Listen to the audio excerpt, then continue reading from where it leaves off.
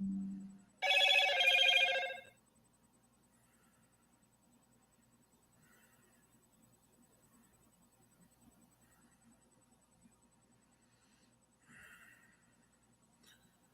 evening, ladies and gentlemen.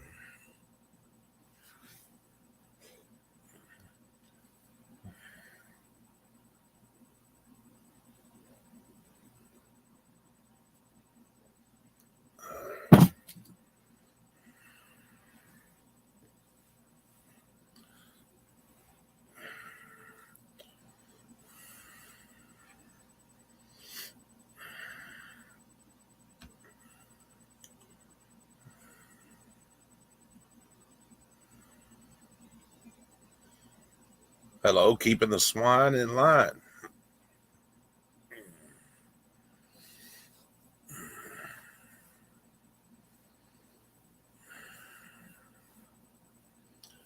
What's up? What's up? Come on in, people. I got something I want to show you. I know that sounded a little weird, but yeah, it's really not weird once you see it.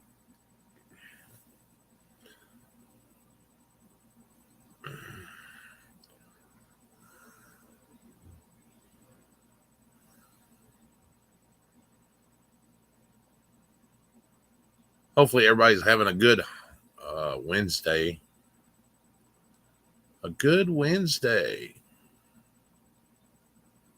Well, I tell you what, that thumbnail looks amazing, if I do say so myself.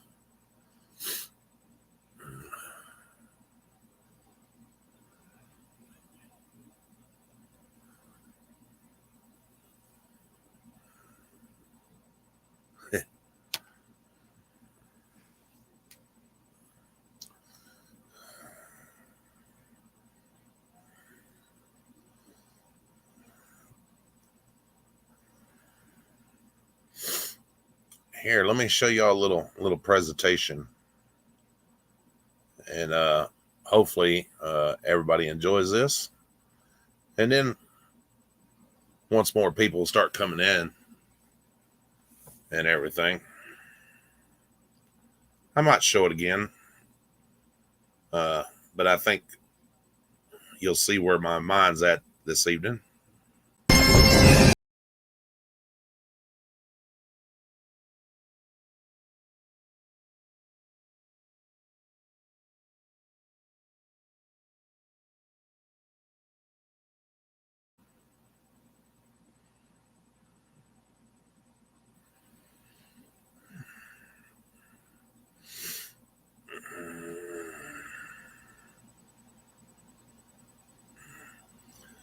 Maybe I'll play it one more time.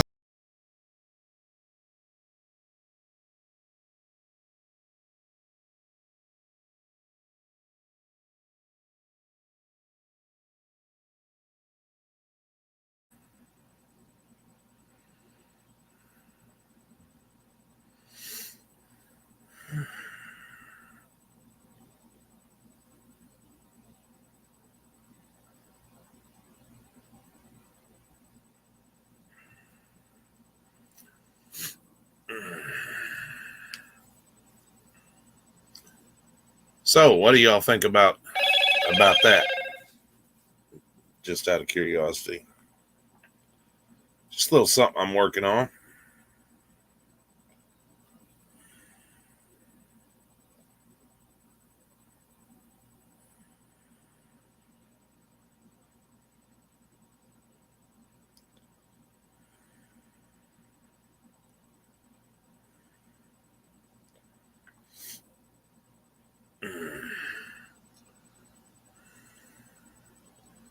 Hopefully, everybody enjoyed that. Everybody in chat's gone quiet. Not a creature was stirring, not even a mouse.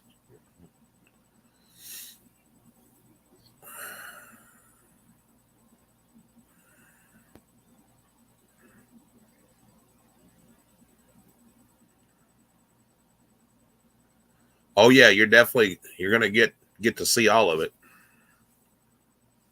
You're definitely gonna get to see all of it when I'm done with it.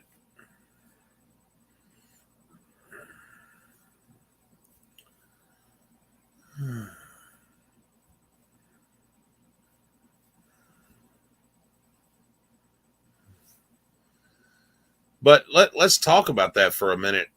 You know, I've been hearing some things the last couple of days. You know, just sitting around and listening, and you know, I keep hearing, since we're coming up close to Veterans Day, that our veterans and the military don't matter.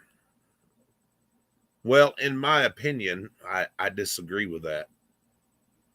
Just my opinion, of course, and I'm going to tell you why it's my opinion. So let's go back to before this country was a United States, when we were under England's control.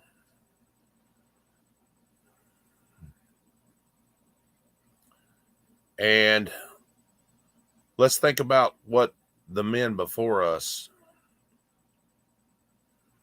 fought for: independence, freedom,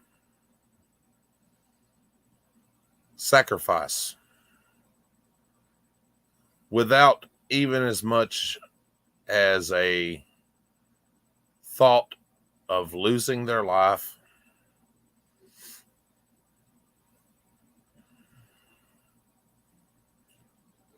They fought for our country, the country we live in nowadays. And so many countless soldiers before us, men and women. And it's amazing to me whether people think that the military is used for governmental operations or not. Our very country was founded on our veterans, our soldiers. Our first military were farmers, regular, ordinary citizens who stood up to their king and said, "We're not going to take it no more. We're not going to be taxed. We're not going to live under the tyranny of somebody that's miles and miles and miles away." Let's suppose that George Washington said, "Nope, I'm not going to do it. I'm not going to volunteer." Thomas Jefferson said the same thing. Where would we be? Think about that, ladies and gentlemen. Where would we be right now?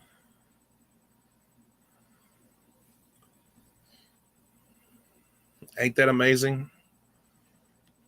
How just that thought alone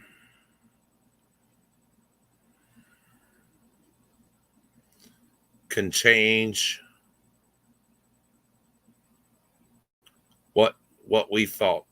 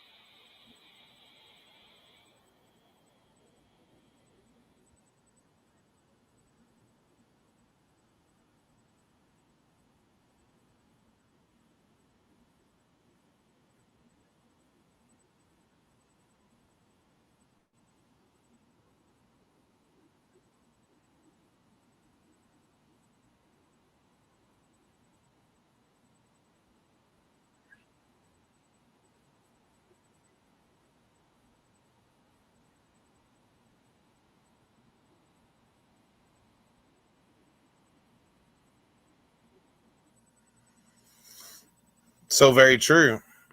Hello, Barbara.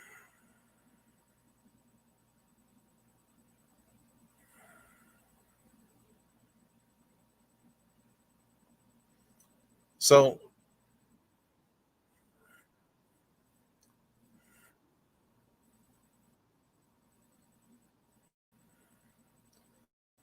let me read something to y'all. Maybe y'all will understand.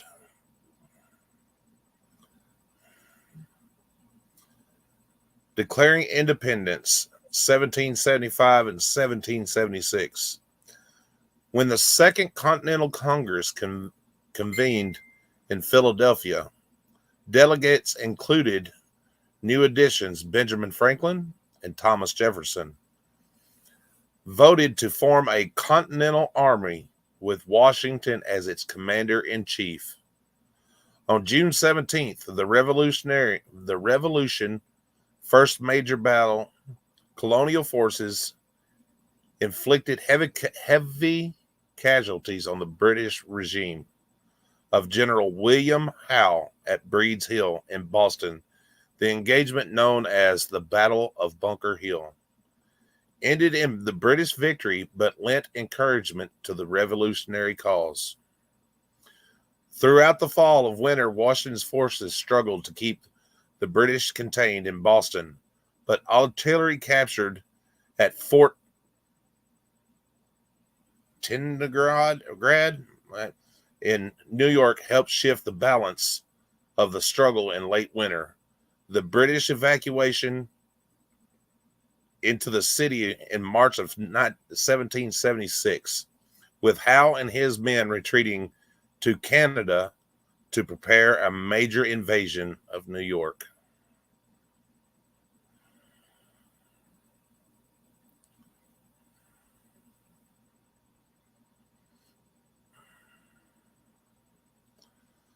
By June 1776, the Revolutionary War in full swing, a growing majority of the colonists had come to favor independence from Britain.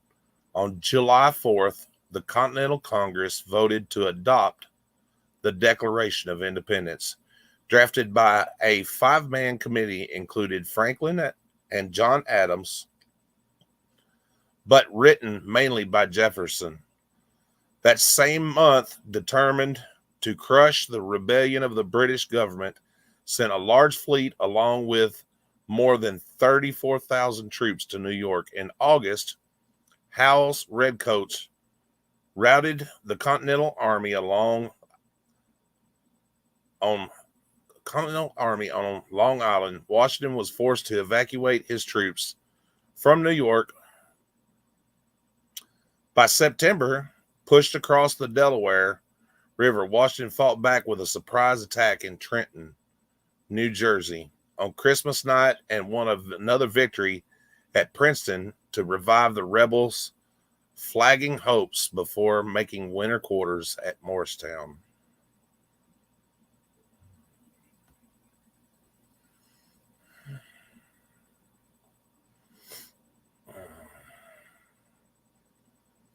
Now, just think about that for a second, guys.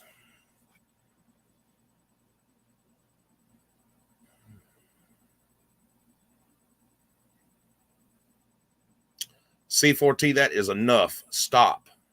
Or don't come back. I don't care which. You're not going to come in here and disrupt my live and that with your bullshit.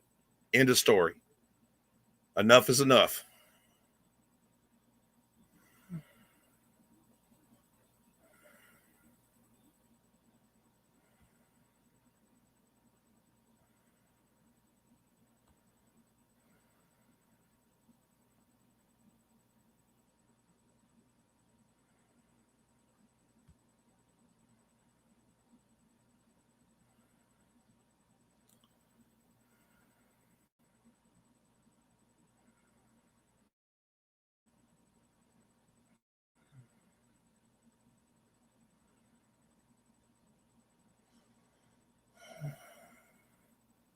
Sorry about that, folks.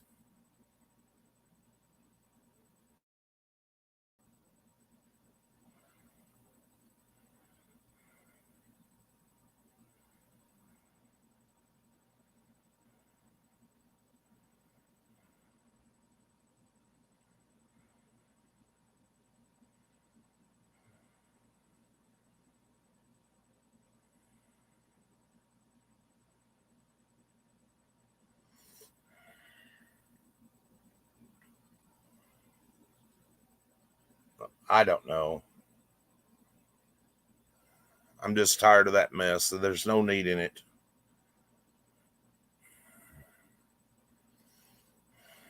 Excuse me for just a minute, guys, while I take care of something.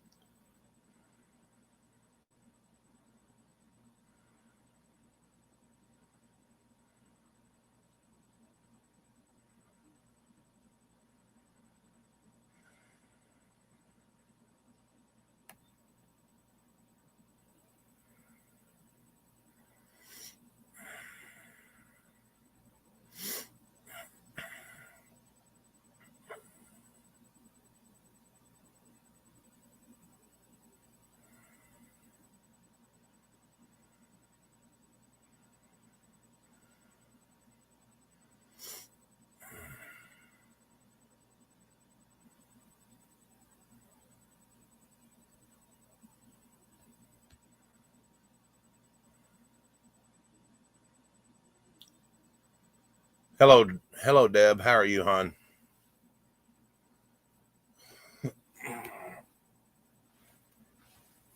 Like I said, I apologize, folks. Sorry about that.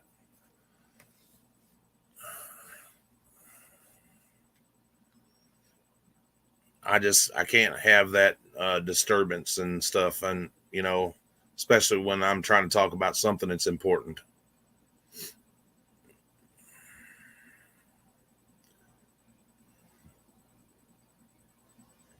I understand, Barbara. No, no offense. I'm doing okay, hon.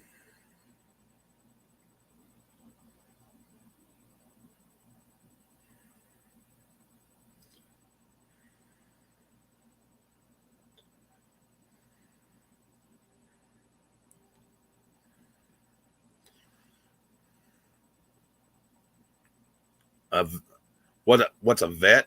It's a veteran, uh, somebody who served the military.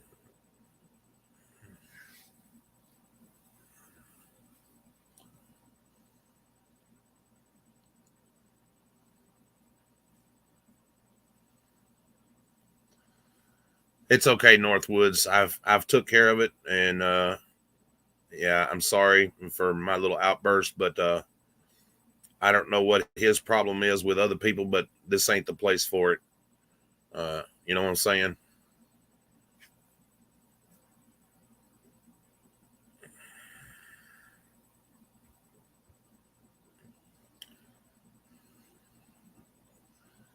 Yeah, veterans, not veterinarian. Yes.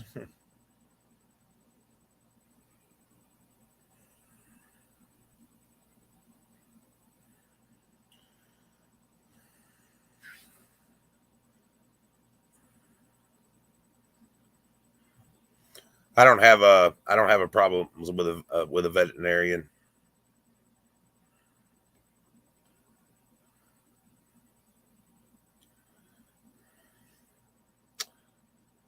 Oh, I see my damn autocorrect took over. Nice.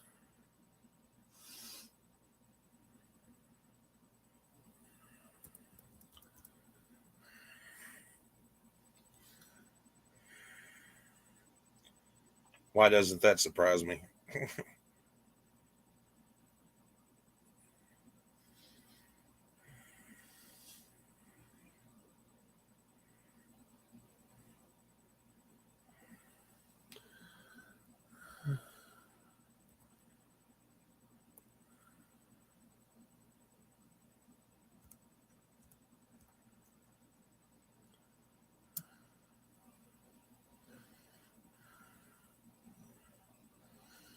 Easy fix. There we go.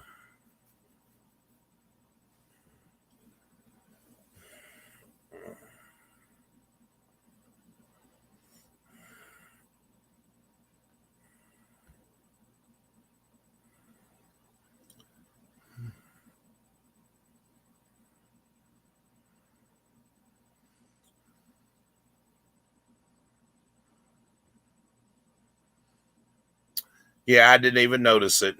Oh well.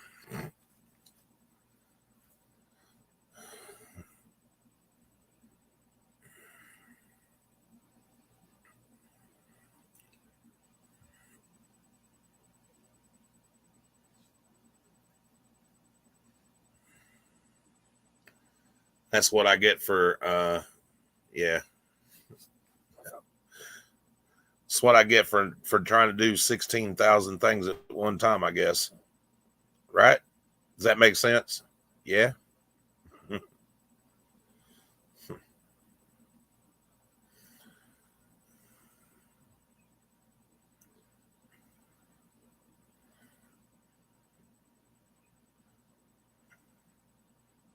Thank you, Mountain Girl. Woohoo. Like I said, that's what I get for trying to do 16,000 things at one time.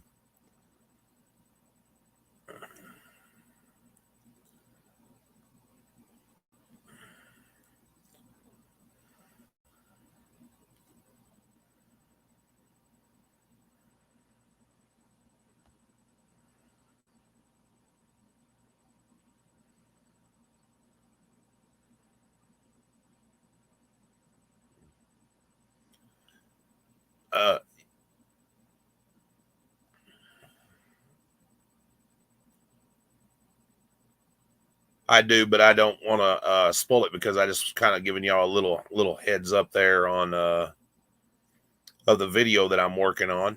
That was kind of my point. I think some of y'all wasn't here. I'll replay. Uh, will replay the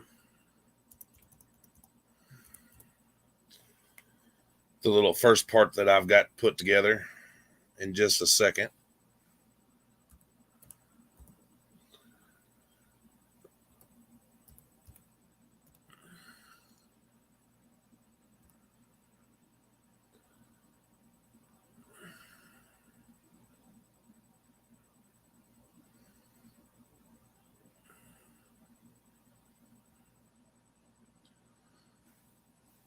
Hello, Cliff.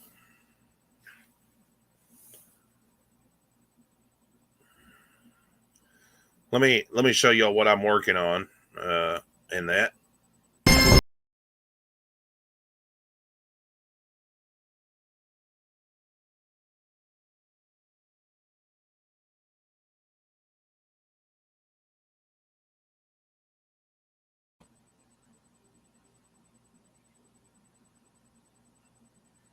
That's just a little short clip of what I'm working on, guys. Amongst other things.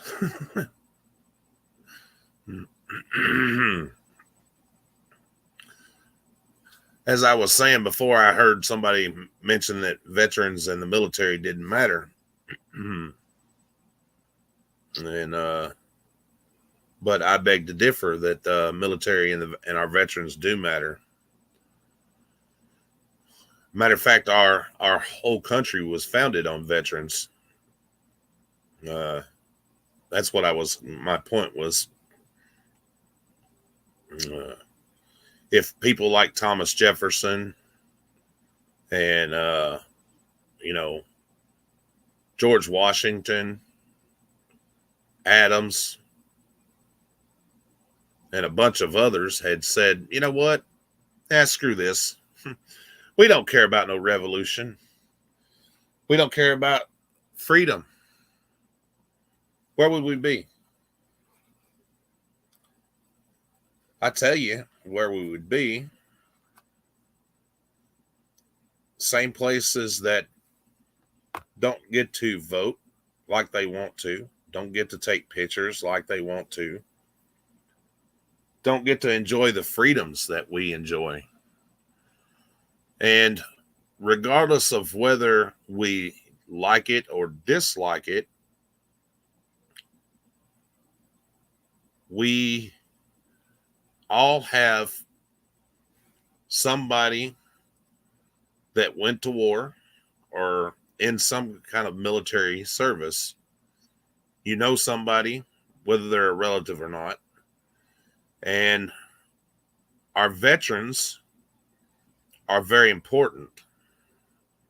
Regardless of whether you agree with the military aspect of it or not, the veterans volunteered and gave up their freedom to support the Constitution of the United States, foreign or domestic.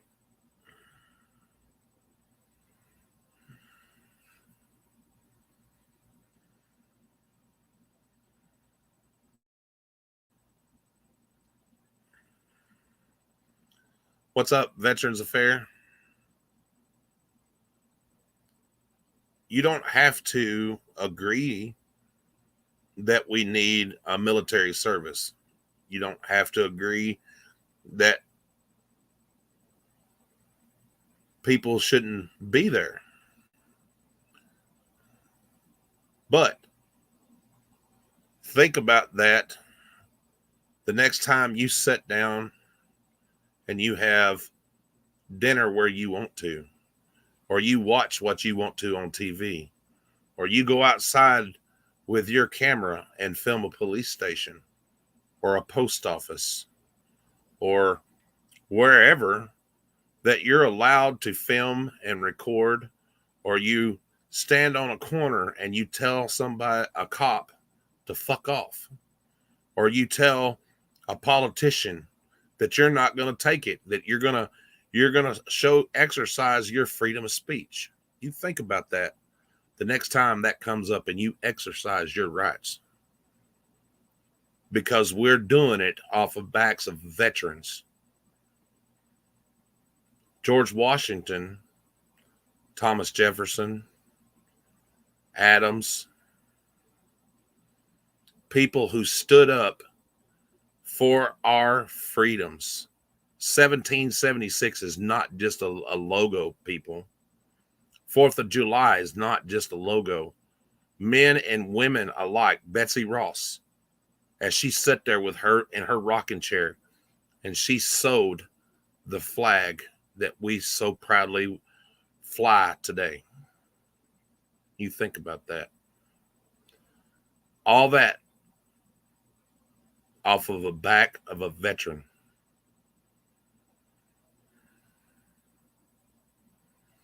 Exactly, Swine, the politicians. People like Veterans Affairs. He didn't have to volunteer to go in the service. No matter what his motive was, whether he wanted a better education, a better job, or whatever. And look what they've done to him since he's come out. He can't even get the health care that he earned and deserves. And I did say earn and deserves. He went overseas and risked it all. Angry vet, same thing. Served our great country. Whether you like him or dislike him or not, the man done it so somebody else didn't have to. Tats volunteered, went to war, made sure that maybe your brother, maybe your sister, maybe your uncle, maybe your friend come home.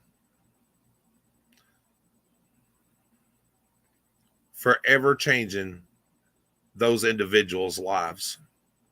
Georgia Constitutional Media, same way. Georgia Transparency, same way. My grandfather served in World War II, 4th Marine Division, fought on the shores of Iwo Jima. One of the worst battles during World War II. He didn't turn tail and run. Think about that for a second. If my grandfather died during World War II, I wouldn't be here. It's true. My Uncle Jimmy, who I love dearly, was a big influence in my life. Fought in Bosnia, Afghanistan, Iraq. I can go on and on. If it wasn't for him and others like him, I couldn't sit here and have the freedoms that I have. But you tell your brother thank you for his service, and I mean that wholeheartedly.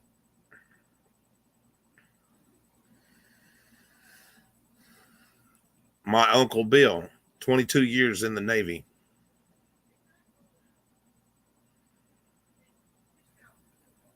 I can go on and on.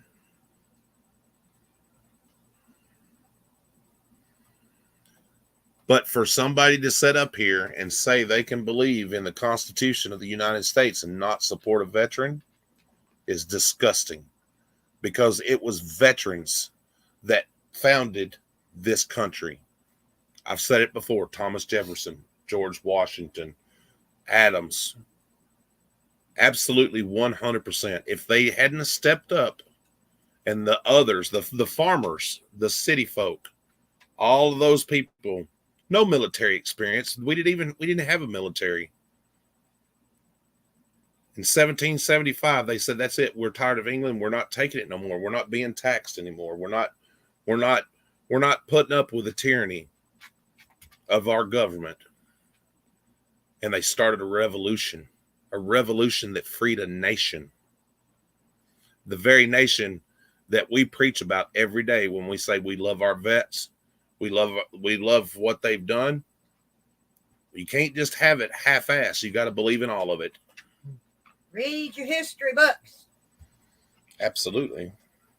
They need to start teaching the true history in schools again. Yep.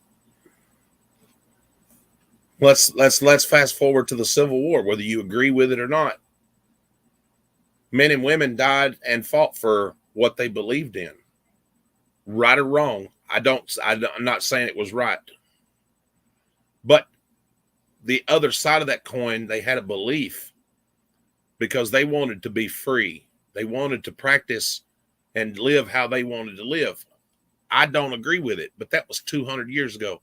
But those people, North or South, brother against brother, they fought for what they believed in. Regardless of what the war was, they fought for what they believed in.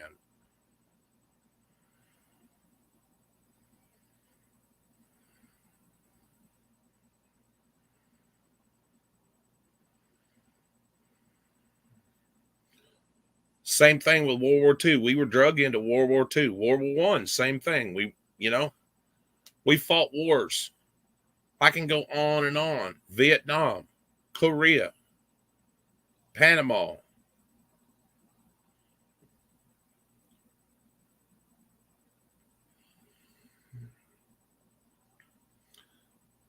All of the freedoms that a lot of A1 auditors claim to love, whether they like it or dislike it, all started off the back of a veteran. A man, a woman, even children that fought for what they believed in. When they had enough and said, we're not going to take it no more. We're not going to be taxed to death. We're not going to take somebody telling us what to do and taxing us and trying to rule a country. Because you know why? We had a taste of freedom. We had independence. That's what this very country was founded on. And the people that were here wanted to be able to have free speech. Exactly, Easy. Our freedoms are based on veterans.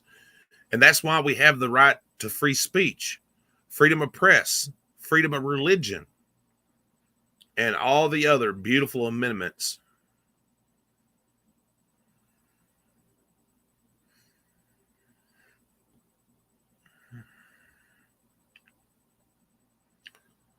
So, Veterans Day is coming up Saturday, and some of you will be like, oh, thank you for your service. Don't just think of veteran once a year. You should think of veteran all the time, whether you agree with the military or not, or what it stands for. The people who volunteered, regardless of whatever their reason was, whether to get a better education because they're a patriotic person, or they were like me that wanted to go in because their family member served, their uncle served, their aunt served, their grandfather served, their father served.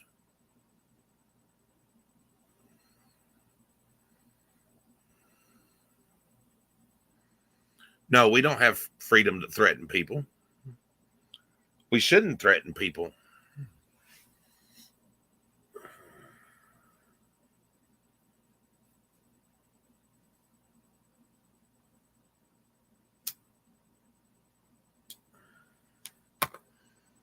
So very true, Swan.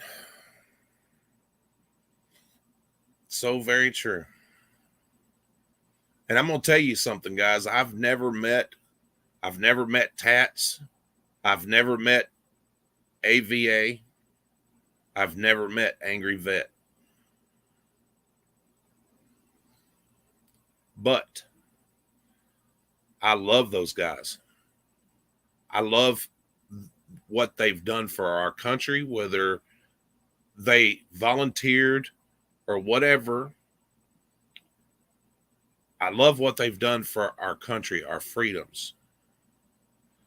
And they're here. And AVA is standing up for his rights. Angry Vet is standing up for his rights. Tats is standing up for his rights. My uncle, who went to Afghanistan, as you've heard me say, is fighting for his rights right now. Same thing in the VA. They treat him horrible. And he gave his life, ladies and gentlemen, for this country. 22 years he served until he was blowed off the road in Baghdad. They flew him to Germany, didn't know if he'd make it or not, with half of his head blown off. Think about that. He defended our freedoms. So I can sit here, so you guys can sit here, and we can have the freedom to either protest a war or corrupt politicians, bad police officers. And I think veterans, regardless of whether you agree with the military or not, deserve respect and should be given that respect. And I'm going to tell you why. They earned it. They absolutely earned it.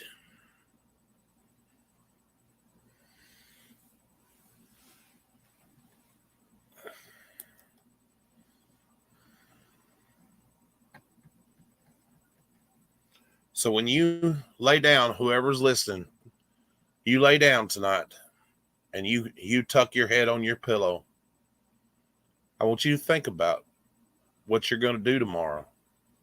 And just remember, you're able to do that because of a veteran.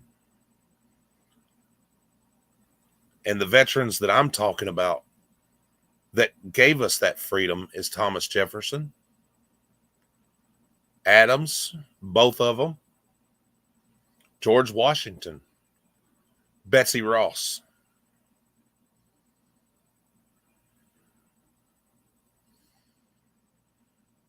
The men and women who died for our freedoms.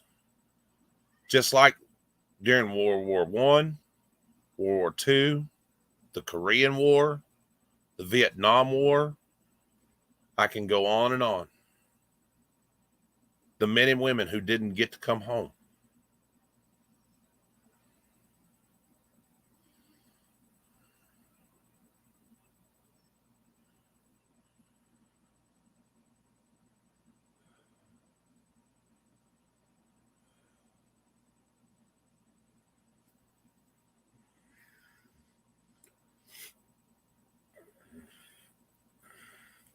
And I'm not preaching, ladies and gentlemen. That's not why I came up here. But I kind of wanted to give a little history lesson. And like I said, you've seen a little part of my video and that I'm working on. I'm going to finish that up. But like I said, I didn't come to preach. I'm not here to preach. I wanted to give an opinion. Everybody's entitled to one. But when you go to disrespect a veteran, and that, think about that before you say something.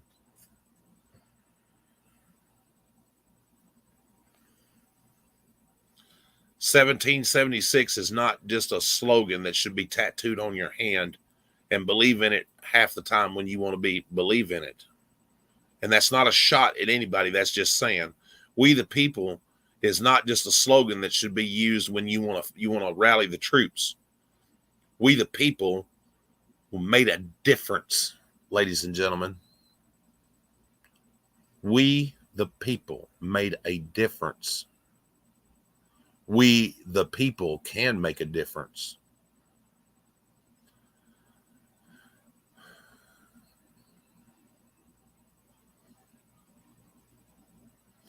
And when you're here supporting people that are doing what they do, sharing a video, a super chat, uh, being a member of the channel, whatever. That's a support, guys.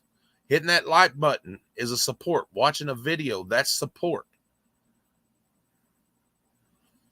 You don't have to be out there on the concrete pounding your feet, but you can share a video. You know, that's like I told somebody today when it come to Kaiser. Whether you agree with his stolen valor or whatever else, if nothing else, you should share a video just because he's a crook. He's a scam artist. And he possibly, allegedly, unalived somebody. And people of YouTube need to know about that guy. Because he's a piece of garbage.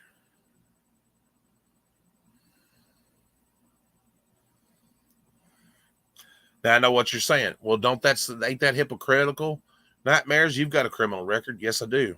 I do have a criminal record. I damn sure do. Never lied to anybody about it. But there is a difference. Thank you, Miros. I appreciate you very much. Congratulations to whoever got it, because I can't see. I'm not on the YouTube side. But there is a difference, guys. I didn't kill somebody for drugs, allegedly. I didn't come up here and lie to you guys and say, hey, I'm squeaky clean.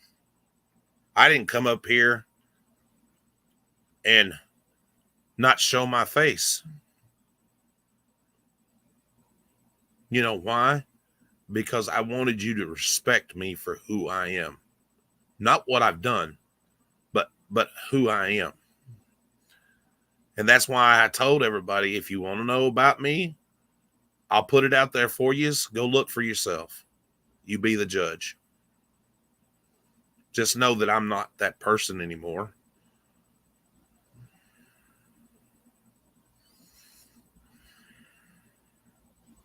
Hello, Northwoods Press.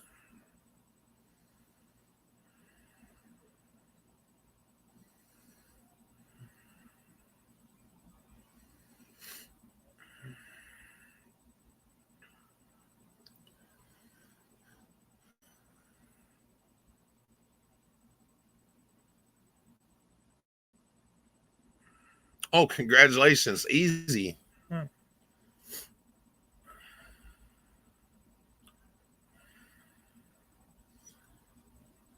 I think in a way, guys, we're winning small battles every day with our freedom and things that we're doing, you know.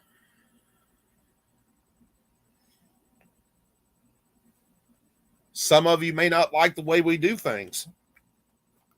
I'm a hothead sometimes. I had to take anger management for it a long time ago. And when I'm very passionate about something, I go off and I yell and I scream. I tell people to shut the fuck up. And and I'm not making it light about it. That's just who I am. You know what I'm saying? But I'm passionate, and I've had to apologize sometimes for something I've said to somebody or things that I've said to somebody. But I'm very passionate. I'm that way because of passion and love, whether it's right or wrong.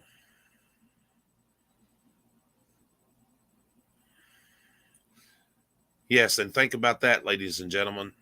Donald Atwater Cameron Jr. If you hadn't seen that video package that Shiz put together, you should go watch it. Shiz Happens. If somebody could grab her link and drop it, that would be awesome. She done a great job. She's put together a lot of great evidence, and I was as bold to say, ladies and gentlemen, I just have a feeling in my heart, and just my opinion, but I've got a pretty good gut feeling about things. I have a feeling that Kaiser will be in prison or in jail within the next 3 to 5 months. I have that feeling.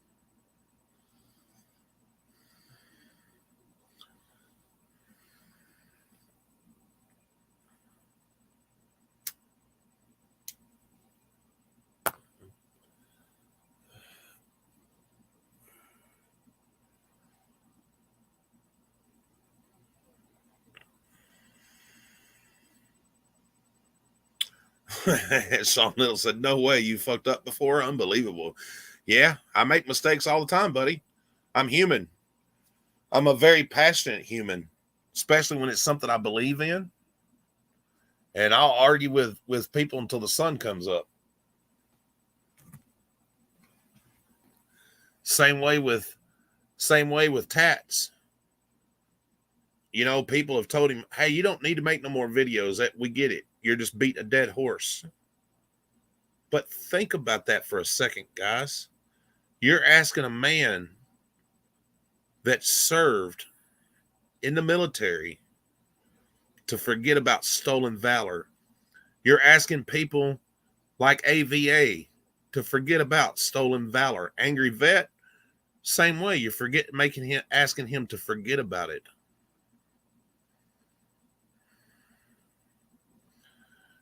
The very men and women that served our country honorably, and sure, they may have made up a little tall tale, but not to a point where they're actually affecting someone. And he has affected a lot of people, myself included. I'm guilty. I bought his bullshit. And you know why? Because I love veterans. I love what they've done for our country. My grandfather, like I said, my father, I'm all about it, you know. Now, I'm not some flag waving, gun toting, yeehaw, let's go kind of guy. You know, that's not me, but I do support our veterans. I have an American flag in my front yard. I'm sure a lot of people do.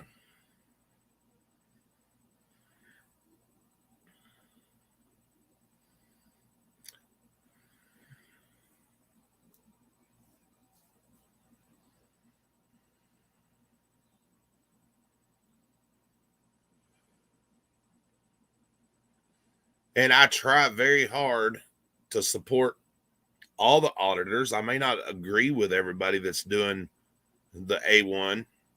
I try to support them. A lot of times I'll just sit and watch because I learn more that way instead of, you know, typing in the chat room and having a conversation. I learn more that way.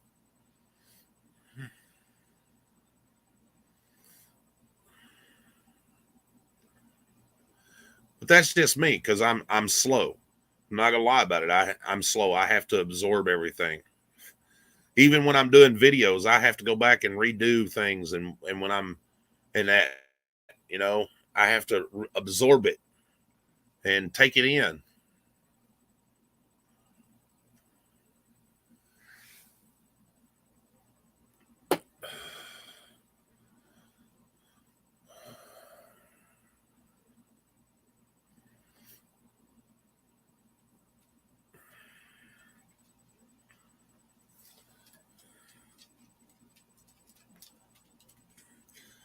Somebody asked me the other day, says, "Nightmares, I don't understand how you're not not already at 80,000 people, 80,000 subs." And I'll tell you why I'm not at 80,000 subs, because I refuse to lower my standards and myself and my self-respect to go in and intimidate an old lady or somebody like that. Now, if you're wearing that badge and uniform and you cross me the wrong way, I'm going to let you have it. But, you know,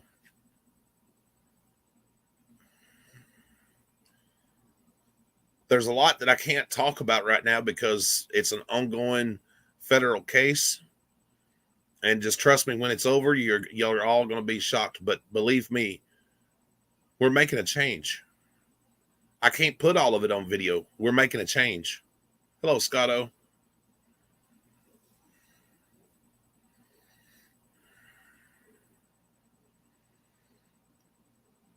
We've got people that are following us in this little town where we live that didn't know they had the right to pick up a camera and film people. They were afraid. Not anymore. Not anymore, they're not. They know they can go into the sheriff's department and they can film. They know they can go into the courthouse, into the clerk's office and film. They know that they can go and film the police during a traffic stop because our police officers don't have body cams, because our politicians think it's more important to pave the mayor's driveway instead of taking care of our county. You heard what I said? Did you hear me? You heard what I said? The mayor thought it was more important to pave his driveway instead of taking care of our people. Yeah. And you know who paid for it? The taxpayers, because it was done with city workers. Imagine that.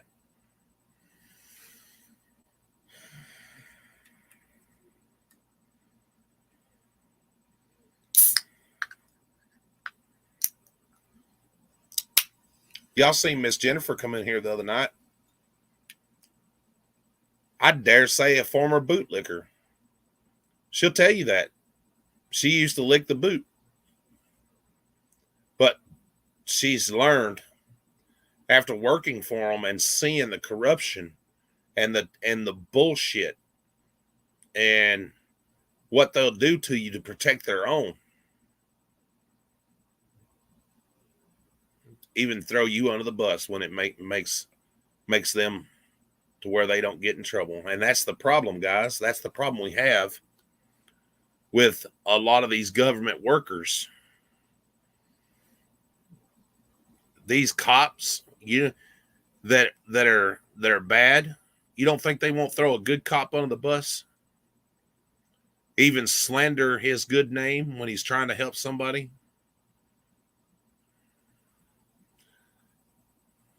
Or she's trying to help somebody? Oh, she's awesome, man. I'll tell you what.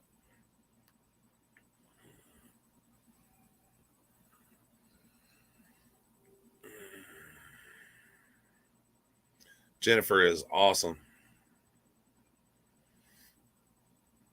Y'all wait till you see the videos that she has.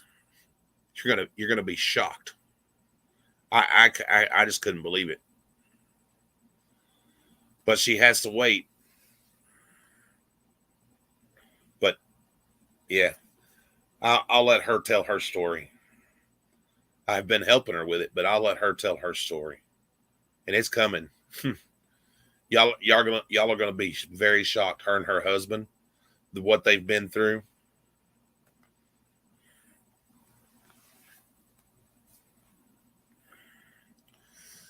Let's just say hypothetically, maybe real. I can't say that you're driving down the road and you're pulled over by a high-ranking officer. I'm not going to mention his rank, but a high-ranking officer pulls you over.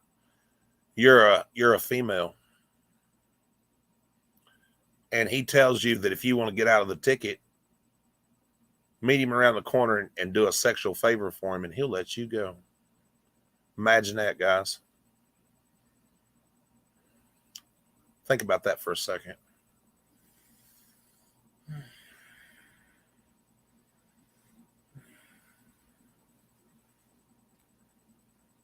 And it was caught on tape. Ain't that crazy? Hello, buddy.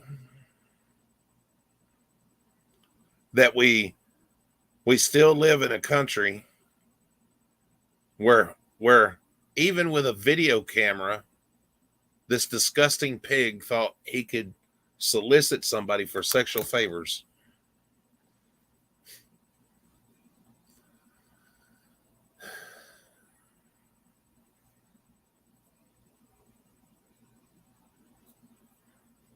Yeah, you're right, Hawk. It does. It happens all the time.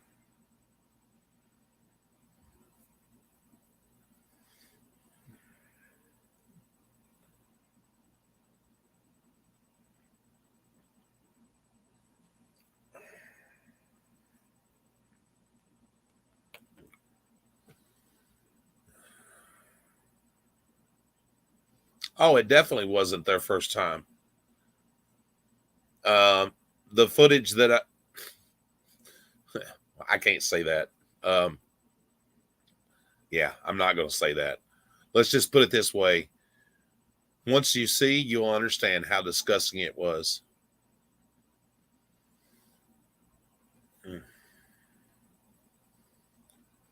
Thank you. I appreciate that.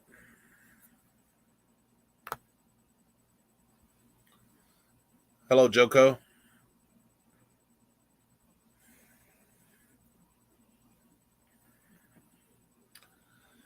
Imagine going to work, guys, and being told that they'll lock you up and put you in there with the prisoners and hope they unalive you just to keep you quiet. Imagine that. People that you're supposed to trust telling you that they'll lock you up in a prison and turn their back and hope that the prisoners unalive you. Absolutely disgusting.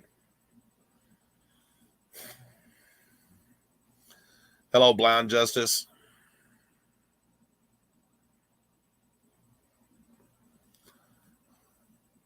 Appreciate that, Bandit.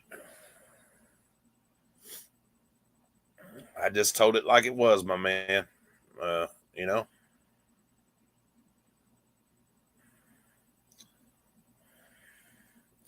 What's up, Michael? There again, guys. This is what I'm talking about. Blind justice. Another veteran being done wrong.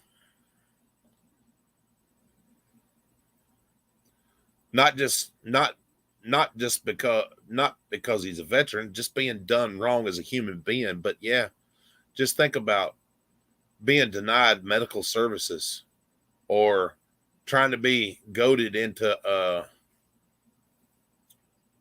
signing something that you don't want to sign and refusing medical attention. Y'all, I'm sure a lot of y'all heard that tonight if you watched Angry Vets. And hopefully I can reach out to Blind Justice and get him to come up one night and yeah.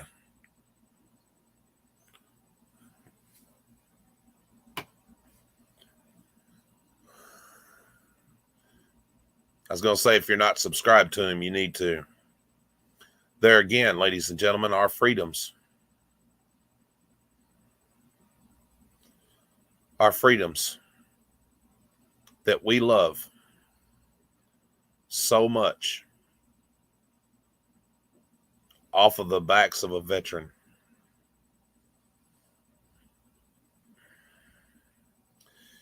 And people wonder why I get so angry about people like fucking Kaiser and DeWitt, and the list can go on and on with their stolen valor, claims to fame that never happened.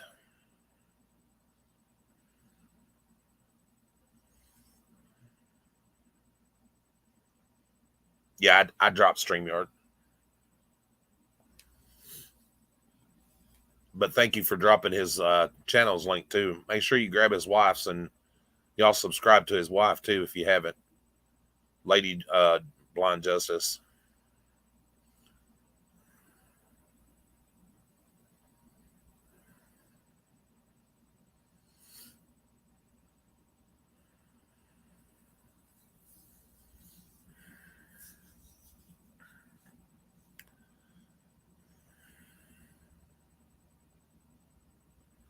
Yes, you can. You can come on up if you want to, sir.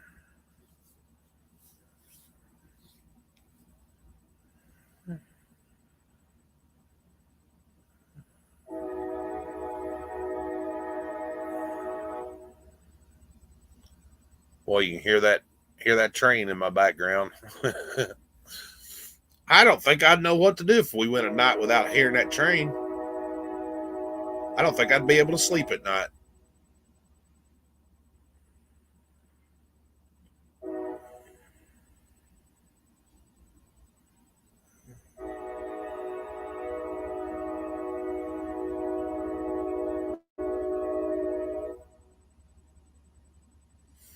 Yeah, make sure you hit that like button, ladies and gentlemen. And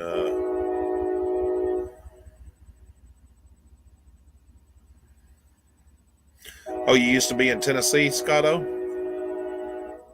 That's awesome. If y'all didn't catch Tats this morning, ooh, that's probably a good thing. I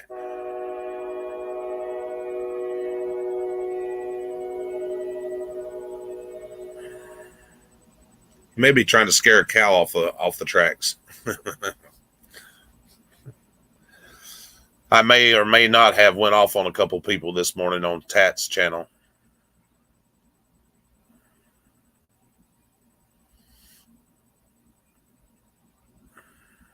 Chattanooga.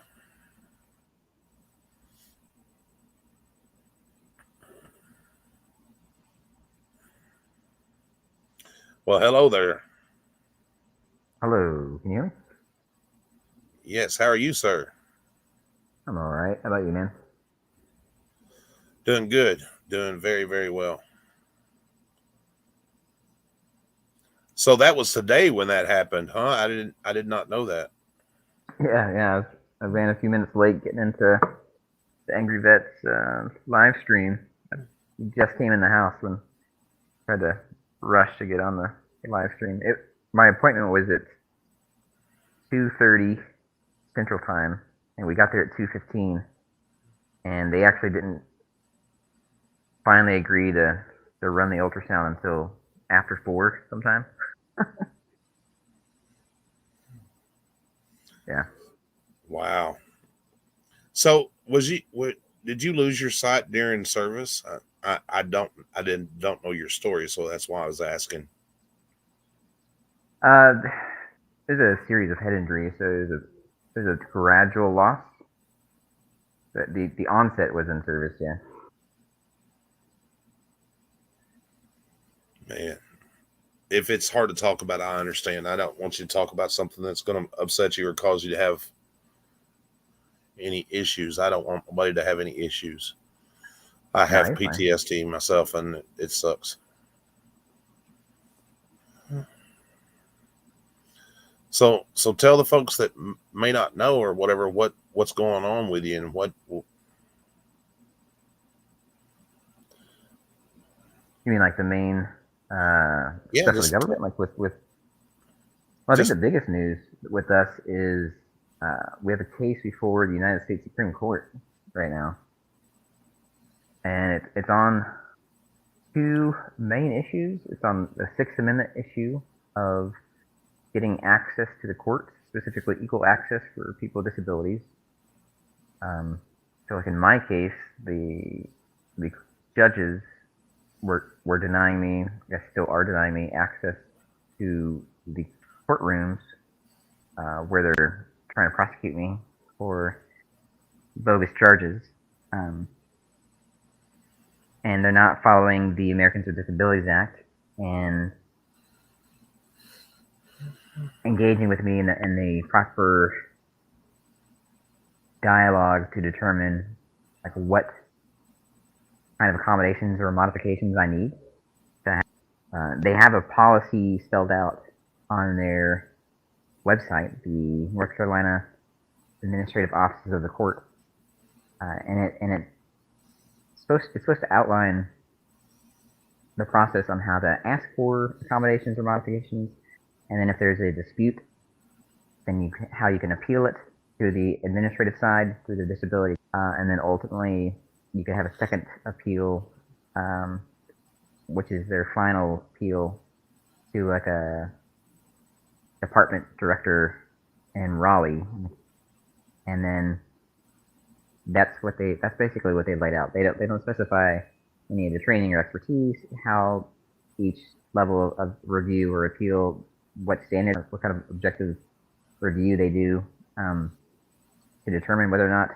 your request is reasonable or the denial is reasonable or any of that. It's simply the image of due process, but it's not actually due process, because what actually happens is you put in a request, and then the disability coordinator takes it straight over to the judge, and then the judge makes the decision, and the judge doesn't make the decision in a memo or just type it in an email and send it back to the disability coordinator, who then responds to the requester in an administrative fashion. Seizes any opportunity to expand their power and to operate outside the scope of their judicial power.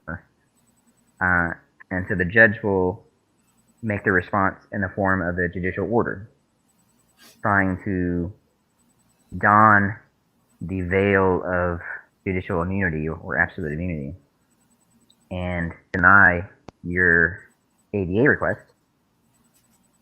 Then what do? Like, you still follow the administrative appeal process, and it's laid out on the website, the judicial website, but there's no timeline for that. Well, meanwhile, you have to be in court on Monday. Okay, do I buy assistive technology that I always use, or is this administrative appeal going to get back to me before Monday? Are they going to call the court and say, hold on, we have to figure this out? We have to make accommodations for this person? No, it's all said and done and all settled in their mind because a judge said something. And we've got this documented numerous times in their internal emails and emails to us and memos that there is no actual substantive due process. So the two things then that's on this appeal at the Supreme Court, the U.S. Supreme Court, is the Sixth Amendment issue, equal access to the courts for people with disabilities, and getting some kind of meaningful substantive due process in asking for the accommodations or modifications and then being granted, and then the judges basically getting the fuck out of the way and not being a part of the process and letting it be the administrative process in which it's supposed to be, as prescribed by law. Wow. It's amazing, how many people with disabilities, and not even just veterans, but just people with disabilities in general, are taken advantage of every day. I know when I was fighting for my disability and finally got it, just the violations of people that I see every day, it's tough. Like, people will park in handicapped spots that don't need to, and getting law enforcement or somebody to enforce that is like pulling teeth. Yeah. And it's just unreal. And then, like, when you try to go to the courthouse and things, well, even our courthouse here, and I've said something to them about it, there's no ramps and stuff for people with wheelchairs to get up and everything. What state are you in? Tennessee. Okay. Yeah, so most states, and I said this I think towards the end of the live with Angry, most states have some form of state legislation, state statute. It's the state's version of the Americans with Disabilities Act, which is a federal law. Now, most of those states, the vast majority of them, don't have any criminal penalties for violation statute. Like, for taking part as a private person or a private company or even the government a government agent or government entity discriminating against a person. Most states don't have any kind of criminal penalty in criminal enforcement. Very few states actually have some kind of criminal penalty in criminal enforcement for any kind of discrimination based on disability, which means that it's a civil remedy. And in order to get a civil remedy, you have to sue somebody civilly. And like I mentioned earlier, if you're going to use the federal court, usually that method is a 1983 suit if you're suing the government, violation of civil rights. And there isn't a statute of limitations specifically in 1983. So you have to go then to the federal law in which you're suing for being like what right that law is codified. And if you use the ADA or Section 504, there is no statute of limitations in those federal laws. So then the next doctrine that the federal courts use is when there is no limitations set in the federal law, you look to the state statutes to find what's the closest codified state that looks similar to the federal law in which you're suing under. So I'm guessing, I postulate that states have codified the ADA in their state statutes solely for the purpose of putting a very short, like North Carolina's 180 days. Amazing. Yeah, 180 days. Whereas other civil rights violations, typically it's 3 years. So you can sue, and there's case law, there's precedent for suing somebody, an entity, because you were discriminated against based on disability, but suing under the 14th Amendment Equal Protections Clause. And then you have the 3 year, the full 3 years. But if you're suing in a state, likely your suit is going to be strict scrutiny based on your state's codification of a similar anti-disability discrimination law like the ADA. And it's likely going to have a very short statute of limitations for that purpose. Because like in North Carolina, it does not add anything. It adds no benefit to the people in North Carolina or to anybody who visits North Carolina that happens to be a victim of discrimination based on disability. You don't have to be a resident. You can just be passing through. Then you have 180 days from the date of the injury to the date of the discrimination to file a suit. And that's whether it's in the state, unless you file not under specifically the ADA or Section 504, but you file under a violation of the 14th Amendment. Yeah, and then like you were saying earlier, who do you get to enforce it? Who enforces that law? Who takes it? Who takes it to that next level? That's a question that I don't know. I did some cursory research on it. Talked to some lawyers, and they said they don't know. They've asked when they've had it in their personal cases of a higher court ordering a lower court to do something. It's literally in an order from a panel of judges saying you must do this, and then the lower court says, "Meh, make us." And then the lawyers call back up to the higher court like, "Hey, right," and they don't really know. So I don't know, man. I think in some cases they try to get contempt, but like those lawyers that I talked to, they were told by the higher court that they don't have any contempt powers against the lower court. So I really don't know the process, like how they enforce it on the lower courts. I tried finding some case laws on it via Google Scholar, and came up empty on those searches. So I think there's just an assumption that the court will do it, like the lower court will do it because the higher court says so. Like there's just there's just these assumptions. Oh, they're just going to do the right thing. Higher court says, "Hey, you're violating the law."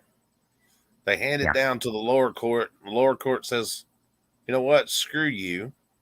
We'll do what we want." And yeah, and no federal agencies come in and enforce it. Yes. Who do you call to enforce the higher court's ruling? Well, so you have like Brown v. Board of Education, right? You have like segregation case, the civil rights movement, right? And that, I think they had the National Guard. They mobilized the National Guard and had them come in to federal court's ruling to end the segregation in the schools.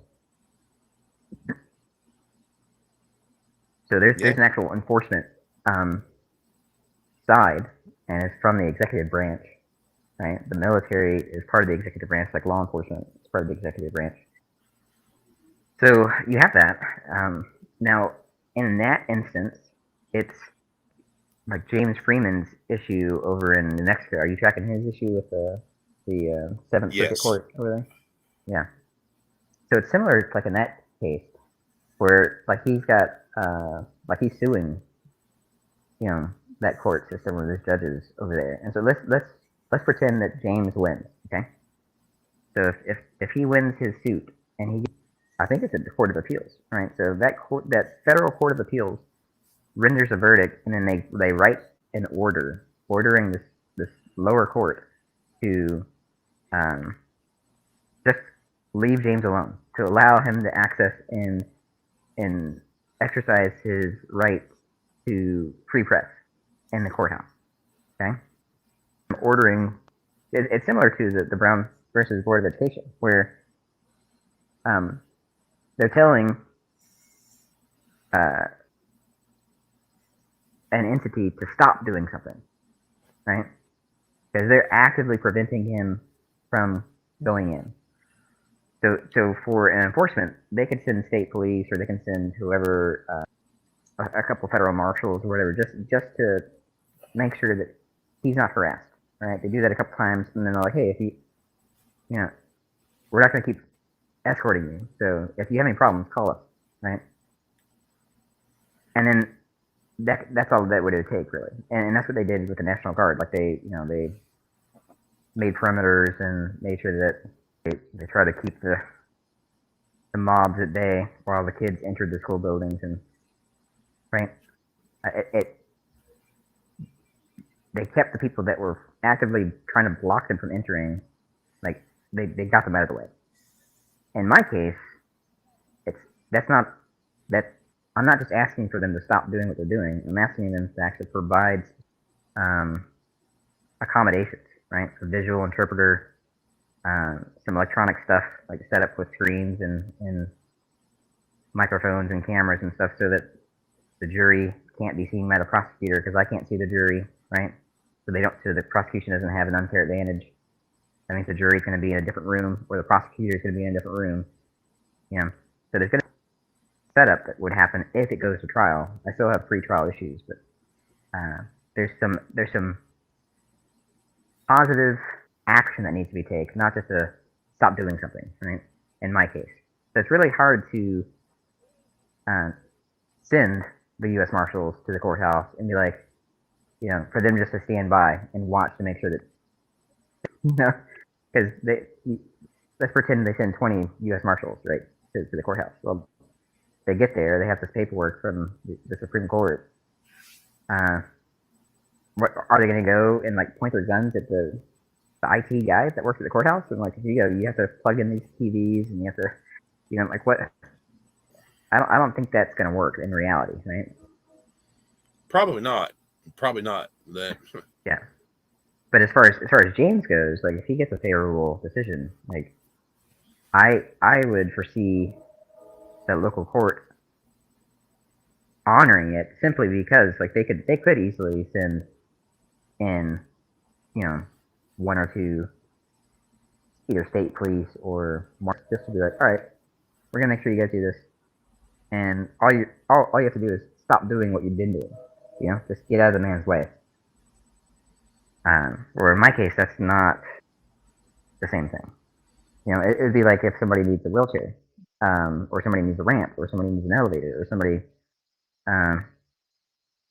they need to move the court, the second floor or third floor, down to the first floor. Well, even if there's no courtroom in the first floor, okay, well, we need to find a government building where we can have court on the first floor, or where there's ramp access or elevator access, and like forcing them to change something to make the accommodation. And interestingly enough, that's a landmark case regarding disability access to courts, and that's like 20 years old. It's Tennessee v. Lane. So in that case, Lane was a guy in a wheelchair, and they didn't have elevators or ramps, and they set him for court on the second floor. And so they said, well, you need to crawl up the fucking stairs to get to court, or we're gonna, make you appear. And so he did. Like, first time, he crawled up the stairs, and then somebody carried the wheelchair up, and they got in the wheelchair, went to court, and then he crawled back down the stairs. But on his return visit, his second appearance or whatever, he said, no, not again. That was too humiliating, embarrassing, and painful, and no. And they arrested him, like they did me, because I said no.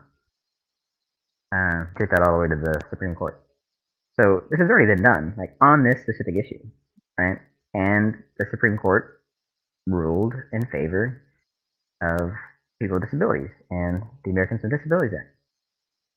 So that's why, like, I don't know if I get a favorable decision from the Supreme Court, if the Supreme Court even decides to hear my case, because there is a Supreme Court case on this issue. Yeah, it looks like that they would want to be accommodating because everybody has the right to a fair trial, and that's all you're asking for. And they're not accommodating you to give you such. It's called due process.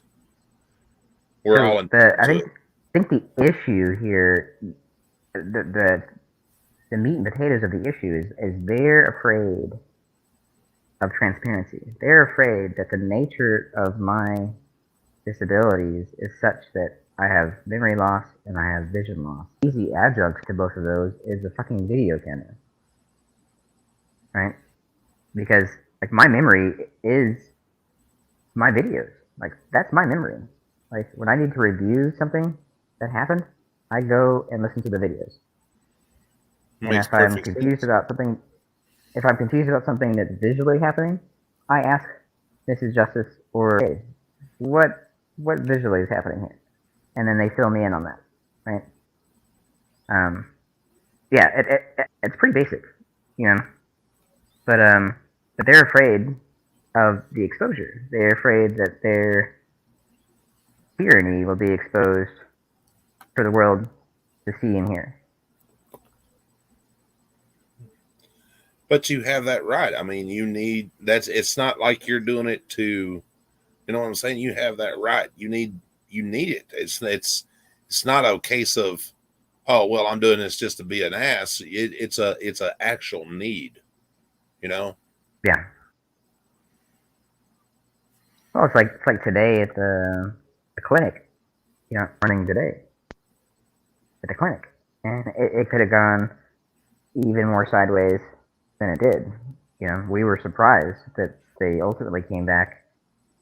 I think moments, like quite literally moments before the diversity and inclusion and equity lady came back, Mrs. Justice, I was like, what do you think is going to happen? And she's like, I don't think I think it's going to get worse. I'm like, yeah, I'm prepared for law enforcement to show up and all this other nonsense. Like, I don't think they're going to, see me today. And like, I pretty much as soon as I got that out of my mouth, like the lady came back and was like, hey, I just got done talking to corporate and they deny you service and like force you to sign this contract. Like, great. That's what I've been saying. She's like, so let's get you back and get you your ultrasound. I'm like, sounds good. Let's do it. So like we were gobsmacked. And we were very surprised that that's how that went down, because everybody up until that point, including this lady, was telling us the opposite of that. To sign this contract, it's non-negotiable. You can't negotiate any of the parts of the contract. And I'm like, hold on. Do you hear what you're saying? Like, this is a contract between me and this clinic, and what you're saying is that I, as a signature in this contract, I have no rights to negotiate what's in it. I can't agree to different parts of it and say, you know what, I don't want, and we can't negotiate between me and whoever the other signator is, like, in this contract, because it's none of you. I'm guessing, right? It's going to be your corporate overlords, like. And they're like, no, you can't negotiate it. You have to sign it. There's no option. That's crazy. And you're right, Solar Saint. No veterans, no modern America. Simple. Absolutely. That was the point that I was trying to drive home during my little thing. You know, Yeah. People tend to forget history. It's easy to pretend it doesn't exist. And history, if it has taught us anything, should be taught, should be brought forth, good or bad, you know, because if we don't teach, we're doomed to repeat it. Hello, Jennifer. How you doing, honey? And that's why I can't understand whether you agree with the military or not, whether you support it or not. How can you claim to be a supporter of the Constitution of the United States and go out and exercise your freedoms and not believe in a veteran? Because this country was literally founded on veterans. Literally. Men and women, before there was a military, so to speak, for this nation, decided that they wasn't going to have it anymore, and they picked up their rakes, their shovels, their squirrel guns, and said, fuck you, we're not taking this tyranny anymore. Yeah, so people don't understand that. People don't really get, in modern language, to put that in today's language, what that means is the common man, and sometimes woman, was pissed off so much by the intrusion of the state, of the government, that they took up weapons, whatever weapons that they can get their hands on, and use those weapons, like violently use them to kill the enforcers of law of the time, or law enforcers. Like the Redcoats were the standing army that were there to enforce the laws of the king. And they had like governors, you know, that were appointed by the king, and they, some form of parliamentary law that the governors took part in. But it was, you know, it was the king's law, and raising arms against a law enforcer of the day, arms against the king, like it was tyranny. I'm sorry, it was what's the word? Treason. It was treasonous. Yep. Right. So, and so in today's language, it's you know, it would be the same as people getting any weapons they can and going out to commit, like, to go out and shoot cops, to go out and kill cops. Like, that's what we're talking about. They didn't go out and get on a ship or multiple ships and try to sail across the Atlantic to go try to take out the king. No, they recognized that the king's power lied in enforcers, the ones that he had enforcing the law. Like, they did go after the governors, and they hanged the governors, and they, you know, that's why Virginia's Tarred and feathered the tax collectors. yeah. That's why Virginia's motto is what it is. Like, it's Sic Semper Tyrannis, always kill tyrants. But Yeah. Yeah, and just think about that. 3%, guys, 3% of the population said no more. Yeah. Well, and yeah, there's just so much lost on people. Like they don't quite know the history. Um, to be an American was like being rebellious. Like you know. And then you look at like the religious history of the Church of England. Right, that was a big part of the separation of the rebellion, and then you have the Protestant Reformation. Right, Protestant. You're protesting the control of the church, like the union of the church and the state. And you're like, no, you're not going to tell me how to do religion, right? And that's the majority of America identifies as some form of Protestant Christian. But they like you speak that in church, like, and like you get, people thinking you're crazy, like like they've been just poisoned slowly but surely, to be domesticated and to compliance. What irritates me, I think, worse than anything is regardless of whatever your motive for joining the service was, you took that oath to defend the Constitution of the United States, foreign and domestic, to the best of your ability. When you signed up for that, you knew that there was a chance you wasn't going to come home. But you signed that, took that oath anyway. And then when you come home, regardless of whether people like the military, dislike the military, or anything else, you get treated like you're shit. People, men and women that have served our country. Listen to what I'm fixing to say, ladies and gentlemen. Men and women who served our country, regardless of whether you agree with it or disagree with it, for our very freedoms that we have today.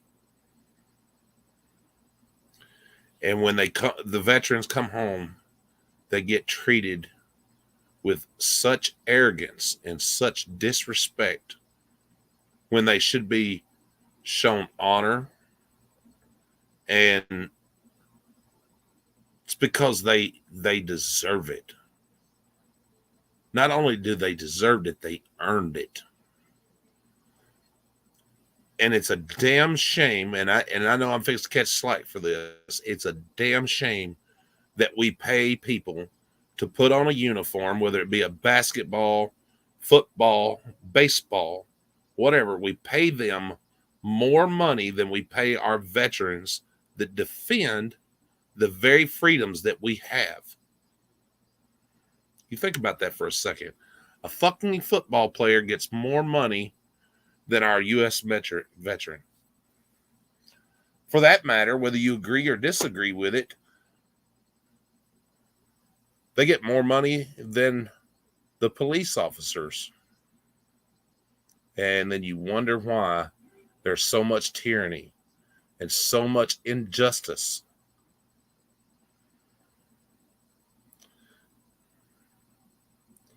I'm not saying anything. I think you and I have disagreement here. We can probably have discussion if you're interested in it. But I think there's Sure. no. I don't think we have any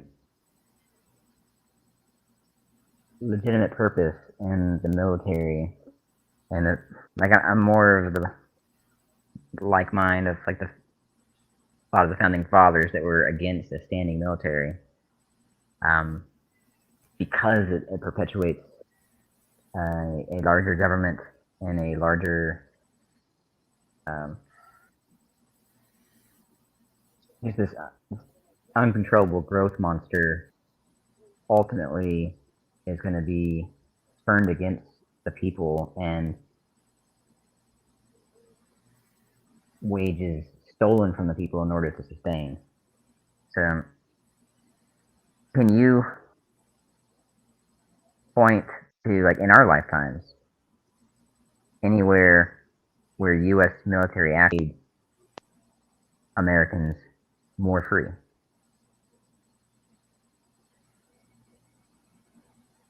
Not right offhand, no.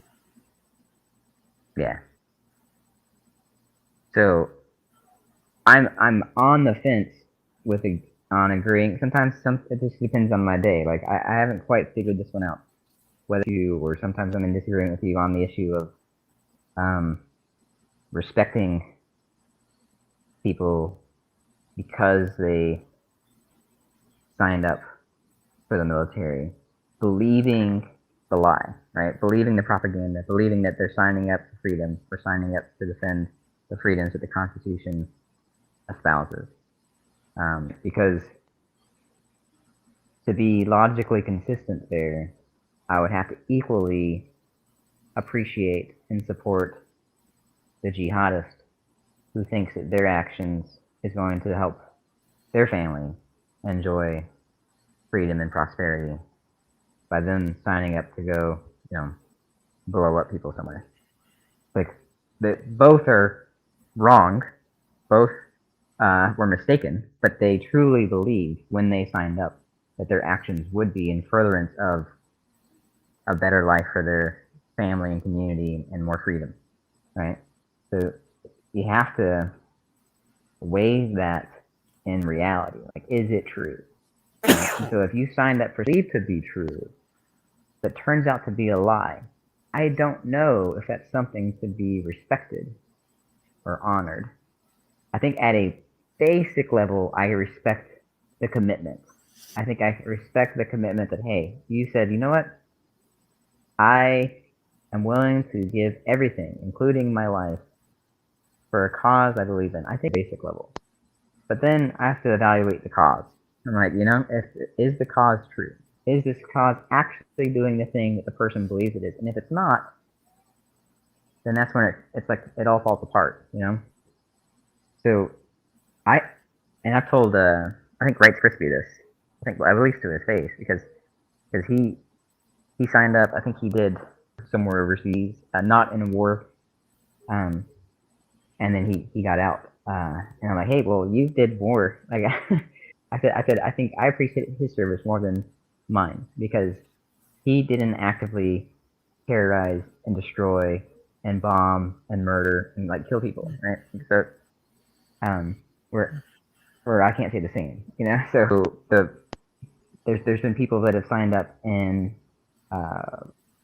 just made it through basic training or boot camp, or didn't finish it, right? They washed out of basic training and boot camp. And I would say that those people, I have more respect for, because they were, again, signed up, made this, even if they, believed the same, that their actions were for furtherance of freedom and whatnot, and they took part in this experiment at basic training and boot camp, and their body was subjected to some conditioning and subjected to testing via vaccines, right? The vaccines that you got in basic training or boot camp, right? So to that, there has been positives out of this machine, right? The military is guinea pigs for a lot of different developments and technology, including medical development. But I don't know. What do you think? What do you got? I agree 100% with what you're saying, but on the other side of the fence, if we didn't have a military, what would stop a foreign country from coming over here and totally just taking over? A few different things. The cost of not just an invasion, with this size of a landmass, is untenable for any government that currently exists or that has existed. You can't, if you manage to take the United States, and I'm not convinced that you can, because there's over 300 million guns just in private ownership. So that's a big deterrent there, and that's the whole point of the Second Amendment. It's to it's not just the gun ownership; it's the ability to make a well-regulated militia. You know, it's we have the guns, and then we can just group up and use the same tactics that our ancestors used initially. Like when they attempted to say, you know what, we're gonna you guys to comply. We're gonna force this armed invasion and dominance by the world superpower of the time. The country, the people that lived here, they weren't a nation. They were, you know, they had really poor means of mobilization and communication, and they did it on horseback, you know, and muskets. It was 3% to pick up arms. So, yeah, that's one aspect. The second aspect, or big deterrent, is when people realize that the biggest enemy to freedom is the domestic. It is the state. It is the government itself and the government agents. And people reject the notion that we need to be governed, that we need a state like at all. Then that whole system collapses. And let's say that the states implode, which with the economic downfall, like it may be coming sooner rather than later with the explosion or implosion of the dollar.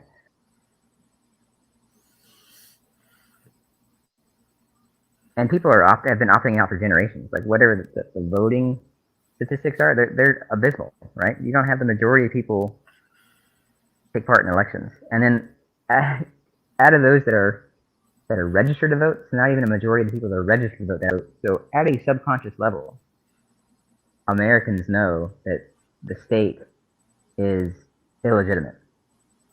And so once we get that actually to the conscious level, and people say, "Oh yeah, we don't need to do this. This thing is our true enemy. It's government." Then any other government that tries to move in, like, won't have a foothold, right? There's not going to taxation would have ceased, right? They would have to go door to door and try to rob people to try to get their tax money, and they're going to face that with community after community of armed resistance. That makes sense. Mares, I didn't know, is China invading Australia a possibility? I'm not sure. Well, yeah, there would be anarchy. I think that's what. Yeah. Well, people misunderstand what anarchy means. Anarchy simply means no rulers. Anarchy does not mean chaos. Well, I don't watch the news media. Yeah. Now, China has sorry for my ignorance. I don't watch China has the news. China has the largest navy, but its navy doesn't have the range that the U.S. Navy has. Like its main range is there. It's over there. It's in defensive posturing. Like they don't have the military capability and training and support from like an air force to mount a global assault somewhere.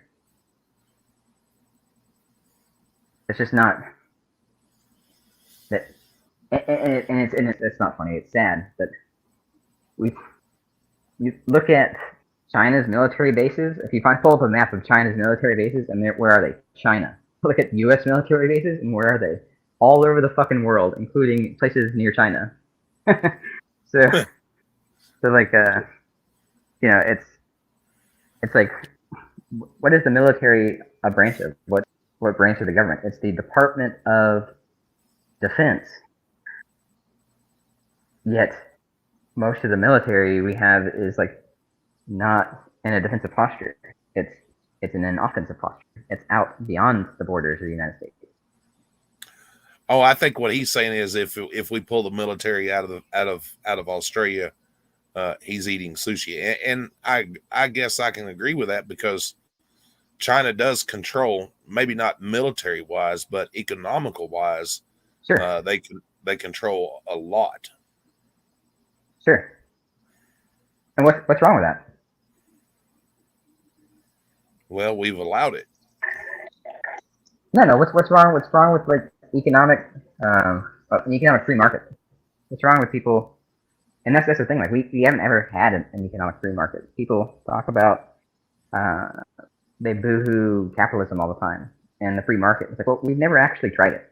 What we have is mercantilism. And if you're not sure what that word is, then just somebody type it in chat and you guys Google it. Mercantilism. And that's a system capitalism. It's based on capitalism, except it's controlled. It's controlled capitalism. It's capitalism that's being run through the controllers, right? So they have their hands in the cookie jar. They have their fingers on the scale. So you don't actually have a free market. You don't have a free assessment of goods and services that's dictated by supply and demand. You have the market, i.e., the customers, the people, have a vote with their currency, with their individual wealth.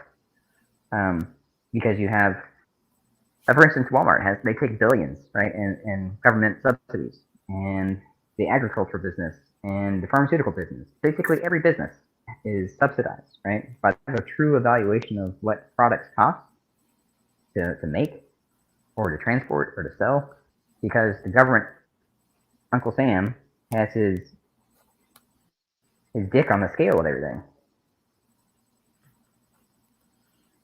That absolutely makes sense. No, you're fine, Mirrors. You're not hurting nobody. You're voicing your opinion, brother. You're not hurting anybody. I can't read the chat while I'm in. Yeah, so he was saying if they took the U.S. took the military out of Australia, that that he'd be eating sushi. But I'm laughing because sushi is Japanese. But I get what he's saying. Yeah, but, yeah. But still, there's different. Yeah. I think. Well, I don't think like demographics, but China has overextended itself with a lot of its policies, and the president of the Chinese Communist Party, like he's essentially like trying to run the government just himself, and like he disappears messengers that give him bad news, getting real world updates on what's going on with his people or his country or the world. So there's that, and that's just every dictator has their expiration date. So there's that issue. The other main issue that China has is a population issue. Right now they're at like 1.3 billion, and it's hard to get accurate numbers because it's coming through again the Chinese Communist Party. But if we take their numbers as legitimate, so 1.3 billion is believed to be their cap, like they're showing a downward trend, and by 2050, so we're talking, what is that, 27 years from now, right?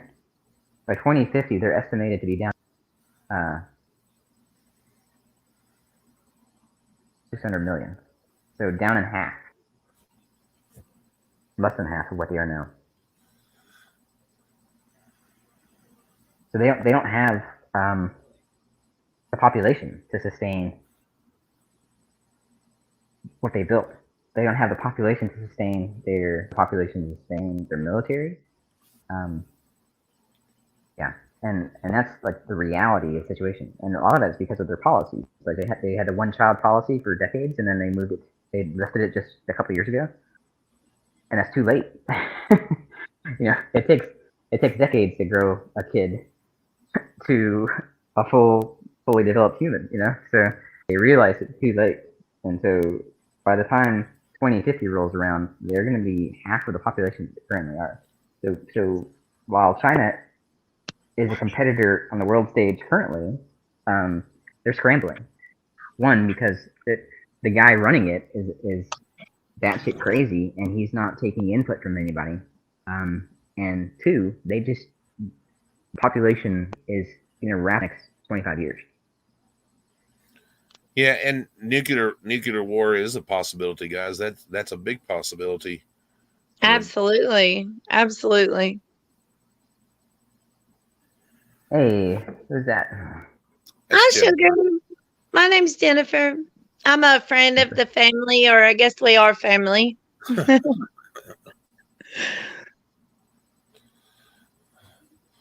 Yeah, I don't know. I think in some way we need some way to govern. You know, maybe not under a military control, so to speak, but I think we have to have some kind of a law and order. And maybe that's just the way I've been taught. But I do believe that we have to have uh, a special fried rice. Mary's, you're cracking me up, brother. So, Aw. so let me flip this by you, Nightmare. Everybody lives their life, unless you are a government agent. We're literally in your title, like law enforcement, right? Everybody else lives their life, not thinking about law and order. Exactly. When you get up in the morning, like everybody else is a practicing anarchist. Everybody else does that, right? When you get up in the morning, you don't think, all right, well, getting out of bed to take a shit or shower or shave, like, what are the laws that govern the use of my toilet and what I can put in my toilet and this electric razor and how much wattage it can use, and like there are laws that are on the books that govern these things, but you don't fucking stop and consider it. You just live your fucking life. Well, that's true. Yeah. And so I think the reason we're able to do that is because we have laws and you know, we're not in an anarchy, so to speak. But we we're not. are. But what I'm saying is, like, in practice, in reality, how you live your day-to-day life is anarchy. You don't consider before taking an action, is there a law? Does master say I can do this? Like, the only time you stop to consider that is one, if you see one of the law enforcers like around and like you spot a cop car, like a road pirate, you're like, oh, then you look at your speedometer, right? You're like, what am I doing? Behind me, or like, all right, I need to make sure that I turn my blinky light on the right amount of feet away from my turn. Make sure that my car stops all the way at the stop sign. Right, that's the only time you think about it. It's when I'm laughing. I don't do none of that shit. Well, so you're even more of a practicing anarchist, right? So that's even more so, where you're practicing anarchy, right? But that's typically most people's day-to-day life. Think about it until they actually see the representative of the master, right? They see the archon, which anarchy. Archon is the ruler, like, and they see the ruler's enforcer. They see the one that's going to use violence against me if I don't do what master says I'm supposed to do or not do. And then they think, okay, master's watching. Yes. I need to make sure master's happy. Like, so we live. Most of us live our lives as practicing anarchists. That's good right? for you. We understand, like, there is a natural law of essentially treat people the way you want to be treated. Like, we have a natural sense of justice.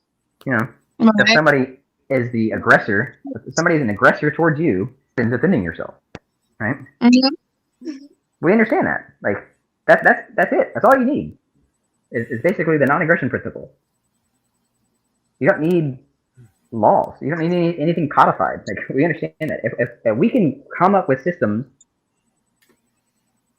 in a privatized setting where we voluntarily, as a community or local community or even a larger community, voluntarily contribute a small portion of our wealth to arbiters, so to speak, or to conflict resolution experts, right? So it's like, hey, you know, a tree fell on my fence, you know, but is it my fence or my neighbor's fence? Is it my neighbor's tree or is it my tree?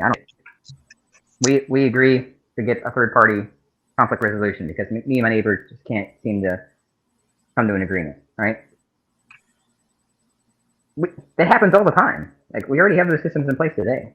So to think that we can't move to that system as how we do business, period, like, I don't find that a compelling argument. To say that we have to have and have a special group of people called government that have a monopoly of violence, like, I'm not buying it. I know I'm that's not what we either. all. I I fully think that's what agree we all with grew. you. I don't buy that. That's what we all grew up in. So that's all we've known. Right. So we have to So, retrain yeah. our minds in a positive manner that kindness will all, love conquers all. But whenever Yeah. you have so many stupid people that are in place in law and place in political positions, they do something called the psyops, which is psychological operations, and they perform this on us all the time, even through advertisements, through missing person cases, because in the background they're doing things behind our backs to take our minds off of what they're actually doing and put our minds on something else. And they do this every day with mainstream media and politics. Yeah. Well, I mean, the quote unquote mainstream media. I think we need to rebrand that because I don't know if they're the mainstream anymore, right? The No, mainstream. I think it's all fake. It's fake news. Well, so like what? Let's just what are the words mainstream? When you hear that, what do you think about that? What image comes to mind? What would a mainstream be for a person living in a? To me, what it means is, excuse my language, but BS first and foremost, and then, but sorry, baby, for saying that. But and then on top of that, mainstream. By what I mean by that is what they are wanting you to believe. That's the objective, to put that out there so that it is the main thing that we are believing is going on right now, even though it's fake news, just like the Israeli and the Gaza war right now with Hamas. Most of that is fake news. And it's coming from the people that are in those countries. Well, so what I was trying to get at, like the word stream, right, and mainstream. Like a stream is a moving body of water, like a river, right? Right. And so like the mainstream would be like the main source of life for a village. It's the place that everybody goes to fish, to get their fresh water, right? It's the lifeblood of the community, would be the mainstream. Now, if what we're calling mainstream media, if people aren't just look at the ratings, they're not, right? So it's not the mainstream. Right. They're more like the little fucking offshoot creek media, right? That's what we need to call them, right? They're the offshoot creek media. Most people go here for their media. They go to YouTube, they go to TikTok, they go to X, they go to these other platforms for their media. That's where they're I go to mainly going. It seems like DuckDuckGo and Reddit has more actual news than what any news channel or newspaper you could pick up. Or TikTok, all that is 15 seconds of bullcrap. You're getting a glimpse of somebody's life.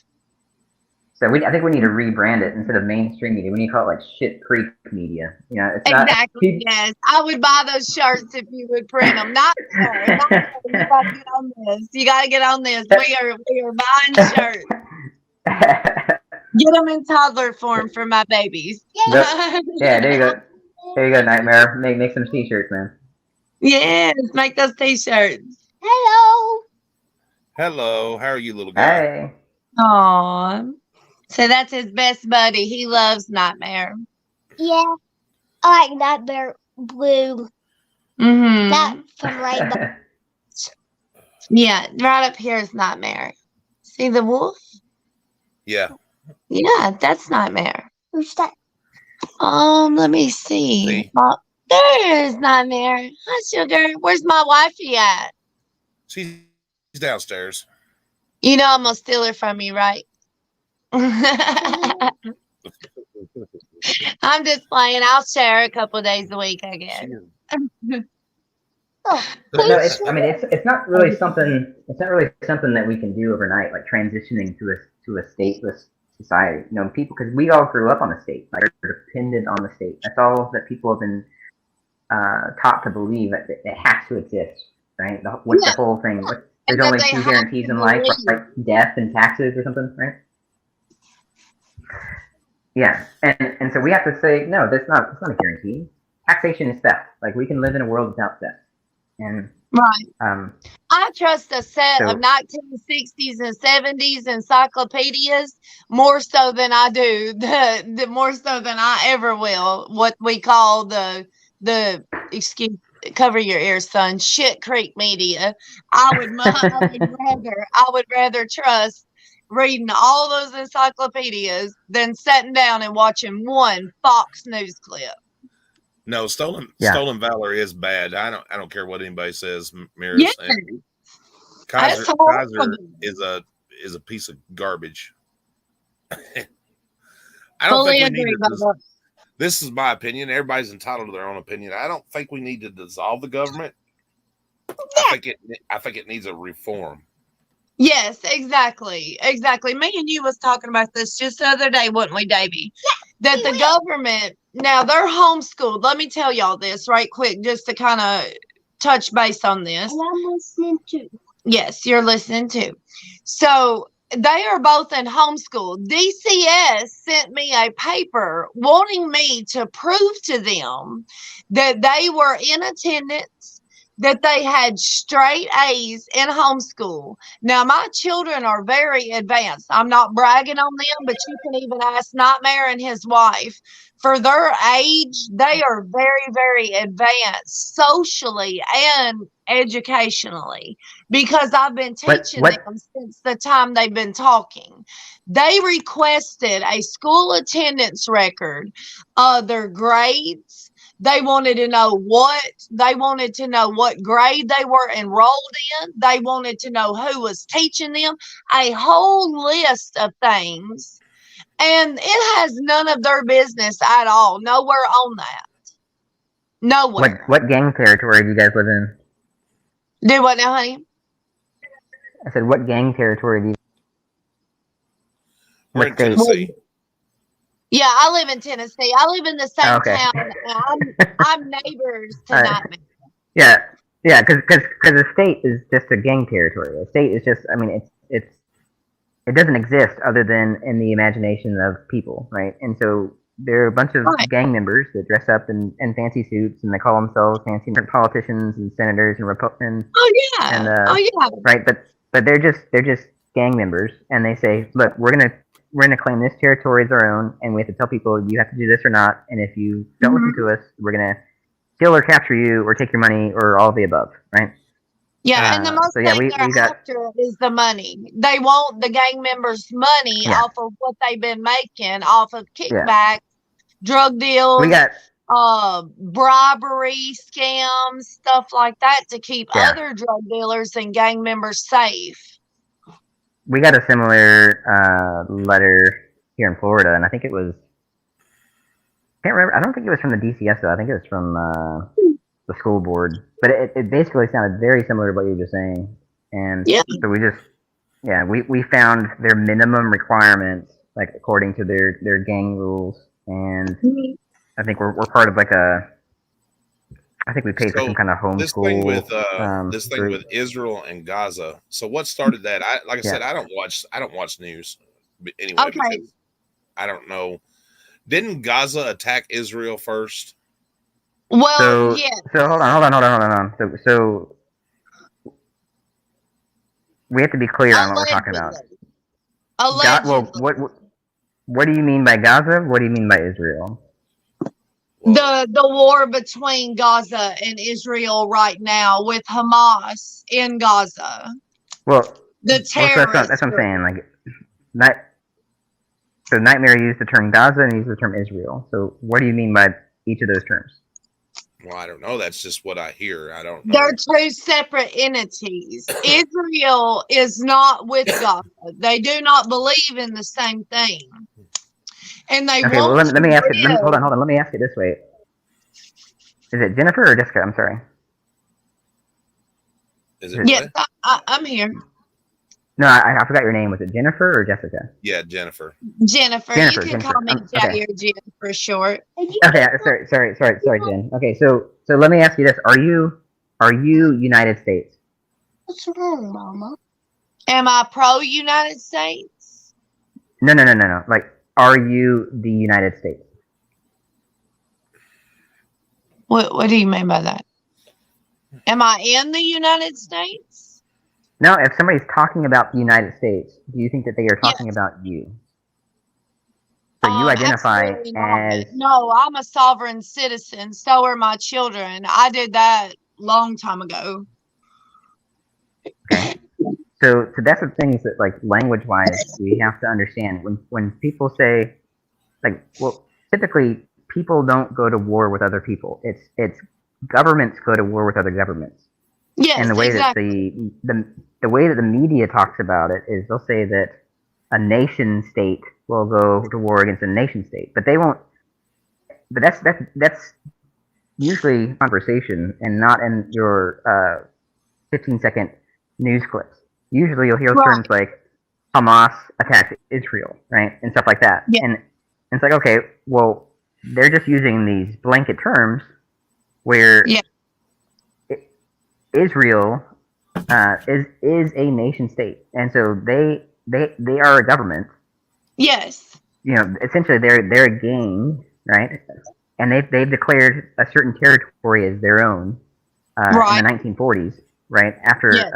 World War II. The UN says, yeah, you guys can have this area because you're claiming this is like your ancestral homeland. Well, Yes, and they the signed, Canaanites also a peace treaty that Israel would Right. not be of no kind under any war because that was the promised land. That was the land that Christ walked on. right. So that there's a counterclaim from the ancestors of the Canaanites, which according to the Old Testament, that's who the Israelites took the land from originally. So Yes. a lot of the Muslim and Arab world claim to be the descendants of the Canaanites, and so they say, well, our claim to the land predates the Israelites' claim to the land. So there's this, multi-thousand-year, many-generational claim over who gets to have the land, Right. and whose land it belongs to, right? But in But see, the recent years, Right. The UN signed that treaty. I don't remember exactly the year, but they Like- signed a yeah. peace treaty saying that Israel would never be under attack again. And if they were, they had every right to use any nuclear weapons to protect themselves. So, say this would have been in the 1970s, 1980s, whenever nuclear war was becoming more of a thing and more education was coming out on that. So, Hamas is a terrorist group that resides in Gaza. And Hamas has been deemed a terrorist group by certain nation states, by certain governments. So again, they're just bigger gangs, right? Yes, because they've attacked the gang other of the United nations. States and the gang of several other more heavily armed military gangs have deemed Hamas as a terrorist group. Many They are. nation states, many other governments say that they're not. And so this is where language, there's a dispute over who is what. Now, Hamas took control of the Gazan Strip, and this is over Palestine in general. Yeah. But they predominantly rule the Gazan Strip, which is a section of Israel that is along the Mediterranean Sea and also Egypt. So it's Yes, got a that border was with promised the to the sea, a border with Israel, and a border with Egypt. And Yes. before that, there was the PLO, which was the other political gang that was in power in Palestine. And Yes. so there's a split in who the controlling factions are over the government of the Palestinians. The people like the ambassador, the Palestinian ambassador to Britain, to the UK, he claims to be from the PLO party, right? Okay. And he denounces Hamas as the rightful political group, right? So like there is even agreement amongst Palestinians on who their government. So to answer your question, Nightmare, to say that it's Gaza versus Israel, that's not really true. That's a misnomer, right? Because Gaza it's either a geographical location, or it's a gang territory, or it's a government, But we need to figure out what we're talking about. Or is it the people that inhabit that area? And I don't think we can say it's the people that inhabit that area. And we can't really clearly say it's the government, because the government to the PLO and into Hamas, right? And that's just the people that are in those positions, in those gangs.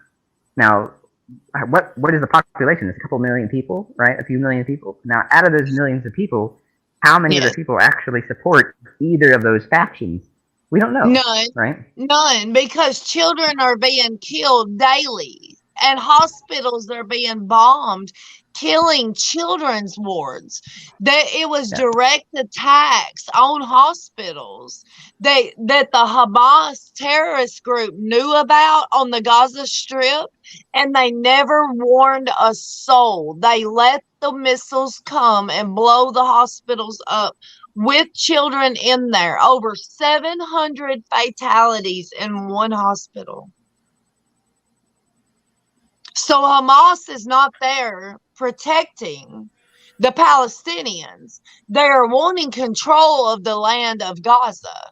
The same way that the terrorist group did the U.S. in Afghanistan or Iraq. It was the very same way. They wanted control of that territory. So, yeah, they may be painting a pretty picture for the quote media, but they have also attacked other countries. Hamas has, and stolen tanks, stolen airplanes, helicopters. Right. So when you say, when you say attack other countries, attack other governments, attacking other countries. When you say country, are you talking about it? So this is what I'm talking about with our language. Like, we need to be careful. When you say a country, are you talking about the geography? Are you talking about they attacked the mountains? Or did they attack, the rivers? Or are you saying they attacked that has control over that territory? Like, meaning not the political arm or the military arm of the government? Or are you talking about the people that happen to inhabit? The land itself, not the government, because they are so sneaky, and they are very, very talented at what they do. They may be a terrorist group, but they are very talented at what they do. And if you guys will just go on, even I know TikTok is a pain in the butt for a lot of people, but even if you go on TikTok, you see some of these Hamas terrorists toting little small babies. I mean, almost newborn size, and little boys that they have gave black eyes to. They are starving them. They are not good people. This is the equivalent of ISIS. But they're trying to take over God's promised land. You cannot compete with that. God will always win at the end of the day. He wins every minute of every day with a breath in our body and love and courage in our hearts. And people need to understand that. These people are going to have a huge downfall. And whenever they do, their leader is going to bricks. You know what I mean? Oh, Mom, my nose is like. Go. Come here, baby. How about those Mets? That can't be on YouTube. Sorry, my little boy has been having terrible allergies, and he has nosebleeds like at random. So horrible. All right, go wash your hands, sweet pea. Are you okay? So when you signed up for the military, and that, what made you decide to sign up for the military? You talking to me? Yes. I don't know, man. I don't remember. I don't remember. Was it college? I almost signed up for the military just so I could go to college for free. A lot of people do that. Nah. No, what about you? Do you know? Nightmare? What's that? Did you go? Were you in the military? No, I wanted to. Okay. I was gonna. I wanted to join the Navy actually, and I passed all the military tests, but the judge wouldn't sign off on me going because I had a felony, Mhm. And I wanted to. I'll be honest. I wanted to go into the Navy to be a cook. Yeah. Shoot, yeah, not maybe in there shifting it up. Well, let me Well, ask you I'm this. self-taught now, So I think we have common ground in this statement. So correct me if I'm wrong, but I think we'd all agree that a smaller government would be better than a bigger government. Mm-hmm. Yes, absolutely. Why are we paying all these senators to go on golf trips whenever they shut the country down? I mean, can we lessen those golf trips a little bit by cutting some of them out? Well, I believe there Sure, needs to be some kind of a political reform. Absolutely. Yes, absolutely. So, but do you agree like smaller would be better than bigger? Oh yeah, sure. Oh, It yes. needs Oh, it needs yes. to be a decision of the people, and Yep. not. I don't believe. Okay. I believe the electoral college is flawed. Absolutely. Right. Yes, So- sir. so- Absolutely. So Round of applause. So I just agree. So more of an extreme, like the smallest it can possibly be, which would be non-existent, right? And I'm not suggesting that we wake up tomorrow and be like, all right, no more government, because Right, right. that would be You have to that'd be have tumultuous rule and for- justice. no, I think I don't think there has to be any kind of decrees or rules codified that people have to look to follow. I think that we can transition to a stateless society with a deliberate drawdown of the government. Like people have recognized it for decades. Just look at the voting record. Like people don't participate. People avoid participating with the government as much as they can. Like go to any public meeting, any city meeting, city council meeting, or county meeting, state. Like people have said, you know what, they don't want to deal with it, right? No. And so we have the technological advancement to be able to communicate with each other, to organize with each other, to collaborate with one another, and we have means of currency via crypto to not need government for even some form of monetary system, and it could be and it's a global exchange, right? So we can transition slowly to stateless society. Ready to get it down for you, baby. So in that transition, Nightmare, what do you think about this? What do you think about if it was I'll do it for you, baby. if it was a rule or a law that in order for somebody to be qualified to work in a government position, in any government position, whether you're the janitor that scrubs toilets at the county building, or you're a firefighter, or you're a county clerk, or you're a judge, or you're the president, like any government job, you personally have to pay for personal liability insurance, much like Yeah, it's like a bail health- bondsman. well, no, like healthcare professionals, like doctors, they have to each of them have to have their own what's it called? Malpractice, like personal liability insurance, right? Yes. In order for them to be licensed as a doctor, medicine, And to they be have to hold their own policy. Yeah, right. So the janitor, his monthly bill is going to be very low because he has a very low liability. The risk that the janitor is going to violate somebody's rights is very, very low, right? Right.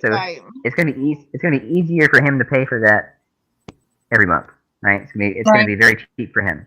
Whereas the cop, whose whole job revolves around using force against people, they're going to be very high risk, right? So they're going to have higher rates, which means that either they're going to stop using force against people that don't need it, right? They're gonna stop violating people's rights, right? Or we'll have like and y'all already know they ain't gonna stop doing that, right?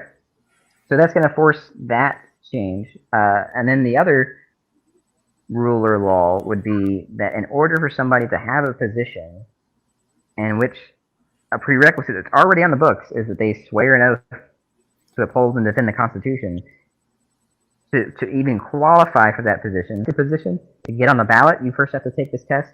To get hired, you first have to take the test, and it's a standardized test on the U.S. Constitution, and you have to pass with like a 90% pass rate. So, what do you think about those two provisions there? Well, I think a lot of the reasons why the cops violate the laws that they do is because they have qualified immunity. They can play stupid Yeah. I'm on the and claim that they didn't know no better. Yeah. And they did know better. They knew better. That was just a lie to cover up for the meanwhile and to make themselves look good. They did know better. They've been taught better than that. I think better basic training for law enforcement would be a better way to go. Yes, absolutely. But in my work in corrections, like they put us through it. They really did. Like we were having to run codes, code 1s, codes 2, which code 1 is medical, code 2, that could be an escape, that could be anything like that. We had to run codes. We had to stay up on our physical fitness. We also had to carry insurance on us because we were taught to shoot below the knee, but say that you're at night on nighttime on the prison, on the compound yard, and we operated a huge prison. And if you happen to shoot somebody in an artery in a leg, then that you're going to get fired and you're going to get sued, even though you have insurance. Son, what? Did you get any Hello, training Graham. on Hello. the How is Constitution? everybody? I'm doing good, sir. How are you? I'll come back to that. Blind Justice, hiya. Nice to see you. Hey. Jennifer, always Hey. a pleasure. Graham. Yeah, hi. So you might recognize the accent. I've been listening into the topic of Palestine, and I've got to say this, and it's going to upset a lot of people. It's good to say that. It's not my problem. It's their problem, and I think that we should just allow them to get on with it and sort it out themselves.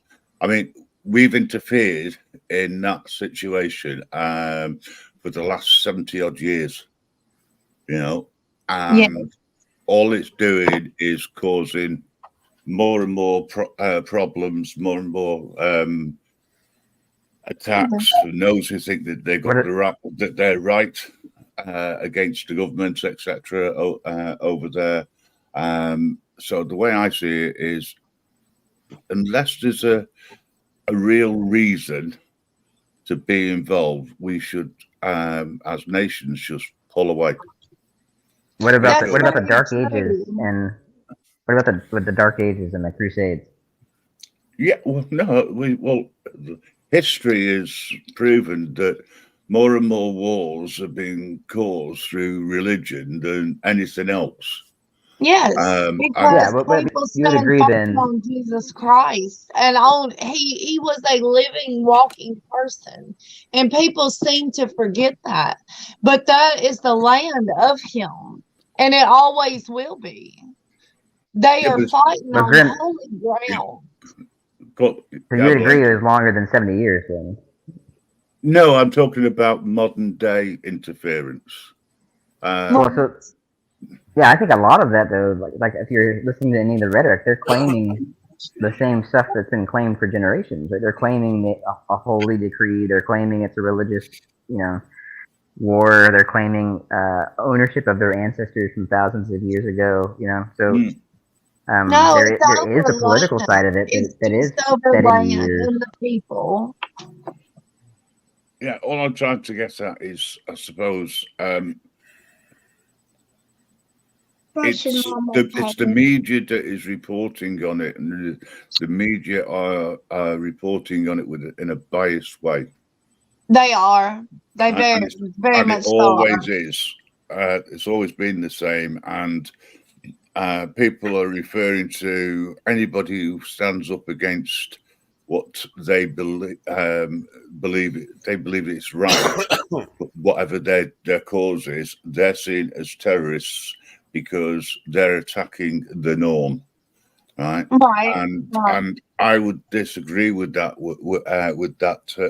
terminology. I don't see them as terrorists. I see them as people who want to take back what they see is theirs. It's an internal conflict rather than a war, and the West have got no real reason to be involved whatsoever, same as the East don't. It's nothing to do. Just let them get on with it. Right. And sort it out. And I don't know if you've seen this. I know you're from a different country there, Grim.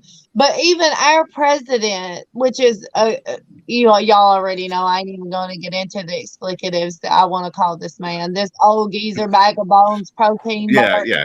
I think we all agree on that one. Yes.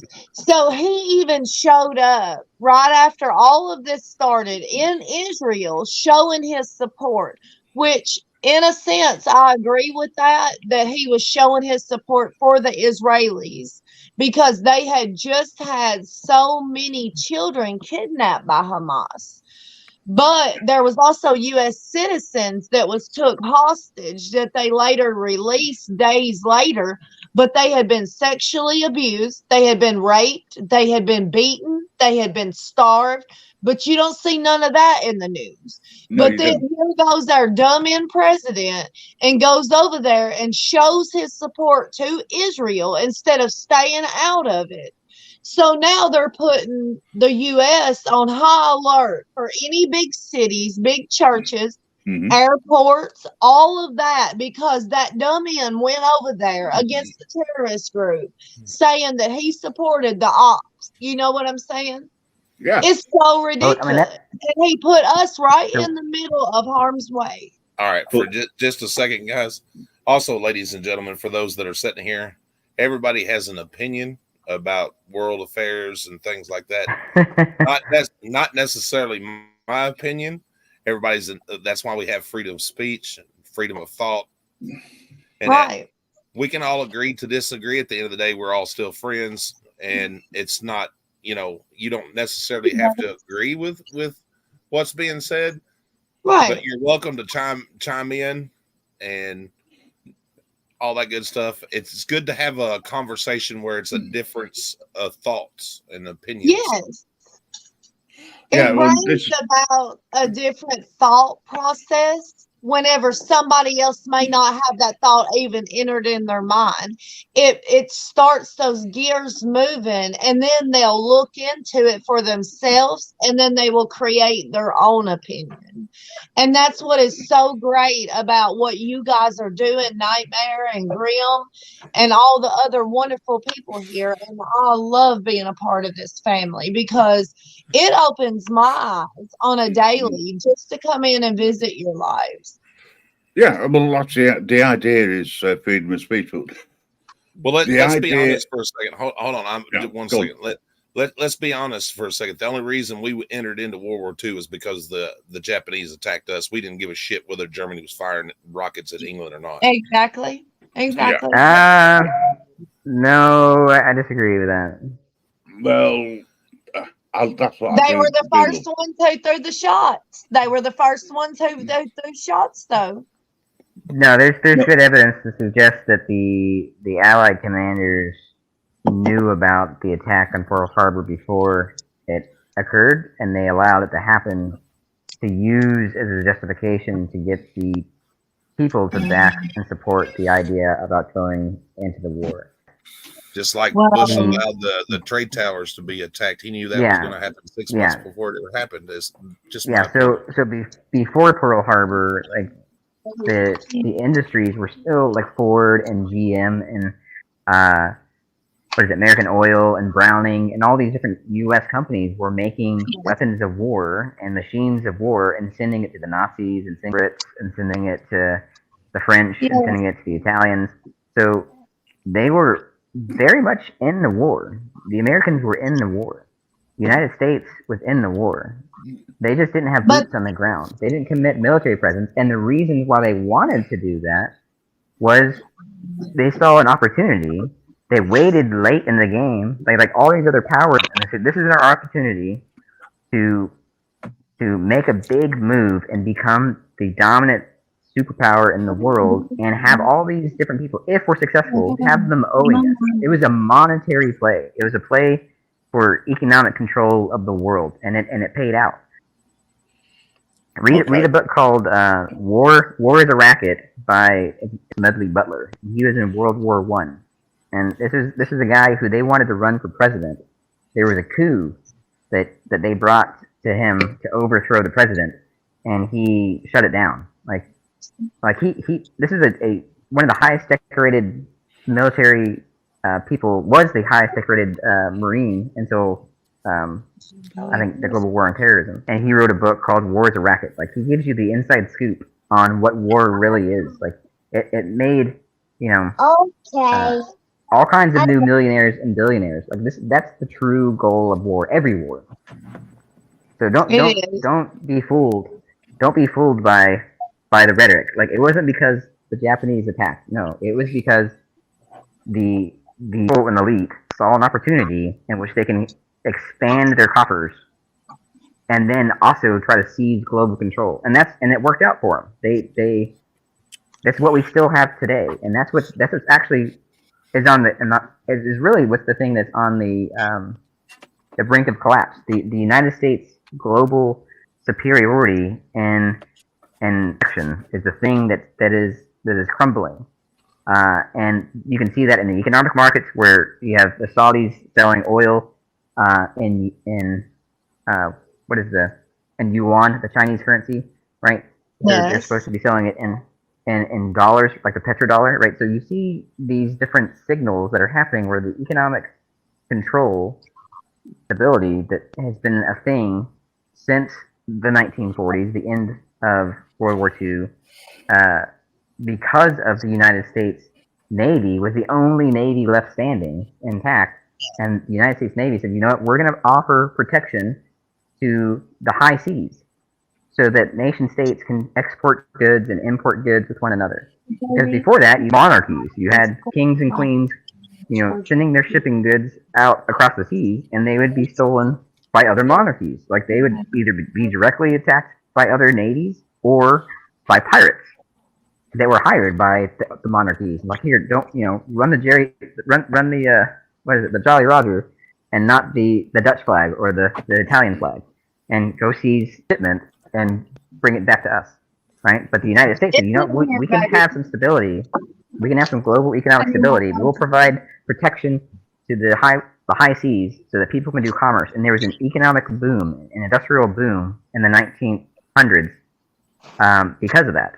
And so the United States has prospered because of that, because they said, you know, we're going to take a portion protection fees, like the mafia. You know, we're going to make sure that trades can happen, goods, exports and inputs can happen, and we'll protect ships that try to be attacked by pirates or other nation states. But as other nation states have developed, and now they have their navies, and as people are saying, you know, we don't necessarily want the United States to play this role anymore.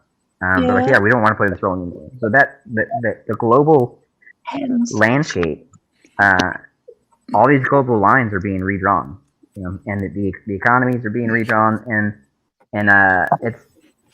we are in a very interesting time to live. I think a lot of collapses are about to happen economically, and I think it's going to be a tumultuous time, but also I think it's a time in which we can,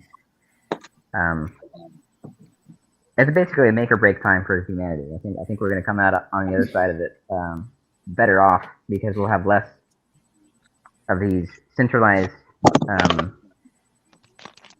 systems, like centralized economy, violence, like militaries, and even nations. Like, so we have decentralized means of currency via cryptocurrency, and I think that's a big way that we're going to transition out from under the control of the centralized bankers and the old way that the world has always run. Oh, what you got? Get this. Okay. And as I say, in 1939, when Britain declared war on the Germans, that was because of the invasion of Poland. And there was before that, there was a so-called treaty which Germany signed to say that they wouldn't invade Poland. They did, hence the reason why They did the exact Britain went- opposite of that yeah, treaty. Yes. yeah. But that treaty wasn't even worth the paper it was written on or signed on at the end of the day. And that's the reason why Britain went to war. And it's always been the same. And in the sense that if you're an ally with a country and they get invaded or there's terrorist activity going on, we always take the side of I can't put that on my of the government that's in power that we've got the Yeah, treaty with, and 9 times out of 10 it is over the accesses that we've got at the moment and the way that things go through. Gaza is a very important area because of the amount of shipping that goes through that area. It's run by, if you like, it's the corporations that ensure that shipping goes through, that goods get through, and that's the reason why the US president went over there. It was to show support not just for the people of Israel, which I believe was just a cover for the main reason, which is to show support for the access that the companies have through Gaza, because it's an important area for the West, and that's the reasoning why, and that's also why our wonderful Prime Minister has also shown support, and why the support is there from the mainstream media. And that's what it's all about. It's all about money at the end of the day. At the end of the day, what they it call boils free down to trade. money and power. That's it. We're just trying to protect what we've already got. And anybody who disagrees with that is a conspiracy theorist or is a loon or whatever term you want to put on them. If you support the opposite side, you're supporting terrorism. Folks, that's not the case. No. I personally don't have an opinion one way or the other. There's people who I know who are in favor of the so-called terrorists because they believe that it's the right thing. The way I see it is that Palestine should be free and free of interference. There's a difference, and people in Palestine should be able to decide for themselves who's in power, and it should be done, in a, I hate to use the phrase, but in a democratic way. Non-violent way where possible. I don't promote violence in any way, shape or form. I do believe that Palestine should be free, but free to make their own choices. Absolutely, yes. And governments should not be involved, to be honest. But the only reason why the governments are involved is because it's an important area for trade. And if you affect that, then you are going to cause problems. It's exactly the same reason why we got involved as a country and started shipping weapons over to the Ukraine. It's because can we all agree, though? Have you ever noticed any conflict that we've ever had is because not only just foreign countries, but even the U.S. The reason we've had wars is because the economy was failing. Yes, yeah, it's a distraction from the real problems. Yes, and they do this all the time here in the U.S. They will have, y'all remember the Carly Russell case about the girl that came up gone off the highway in Alabama? So during that whole time, they were actually signing things for parents to be prosecuted if they did not. And I have no, I'm not biased either way on this. But if you did not go along with your teenage or younger child's decision to have a sex change, they were going to imprison you. And they signed that law during that whole time that all of media was covering the Carly Russell case. Hey, And like I Well, said, it's good that we can discuss things and disagree or agree. You know, it's not a matter of whether I'm right, you're right. It's just an opinion, and we're Yeah. all entitled to it. And that's what's so great about being a free person, free will. You know? yeah, I totally agree with what you're saying there, Nightmares. I personally, as I say, I think it's a distraction. Yes, I agree with what Veteran Affairs has been saying. I'm not ignoring any of the comments. To a certain point,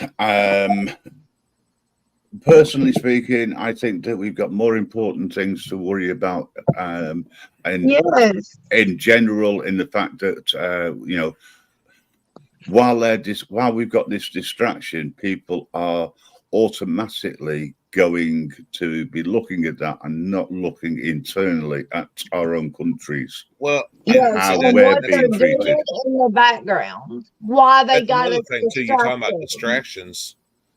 Sorry, Ahmed. What was that? Why aren't we taking care of our people, even all over the world, that are homeless and that don't have Thank food? you. Yeah, Thank you. Why can't we teach? You know what I mean? And I know some people live that way because they choose to, but still, there has to be some kind of way to help Yeah. individuals. You know, Not too dark. it's the class. Well, the people. Right. Okay. So in the Ukraine, when the Russians said, "Oh, we want to take back that country," that is a political issue. That was because there was so much invested from the West in the Ukraine. Right, at the end of the day, but it caused a distraction away from what was going on in our own countries. The same now with what's happening in Gaza. That's now hitting all the mainstream media. It's a distraction from what is actually happening. It means that the governments are failing, then they're failing their people. So, hang on. Let's create a diversion so that people feel patriotic, or people feel that the West, the might of the West, is the idea, is the way forward, etc. It's a load of baloney for me, a load of BS. Yeah. Right? Well, my twin, you're right. You can't help people like him, and that's what I said. I touched on that earlier today on Tat's channel. I offered him help. What are you doing? Him and his wife both. We have a family that lives up the road, and they take in people that are on drugs and help them get off and everything. And I was real about it. You know, when I went on his channel, I offered that to him, had it arranged, and he told me that he couldn't be bothered. And you can't help people like that. There is some people you can't help. That's true. That's very, very true. We tried helping a lot of homeless people get off of the streets or bringing them food, and they absolutely thought that I was just being cruel to them, which y'all can ask Nightmare. If you meet me and my family, you might think that I was a stuck-up person, but I'm one of the nicest people. I would give you the shirt off my back. And I have been treated so badly at my place of employment, which Nightmare knows where I work, him and his lovely wife. And I have even offered to pay for people's groceries and everything. And them absolutely be so horrible to me. Well, I tell you what happened just the other day. I offered to pay for a lady's She was short, and I offered No more, Davy. to pay for, make up the difference or whatever. And she goes, "What the fuck? Do you think I need your charity?" And Yeah, I'm like, exactly. "Wow, okay." Just Yeah. trying to be nice, and that kind of stuff just blows my mind. Yeah, it's the same everywhere. People take it the wrong way, and the reason why they take it the wrong way is that we are no longer allowed to support each other because of mainstream media and the way that they bring stuff across. Here's a good one for you. Over here we have what's been called by the media as tent cities. And these are homeless people who don't have a roof over their heads. Right? We have those here too. So what they've done is they've gone out, they've bought themselves a tent, and on public land, not private land, but on public land, they've set up, if you like, a roof over their heads, right? Our government, in the King's first speech, right, has said that they're going to put an end to it and make it illegal. They did that here in Philadelphia. It's called Kingston Avenue. It's one of the most drug-infested places in Pennsylvania. And they took bulldozers and bulldozed all those people's tents over into a grassy area. And they had nowhere to sleep. And they even set it on fire. Yeah, that's what Mears was talking about a while ago too. Yeah, well, this is the first time that if you like, both the government and the opposition are in support of bulldozing these tent cities down. My concern is what's going to happen to them. They're going to commit crimes. They're going to steal, and they're going to end up in jail, where the state and the county makes money off of them. Yeah, it's a money scheme. Mears, I'm not comparing Great Britain to the US. I'm just saying what the situation is now. I'm moving forward, and how by bulldozing or making this illegal for homeless people to have put if you like, a roof over their head to stay away from the rain, etc. Right? What's going to happen to those people? They're making it so that they can't even get shelter on the streets in doorways and things like this overnight. So that's the reason why they went out and they got tents. But there's also another reason, because it's going to stop protesters from setting up these tent cities as well.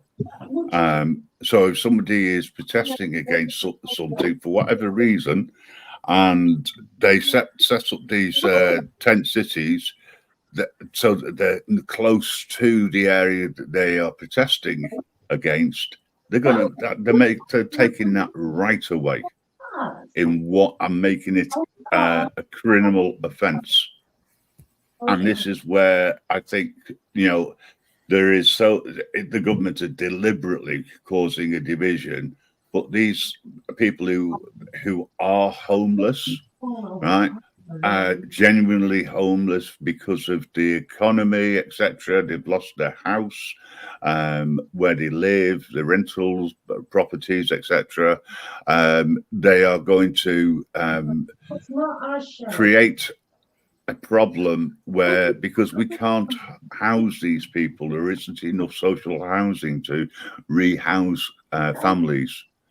So what do? Oh, yeah, we moved the problem somewhere else, and they might, they're looking at putting migrants into barracks, etc. Some of them, I think, is correct. And we've got people, families who had supported Britain and the West in their home countries, and they've had to flee from those countries quite legitimately, and now we're looking at how we can help those people. Well, hang on a second.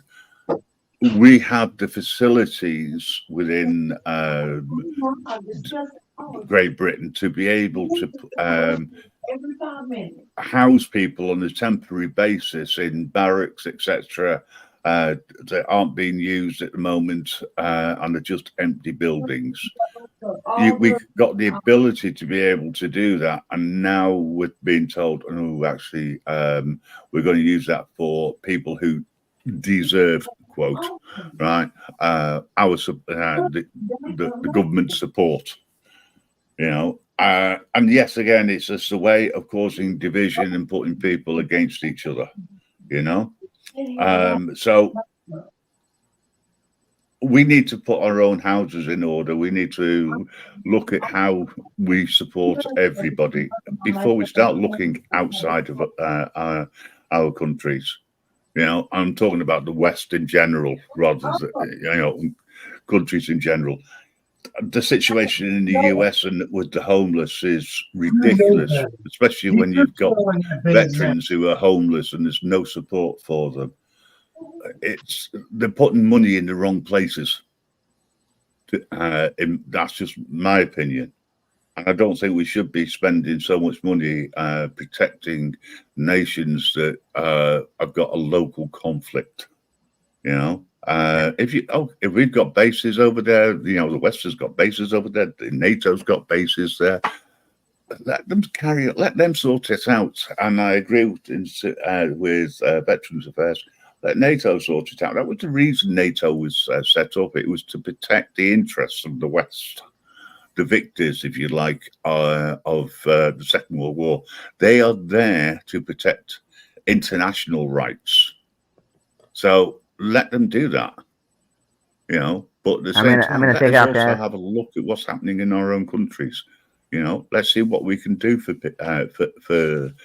people who've served in the past. Let's look after them. Let's look after the people who want to be helped, because not everybody wants to be helped. They want to send in all this money overseas to help children that are hungry. What about our homeless vets? What about all of our people, our elderly? What about the children that are starving, going to bed hungry, and the only meal they're getting is at school on a free voucher? Well, as I say, yeah, I think there's a lot of agreement on that. However, there's always going to be people who are going to turn around and say, "Well, we need to look abroad, etc. We've got to protect our interests." But that's what the media says, and people fall for it. Unfortunately, I understand what you say. Is my military and my children.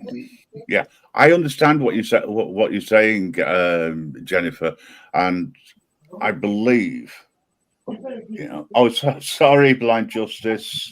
I tried to say goodbye. Have a good night, Blind Justice. Don't know if it's the audio.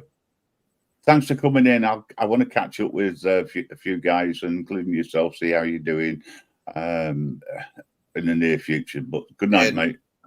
And Richard, as far as Jeremiah goes, he's currently locked up in Kentucky.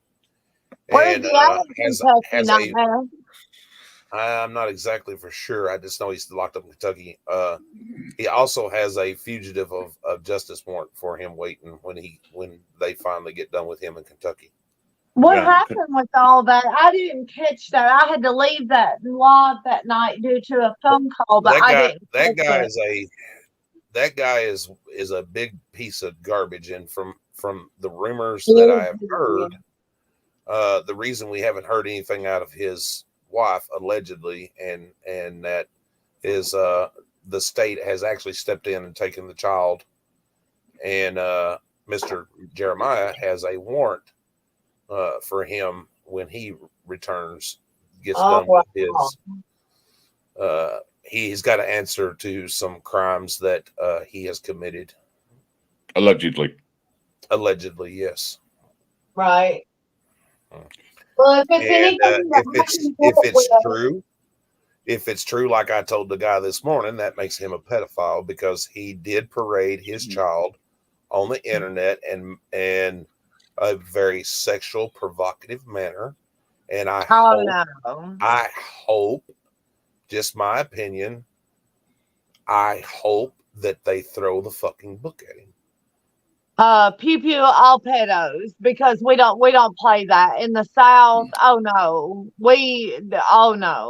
absolutely not. Well, I honestly think that most people know what my opinion is on that, and maybe bring in euthanasia trials Yes. for every single one, and make that's the only thing I would say that from a government's point of view, they should look at how they do that. I mean, why should the taxpayer pay for them to live in luxury in prisons? Yeah.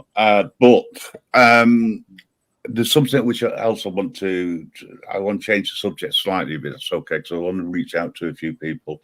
One person in particular, because I've only got an email address, and I'm not 100% certain if I've got the right email address.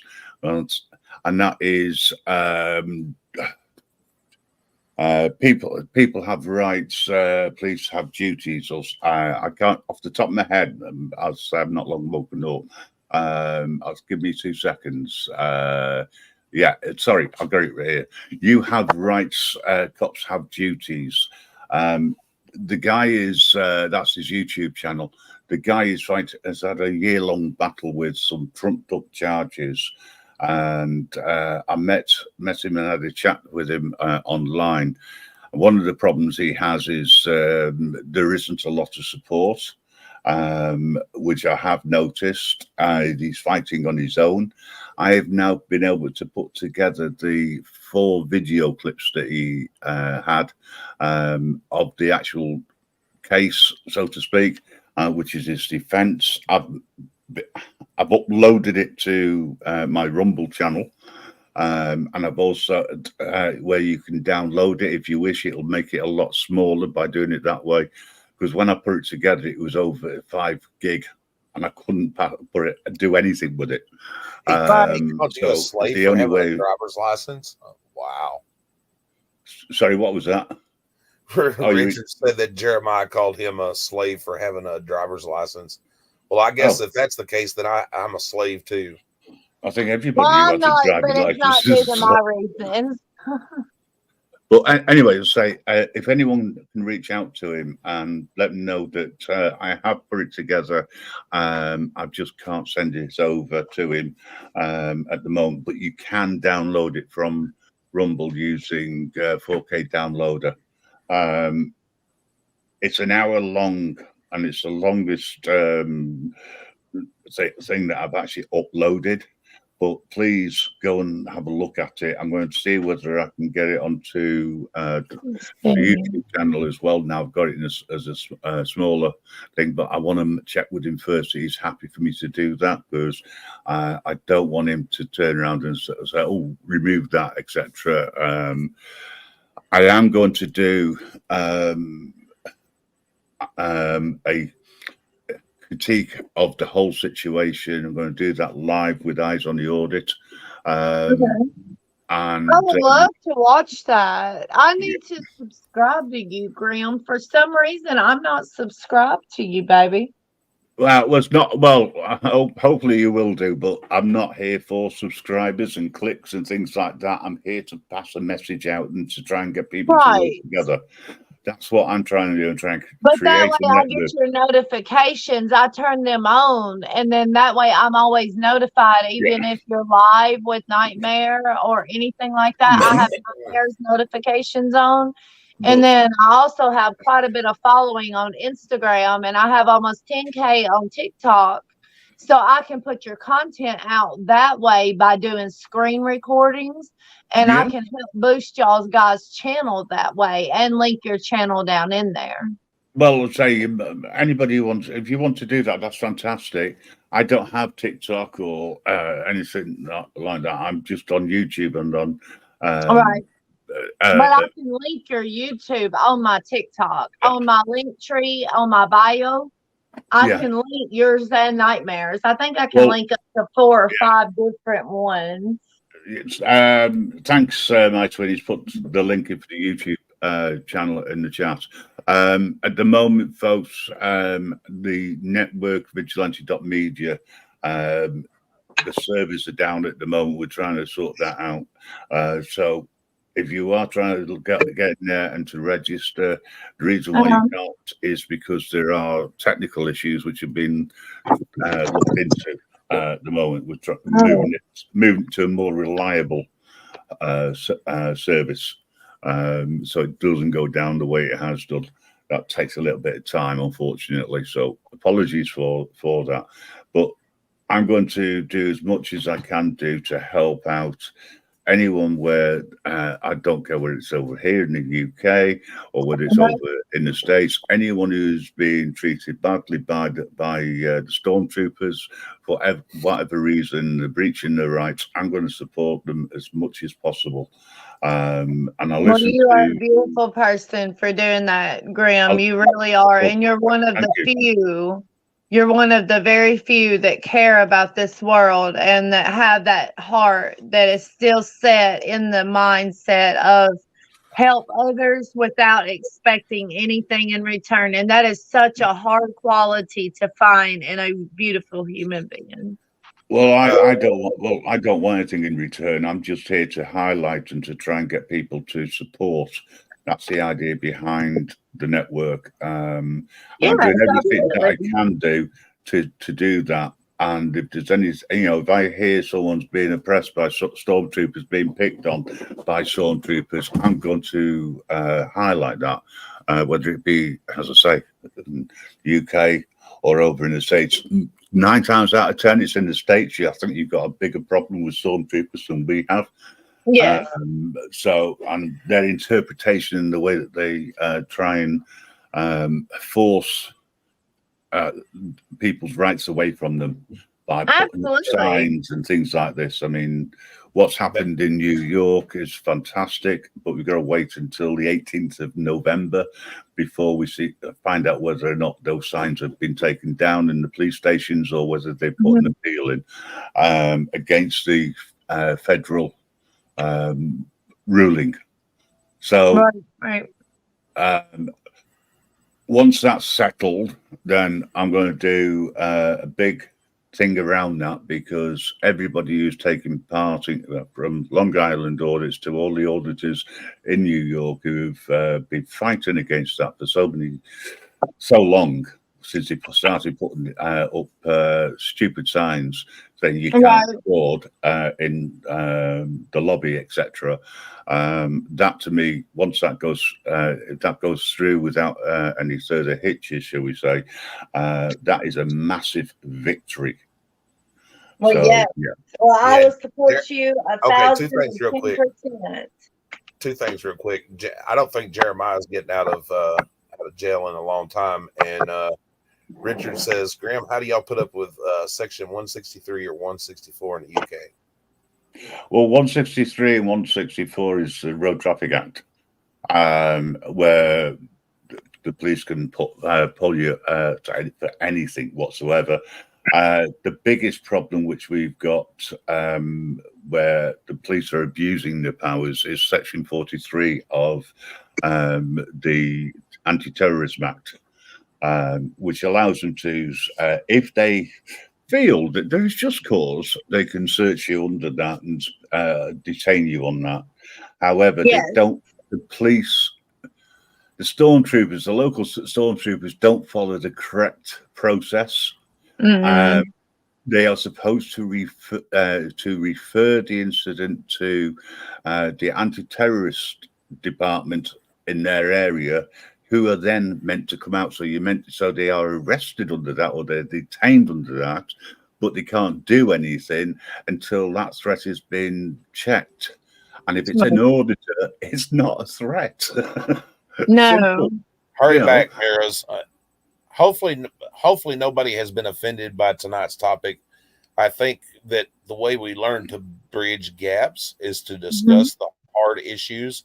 And I think we've done that tonight. We've discussed a lot of hard issues, whether you agree or disagree. It's always good to have an opinion and to form an opinion. How else are people going to know how you feel if you don't discuss? Yeah, right. We're all and open for debate Yeah, and open for debate with people who care about this world. That will open your eyes more so than any type of news that you put on, any type of thing like that, because we all know they're all lying to us anyway. All the government does is lie to us.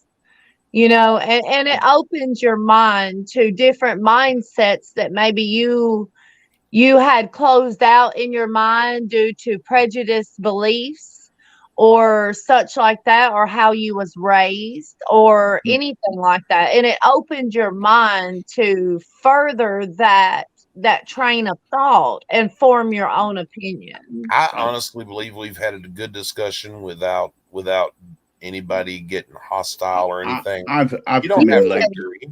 You can. I've come in late respectfully into this discussion.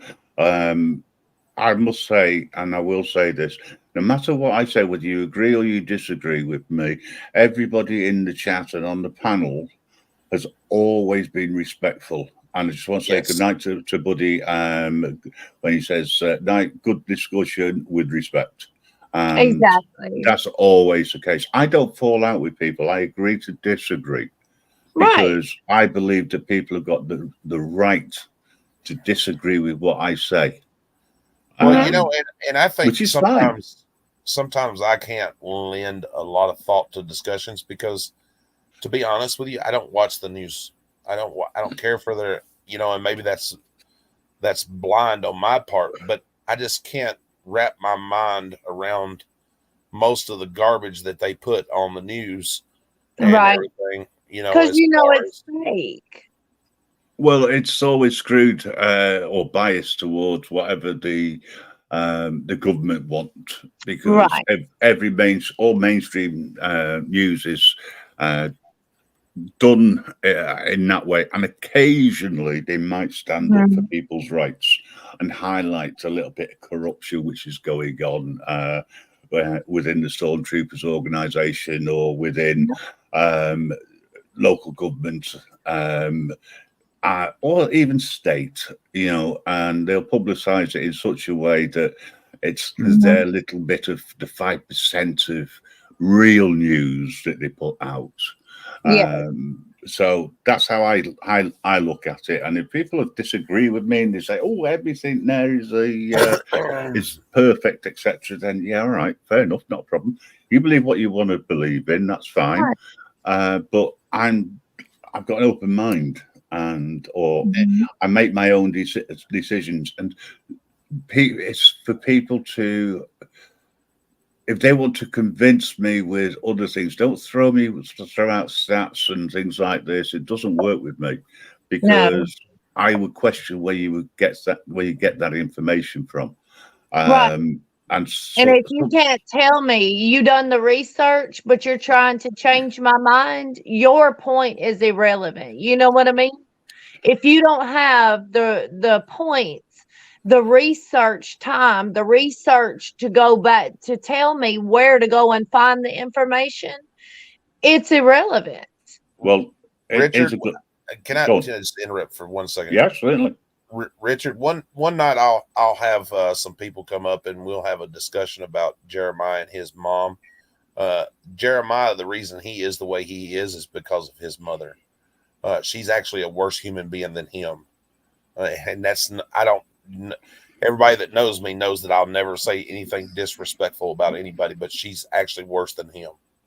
And and you never speak ill of a woman, so if she taught him to be that way. Right, you are one of the most gentlemen I have ever met in my entire life, and for you to say that about a female, that says a lot. That says a lot to me right there without even going into detail. You know it. Well, I appreciate that. Yeah, I mean, You're welcome.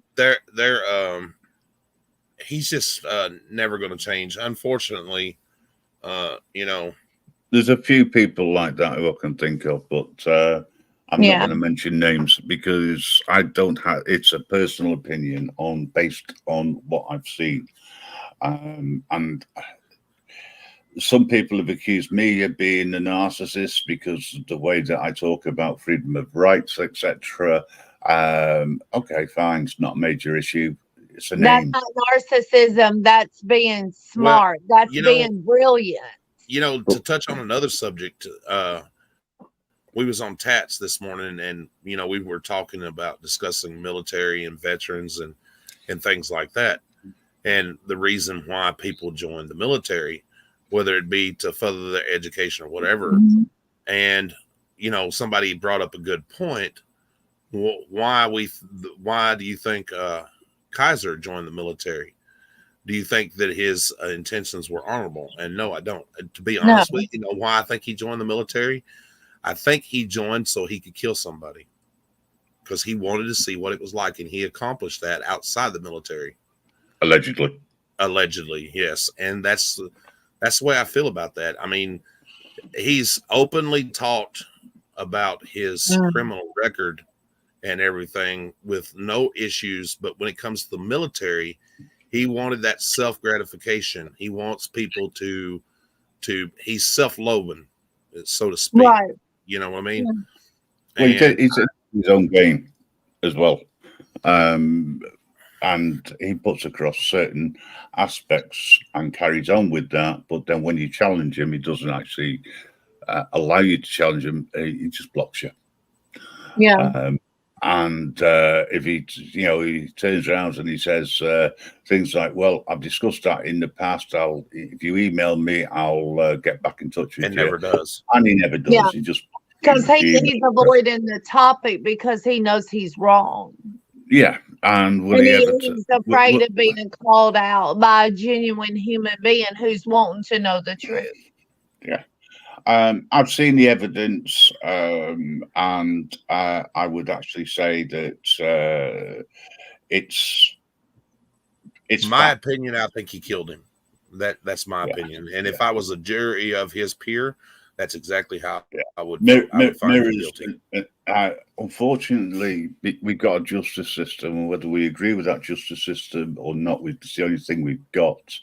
And until such time as it's gone through the courts and he's been found guilty by. Oh yeah, he stole valor. Yeah. Oh yeah. I'll say you're talking about something else. Yeah, it's definitely stolen. It's definitely stolen valor. And that's bad enough. That right there is bad enough. If he does anything any further, like killing somebody, the stolen valor is such a horrible. Honey, he has made such outrageous military claims. He was medically boarded, never finished basic training twice. What? Oh God, it gets better. He claimed that he was medically boarded after serving 2 tours in Afghanistan. He had 2 Purple Hearts, and then he said he didn't have a Purple Heart, and he was shot. He's got frag in his back, and this and that, and blah blah blah blah blah, and just he took an RPG. People are so stupid. I'm sorry to say that, but people are so stupid. Why wouldn't anybody believe that? Why would anybody believe that? I fell for it. I'm stupid. I fell for it because I love the military and the veterans so much. Yeah, I supported the guy. I'm not gonna lie about it. I fell for it. I'm a dumbass. Yeah, well, you're not dumb by no means. I mean, if somebody's coming across and they're genuine and you support your country, you're a patriot. Then and that too, Maris. That's actually what convinced me because, I've had knee surgery, and when the motherfucker sat up here on my panel and told me he broke his leg and walked on it for 3 weeks and didn't know it. Oh, that's bull crap. I broke my knee and I had a scope surgery, and I know when I had a scope surgery, I just had scope surgery, not even major knee surgery. I had scope surgery, and I couldn't walk on it for over 9 weeks. That's crazy. That's absolutely crazy. I broke my knee and hip, ribs, my jawbone in a car wreck, and they had me in a medical sedated coma for over 3 weeks. I mean, come on, that's basic. That's the basic of basic, Oh yeah, it hurt every step. You're right, Richard. anybody who has ever had severe pain Yes. goes through anything from your bones being broken to nerve damage. Yes. You don't know pain, and you can't put it on. Right? It is Thank you. it's the way Thank it you, is. Chris. And it's on an individual basis. I can't turn around and say that this guy hasn't got medical issues, right? Such Right. as arthritis or anything like that, which is causing the problem. But the embellishment that comes out of his mouth at times is absolutely amazing. He lives in his own fantasy land, and the trouble is, he's using that to gain subscribers, to gain financial in full battle assistance. rattle. Although I'll air that out all over TikTok and Instagram. We can get that completely. We can get that page completely took down off of YouTube. well, as I say, I mean, I think that he's on thin ice at the moment as far as YouTube goes. Oh And yeah, very thin ice. He calls auditors scumbags, e-beggars, and all the rest of it. And I look at his channel and the crap that he comes out with. Although he does not directly ask for any donations, right, for anything, right? Right. He is the way that he words things. He is what I call a professional politician, and anything that comes out of his mouth, you cannot believe, or you shouldn't believe. Exactly. But there again, people will do, unfortunately, and they do. Until such time as they see what's going on, they open their eyes to the information which has been shared in the past, and they're always going to follow it. But he turns around and he's a very good politician in the way that he does things, and I would love to have a conversation with him. I really would, so that I can ask him. Wouldn't, because I'd slap the taste out of his mouth so his grandmama felt it. Well, and the bad part about it is, and I did see what you said, Richard. It's crazy, man. What gets me is, people think that his satire is funny, but it's not. When you're reviewing a video and there's women, regardless of what anything else, that are not doing anything other than holding a camera, and you constantly sexualize them and call them lot lizards and everything else, and basically calling them hoes. That's sexual harassment. For no reason other than just to make yourself look good. And then to turn around and say that because Jeremiah has his little daughter or whatever, and that this little girl is going to grow up to be an OnlyFans person or a prostitute. Wow. How are you going to say that about a 5-year-old child? You're projecting bad things upon this child already. Yeah. And it's just, I don't understand why would you say that about a child? Why would you say that the child's going to turn out to be a prostitute or whatever? That is pedophilia to the max right there. That is showing that he is attracted to a minor. And even though it being his daughter, I would not trust any children, friends of the daughter, or anybody else anywhere near him. That is a huge, huge sign of pedophilia, which I used to work with a lot of what we call chomos at the prison. And, they used to even ask me invasive questions. I told you about this nightmare, about them asking me what I was having as far as why I was pregnant, if they could touch my belly, where later on they could please their self, is I'm sure what they were doing. And it's very, very disgusting. That is pedophilia at the max right there.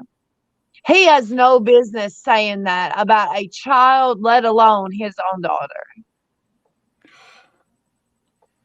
I agree. It's what you're saying. horrible. It's horrible, What- Graham. Right, and I do agree with you, Richard, on that. Jeremiah shouldn't be teaching his child hate, and I agree with that.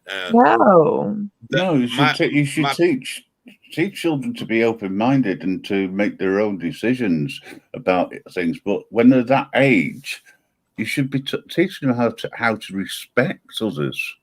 Yes, and be a lady, and to practice modesty, which I mean, I know a lot of you know that I'm a Christian.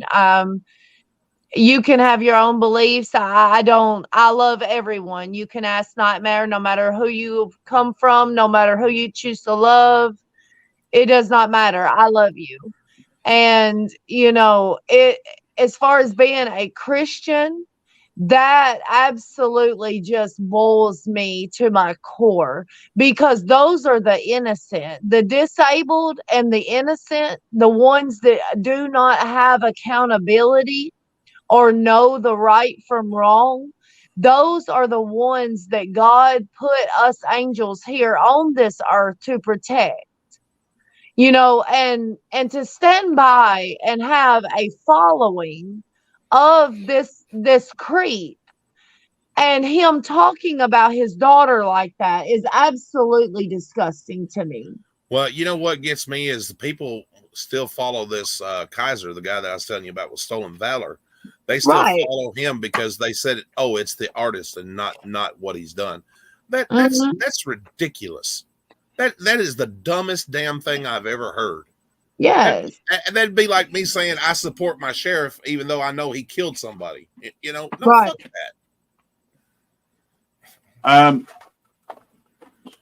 Sorry for the rustling. I'll be back this out just getting some cigs out. All right, Graham. Yeah, we're talking about two different people, Mirrors. We're talking about Jeremiah. I don't know if you know about Jeremiah or not. No, he has no husky, no daughter, no wife. You're right. Hashtag show me the husky. Exactly. Right, I'll put the link for the Rumble upload in the private chat for you, Jennifer, so that you can copy that. Let me Nightmare, find it, baby. it's in the private chat. Nightmares, if you want to do it, I won't put it out on the channel because it's linking to, in public, because it is linking to another platform, and that Okay. would be against terms of service. And I always say that we have to stay within terms of service. Right. So that's the reason why, and it is a little bit restrictive. But guess what, folks? It's the same, more or less, as on YouTube, but it's over on that other platform.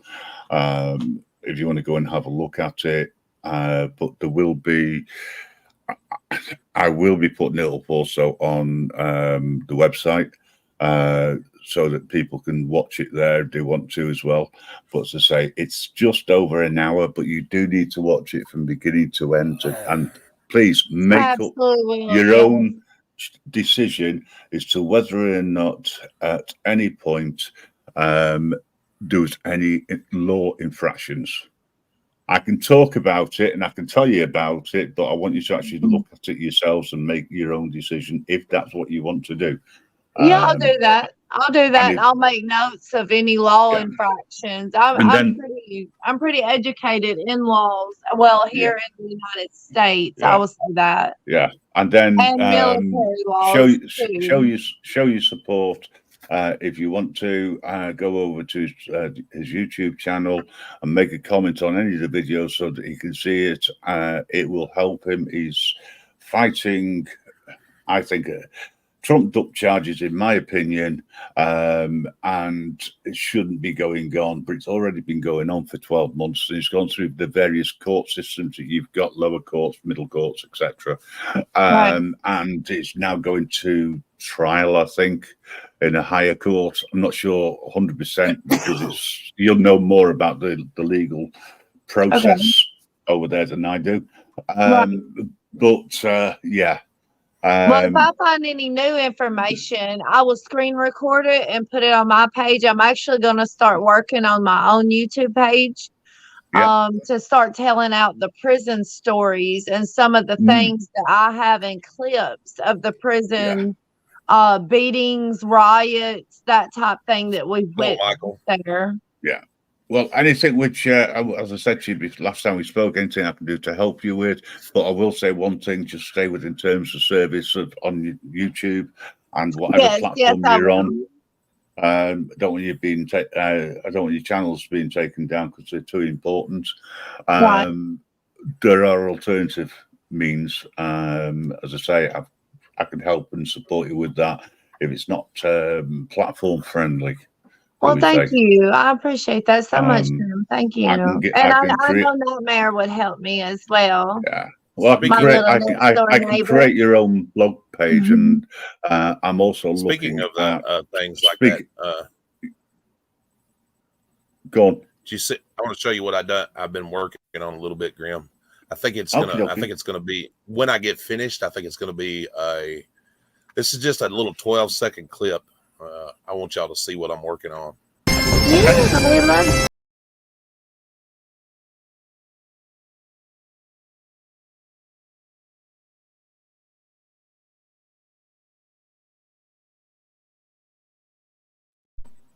Oh yeah. I like it a lot too fast. Not able to read it. I maybe use an AI to read it out. Yes. Yeah, I've got a slot. That's just the. That's not. No, even, no. I'm just saying that it's just. I mean, if you now that's a 12-second clip, but there's a lot of information on it. Mhm. Yeah, I haven't slowed it down or anything. That's just.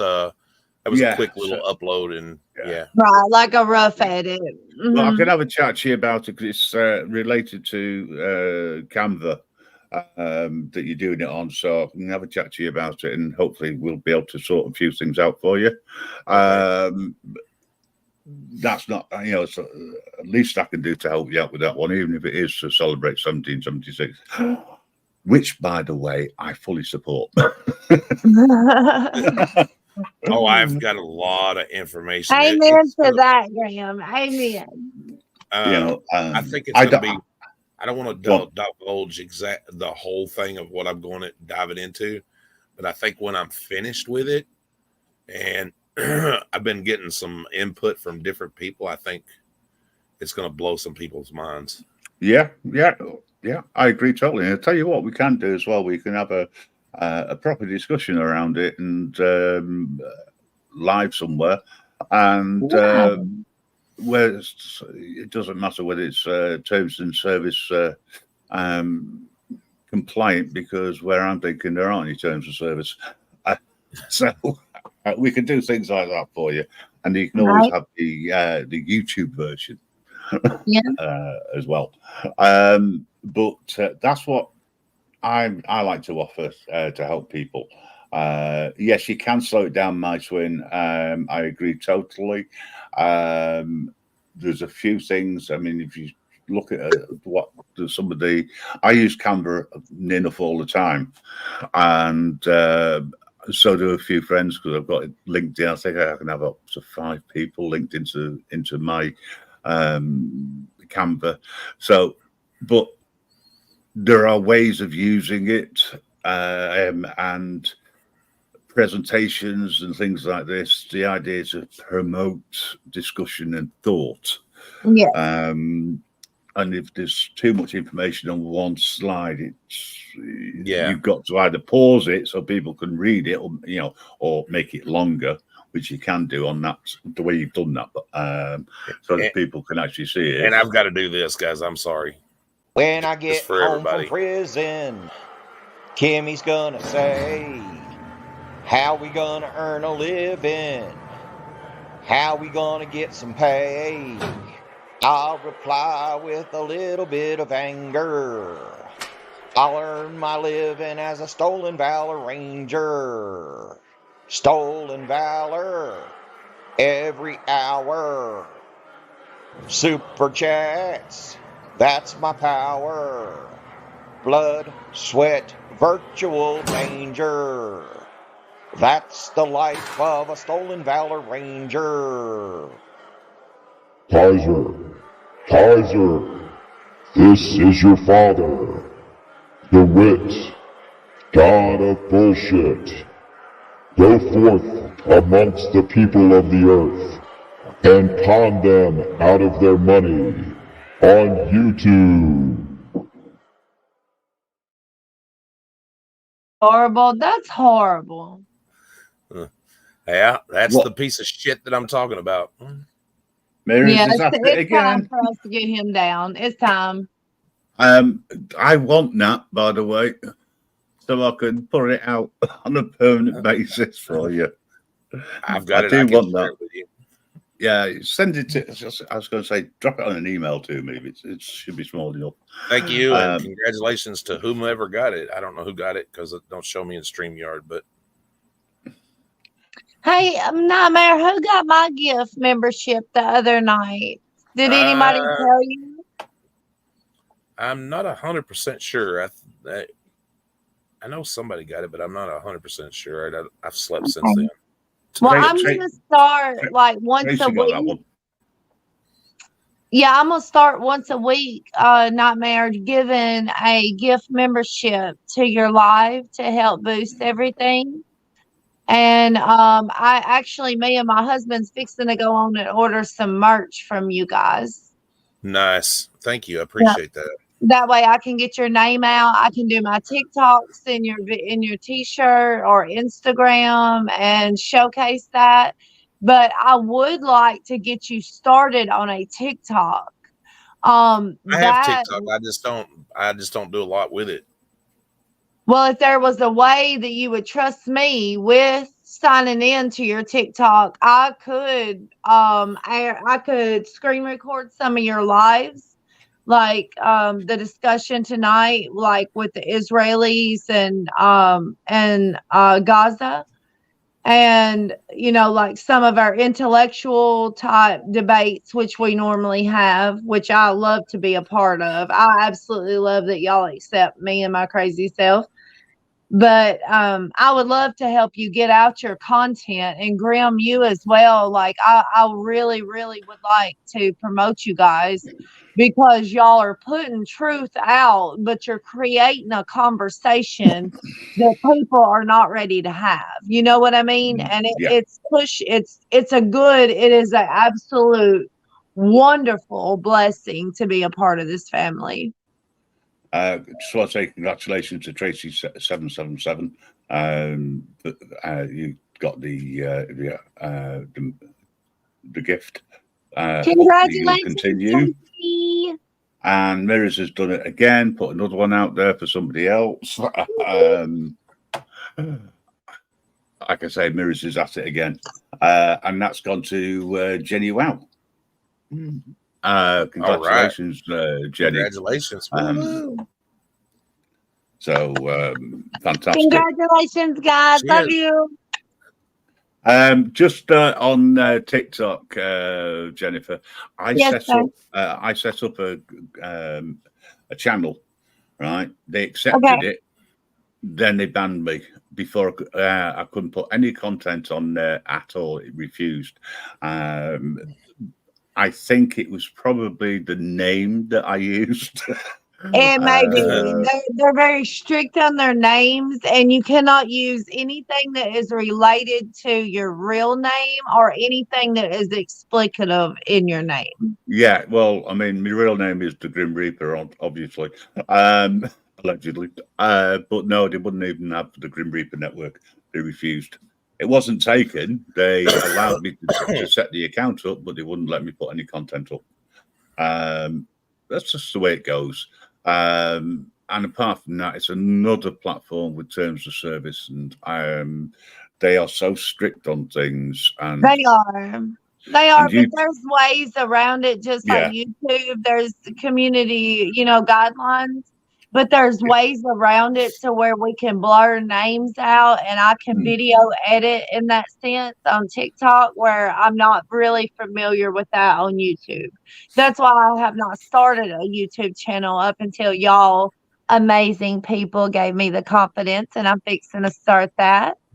And start putting out content other than my favorite music that's on there right now. But but yeah, TikTok, they have very strict community guidelines. But they also have to follow the US guidelines as well as the Chinese guidelines that they have for that because it is Chinese owned. Yes, yeah. I mean, there's So stuff you it can makes put out it harder. here, from the US and in the UK, that their version, their rules, etc. But it won't be shown in China. Their rules. Right.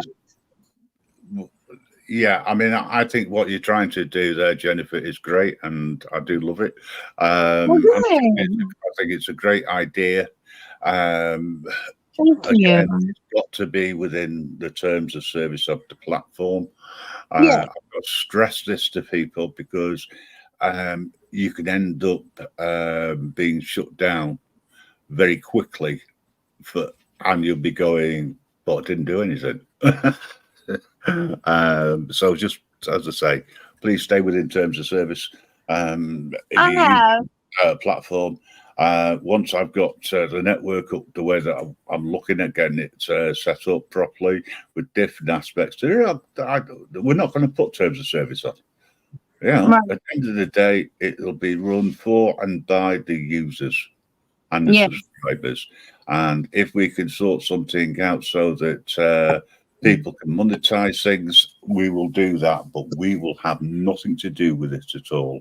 All we will do is charge an administration fee on a monthly basis, and whatever goes your way, goes your way. It's your channel, and that's the way we see it. Well, see, all of my proceeds from my TikTok, for every so many thousand views that I get, all of my proceeds, the money that I make, go to St. Jude's Hospital in Memphis, Tennessee, for cancer research for children. So I do not make anything off money as far as my TikTok channel. No. Well, I'll say what people do with with anything raised is down to them. It's not you with me. It's fine. It's not an issue for me. Mirrors, I have no idea who the Irish Demon is, so I can't comment on that. Oh, do you have to show I made that picture. I made a wanted poster. Where's the D? For him? Sorry. Is that the guy we're talking about, the Kaiser guy? Yeah. Yes. Okay. So I have a name to put with something. Yeah. Okay. Awesome. Well, I will start my little FBI research on this little feller, and I will start working on that in my free time while I'm healing from my hysterectomy. Yeah. And we're going to come out with some good videos on that. Yeah, I'm going to have a little bit of free time to be able to help and do more work behind the scenes. Okay, I'm going to shoot off, drop out because I've got a few things I've got to do. My other half is currently in hospital. It's been one of those bad weeks this week. Sorry, I don't want sympathy or anything. It's just that's the personal issues, and I don't want personal issues to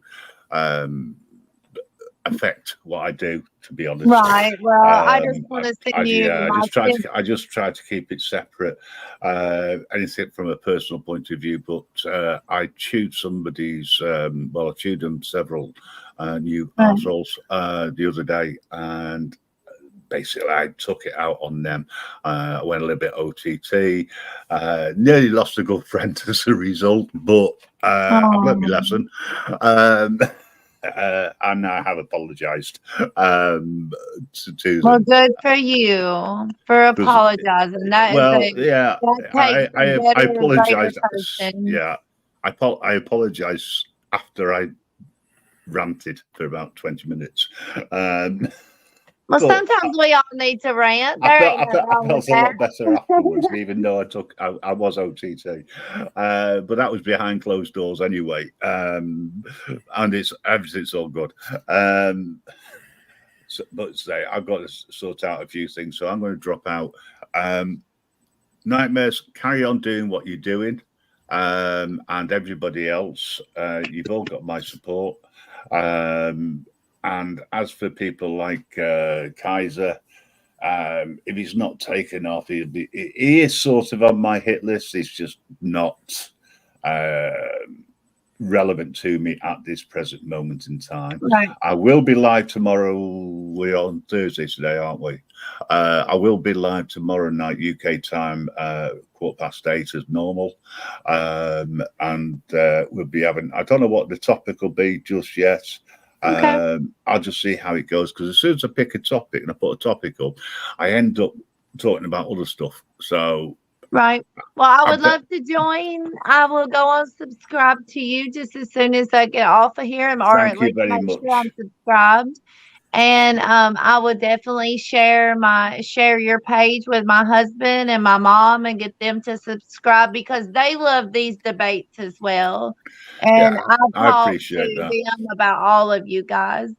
But as I said many a time, and I will keep saying it, the YouTube side of things I'll never ever monetize.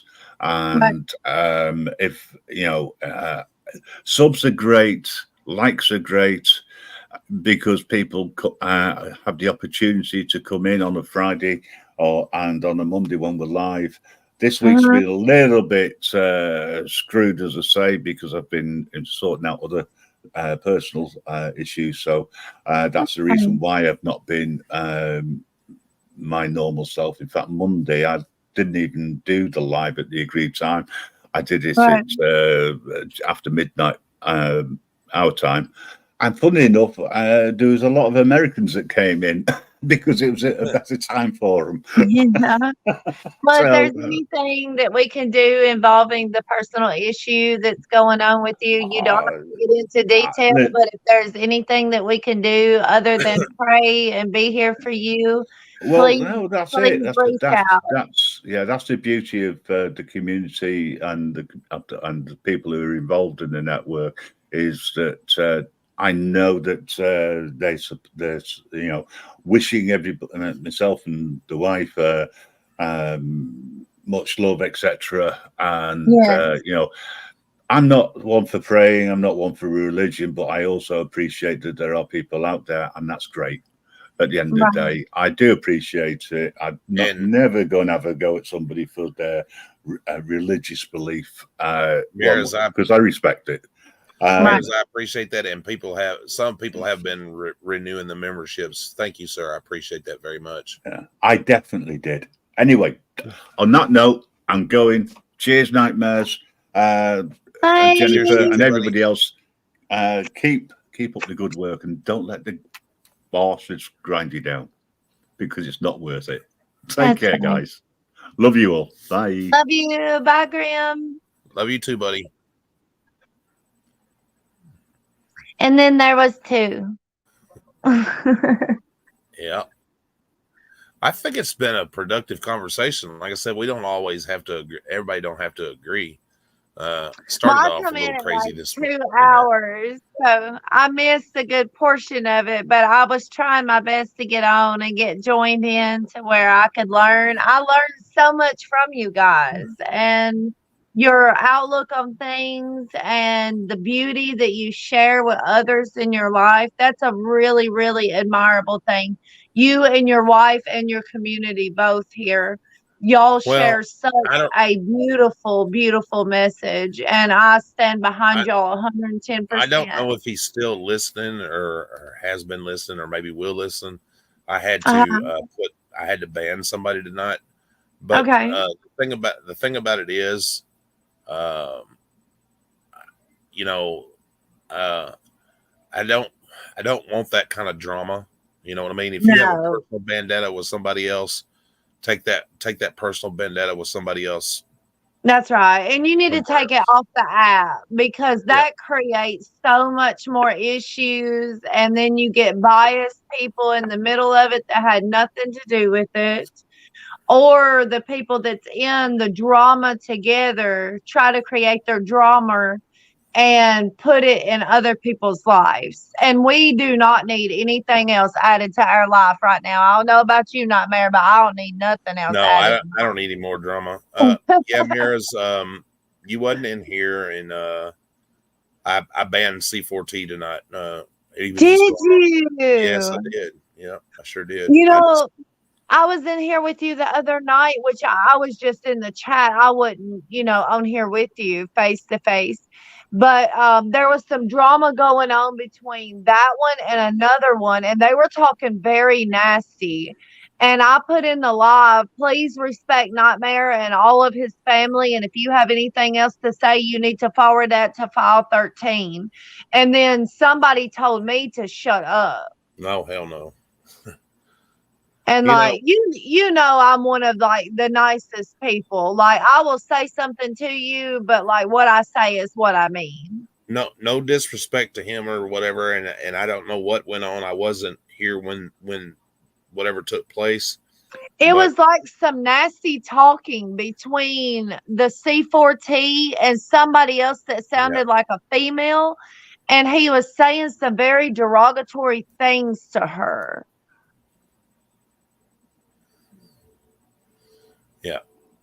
Yeah, and I don't know what his problem is with her or whatever. The person that he had a problem with, we had choice words. We just we ended it, and that's it. But there's no reason to. You know what I'm saying? I don't want that kind of drama. No, the world. It's different to come on and so say your piece and it. be done with it, but just to continue on and on and on and on and on. After you asked them to stop, because you asked them to stop numerous times and no drama in the chat, and then they kept it up anyway. And then that's whenever I told them, please respect the community, respect our family, and you can file 13 that somewhere else. Exactly. And somebody told me that I need to shut the HELL up. Oh, hell. And there is nobody going to be cussing me. I do not cuss others. You know I don't cuss. And I do not cuss others. Well, I'm not, you know what? I believe in free speech, and I try to give everybody a free speech, but at the end of the day, this is my platform. Yes. Enough is enough. This is yours, and you and your wife has built this. Y'all have worked y'all's rear end off at this at almost 16,000 subscribers now. And you've got merch, you've got everything. You've worked so hard on this page. And that's not including your labor of going out and hitting these audits. Yep. That's not including your gas, your wear and tear on your vehicles. Nothing like that. People need to take that into account, that this is coming out of the goodness of your heart and your lovely wife's heart to put the information out there into the world and into our community and in our thoughts, so that we change our way of thinking or give it an opportunity. And people that want to disrespect that's a personal slap in the face. And I don't like that. And you are my brother, whether you like it or not. But you're my brother, and I'm always going to protect you. Always. Appreciate that. You are very, very welcome. And I like the way that candle. You got a candle burning. I like the way it's the lights off of your face. That's cool. Oh, thank you. I love candles. I notice details like that. See, and that's why I love photography, because I pay attention to that fine detail. Well, thank you so much. Yeah, my snake was going to sleep, so I didn't want to bother him. So I turned off my little lamp beside my bed, because he'll still think I'm awake if I'm in here and I've got my bedside lamp on. And that's why it's been this editing thing that I've been doing and stuff. It's hard for me to, like, I haven't really produced but one thing, and I've been working on some other stuff for somebody, but I'm working on that video, and I want it to be. I'm so freaking detailed oriented. You're a perfectionist. Be honest. You're a perfectionist. I've deleted it 6 times already. See, you're a perfectionist. Oh, what sign are you? Nightmare? I'm a Leo. Are you born close to the Virgo era? the 13th is so I don't. So Maybe. you're just a week away. You're like a Yeah. week and a few days from a Virgo. So you have Leo and Virgo traits, and I'm a Virgo. And we have type A personalities, which means we are perfectionists. We got to get that A plus See, that's on probably why everything. you and Mary get along so well, because she's a Virgo also. Ah, that's why she's my wifey too. Yeah, But and yes. see, people don't realize that. They may not even believe in astrological signs or whatever, but Leos are very aggressive. We are very dominant, but very loyal. You are Yeah. very, very loyal people. And whenever you find your group of people and you find your family, you will be loyal to those people Well, for and that's all why day. That's why Tat said this morning when I was talking to him, he said it took me forever to convince Nightmares about Kaiser, that guy that I was talking about. Yes. And because you want to believe the good in people. Right. Absolutely. That's another trait of a Leo. Yeah. I absolutely just wanted to believe that they were just picking on him, and shit. Yeah. Yep. Well, I'm truly sorry that that person hurt you like that. I truly am sorry, because that's a hard thing to have your mind set and believe in someone that is a complete stranger or that is an associate. I'll say that. I'm not for sure how close you two were. Here's the thing. In 2007, I completely give up all drugs and alcohol, and completely changed my life. Right. And I have been sober, and I'm a firm believer in congratulations and helping people. And he was addicted. Was addicted to drugs. Yes. And being a veteran also, Mm-hmm. I believed his story, and that's how, I've seen a lot of veterans with addiction. I've helped. Yes, and it normally leads to the 22 a day. It leads to a suicide. Yep. Because the VA will not help those people. They medicate them so fully that they don't even know their butt from a hole in the ground, just speaking facts. And then they go off on a mental edge or a little bit of a minor inconvenience. Well, the first thing their mind goes to is either use drugs, which is laced everywhere with fentanyl right now, which is super dangerous. A lot of people are not carrying Narcan like they should. I even carry it at work because I'm afraid of some of the dope heads that live in our community to come in there and fall out on the floor, but it is such a hard thing like that to try and help an addict, and that's also a pathological liar, because they live in deceit and denial mentally and physically constantly. And that's another reason, like with Jeremiah, I tried to help him, and I knew he was addicted, and that's why, I've got a lady right over here. You probably know where I'm talking about, over here at Lavender Farms.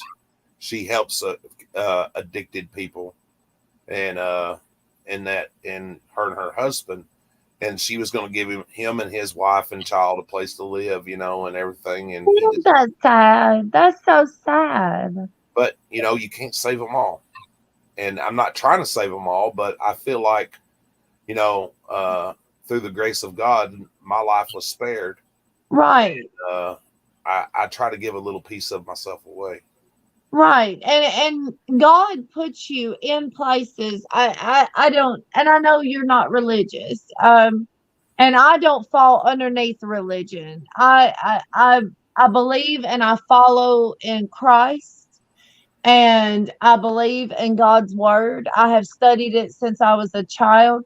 But, that is such a hard thing for you to put your mind and your body and your spirit that you have filled with the Lord's love and try to put that love out into the world only to be met with crap in return.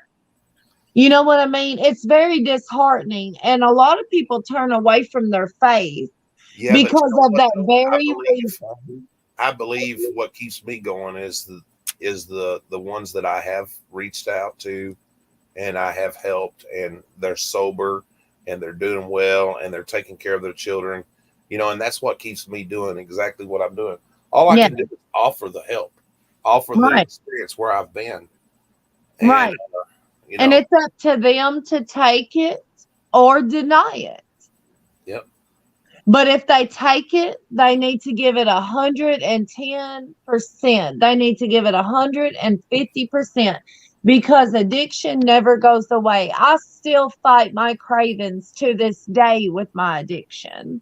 And one of my biggest success stories, and I'm not even going to call it a story. It's just more like it's just something that makes me feel good. I had a lady when I lived down in Florida, was really addicted to pills and things like that. And when me and my wife at the time had met her, she had a 14-year-old daughter, and she asked us if we would take the child, and I did. We adopted the child. Right. That's very admirable of y'all to do that. That's a very hard thing to do, is to adopt somebody else's child. The mother's been clean now, almost 6 years now. The little girl has gone on since then. She graduated high school on the honor roll merit. Aww. And she is currently in her last year of college. Oh, see what kind of difference she's a big child, and she calls me daddy, and I will be her daddy until she decides she don't want me to be her daddy. Well, I can tell you this from a daddy's girl, and my daddy has been passed on many years, and I was a military brat too. That love for that daddy that stepped in whenever he did not have to, that love will never go away. She will always, always love you and call you daddy. Yeah. And that right there, Richard, you're right. It is tough. Richard done the same thing. And my hat's off to you, buddy, because it's tough with children that have been in addictive situations. And, it was tough teaching her, that she didn't have to be in fear where her next place to live was. And the boogeyman wasn't going to get her, and bad people wasn't going to touch her. And, it was hard, but in the same respect, Well, like I told you not marry, you and your lovely family about Caden, how he came to be my oldest boy.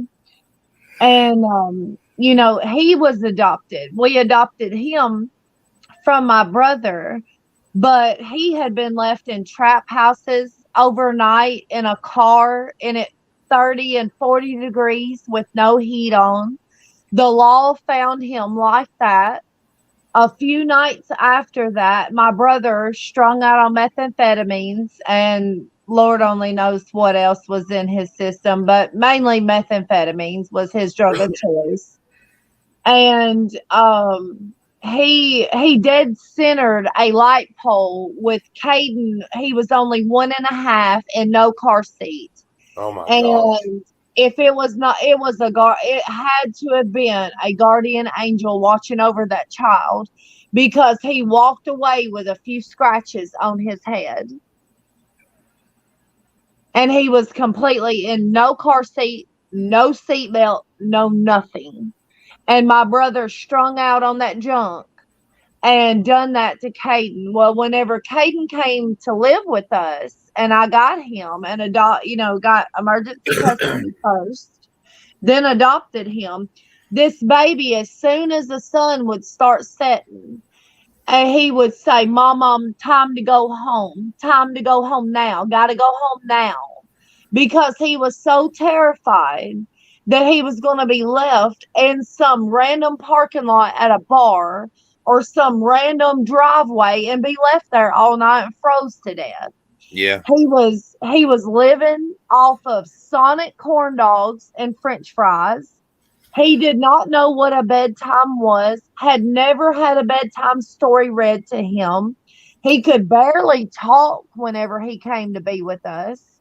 I mean, it was absolutely horrible. He had never had any of his shots, his physicals. He had never been to a doctor from the day he was born.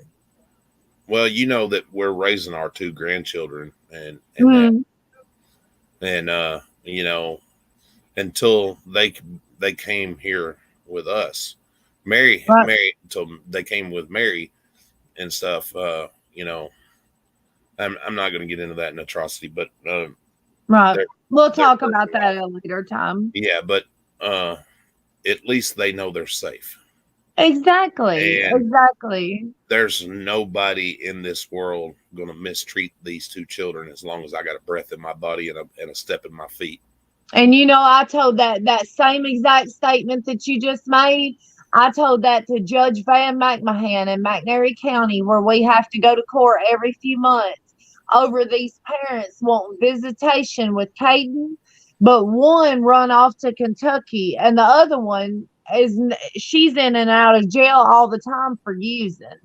So I can't allow her to be on the phone and high with Caden because it sets off a complex with him every single time. He'll stop eating. He'll stop eating his healthy snacks. He wants junk food. He reverts back to when that happened. And that's the way they are too. When you know, they have any contact, even when she comes to visit. Of course, you know, the law says we have to. Right. But on the rare occasions just that she does come and visit and everything, and that, you know, yeah, it's weeks of trying to get them back in order and back, you know. Oh, yes. And it could be months sometimes. It depends on how far it throws them back in to that self-regression to where they think they might be at fear again.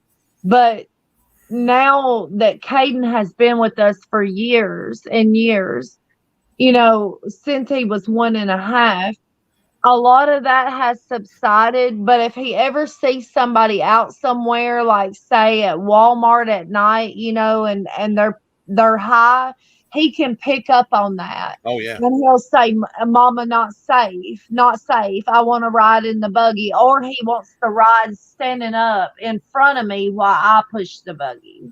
Well, you know, I finally, a lot of people, you know, going to take this the wrong way or whatever, but you know, through my addiction, you know, and everything, after I got sober, and that my children, my daughter, my twin daughters were about 7 years old. And you know, the mother, she didn't want me to have anything to do with them after being sober, and she didn't allow me around them. And after they've turned 18, I've tried to convey to them, you know, sometimes we have to make hard choices. Yeah. And I've made some very hard choices when they were younger, but in the same respect, I didn't go around my children when they were younger because of my addiction, and that makes me a bad person. But I didn't want my children to see me drunk and strung out on shit. Right. And subject them to that person, because that's not who I am now. Exactly.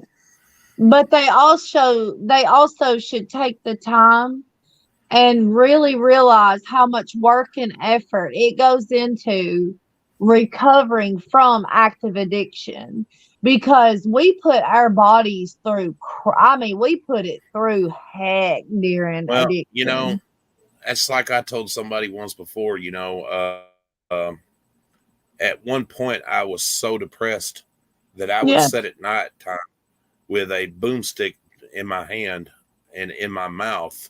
And, you know, people don't realize, you know, the addiction and even after the addiction, after you're sober, the depression and stuff that The you go through. pain. Yeah. The pain is horrible. The pain is so horrible coming down. And the detoxing part of it, it makes every joint in your body ache. It even to blink, your eyelashes hurt. The first 3 weeks of being sober, I thought I was going to die. Exactly. Yes. Yes. I believe in cannabis. I don't care what anybody says. I don't really see that as a drug. And I know that sounds funny coming from somebody who's just sitting up here preaching, you know, what I've been talking about, but I don't see that as a drug. I don't see that as a drug either. It can be misused like anything else. Use that. It can be misused like anything else, but I believe the benefits far outweigh the negatives. Absolutely. Absolutely. Because like with me, like edibles, they help me with my anxiety. I was from years and years ago, and the prison I'm sure didn't make it any better. I was diagnosed with complex post-traumatic stress disorder. So those bouts of anxiety that is connected to that, they like sporadically come. Like I could be vacuuming and a loud sound outside, like a neighbor shooting a gun, and it will instantly set me off. And I have been completely off all my mental health meds and everything by going the holistic route of using kratom for pain, and then using the store, you know, like your vape shop edibles, or the dab pens is what they call it, like a vape that has THC in it. And that has absolutely turned my whole recovery around.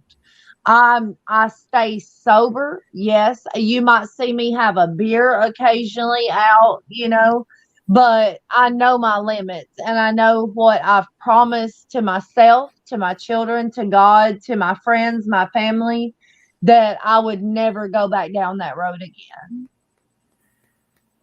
But it takes a very, very strong person to say that this is killing me and I've got to stop. And then in the next 3 weeks, you think you are dying, but you're breathing. Yeah. It's very, very hard. Richard, you're right. Sugar is a big killer. And yes. That's funny that you say that, because at one point in my life, after my surgery and bout of depression, in 2011, 2012, I was almost 400 pounds. And wow. Oh yeah. You don't even look like you could be anywhere near close to 400 pounds. I don't even know what you would look like. It was horrible. And so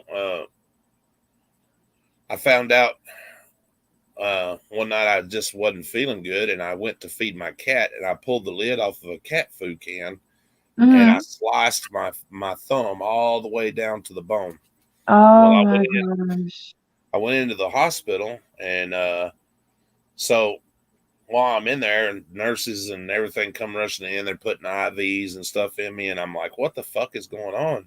Right. All this, I was like, well, I must have cut a tendon or something.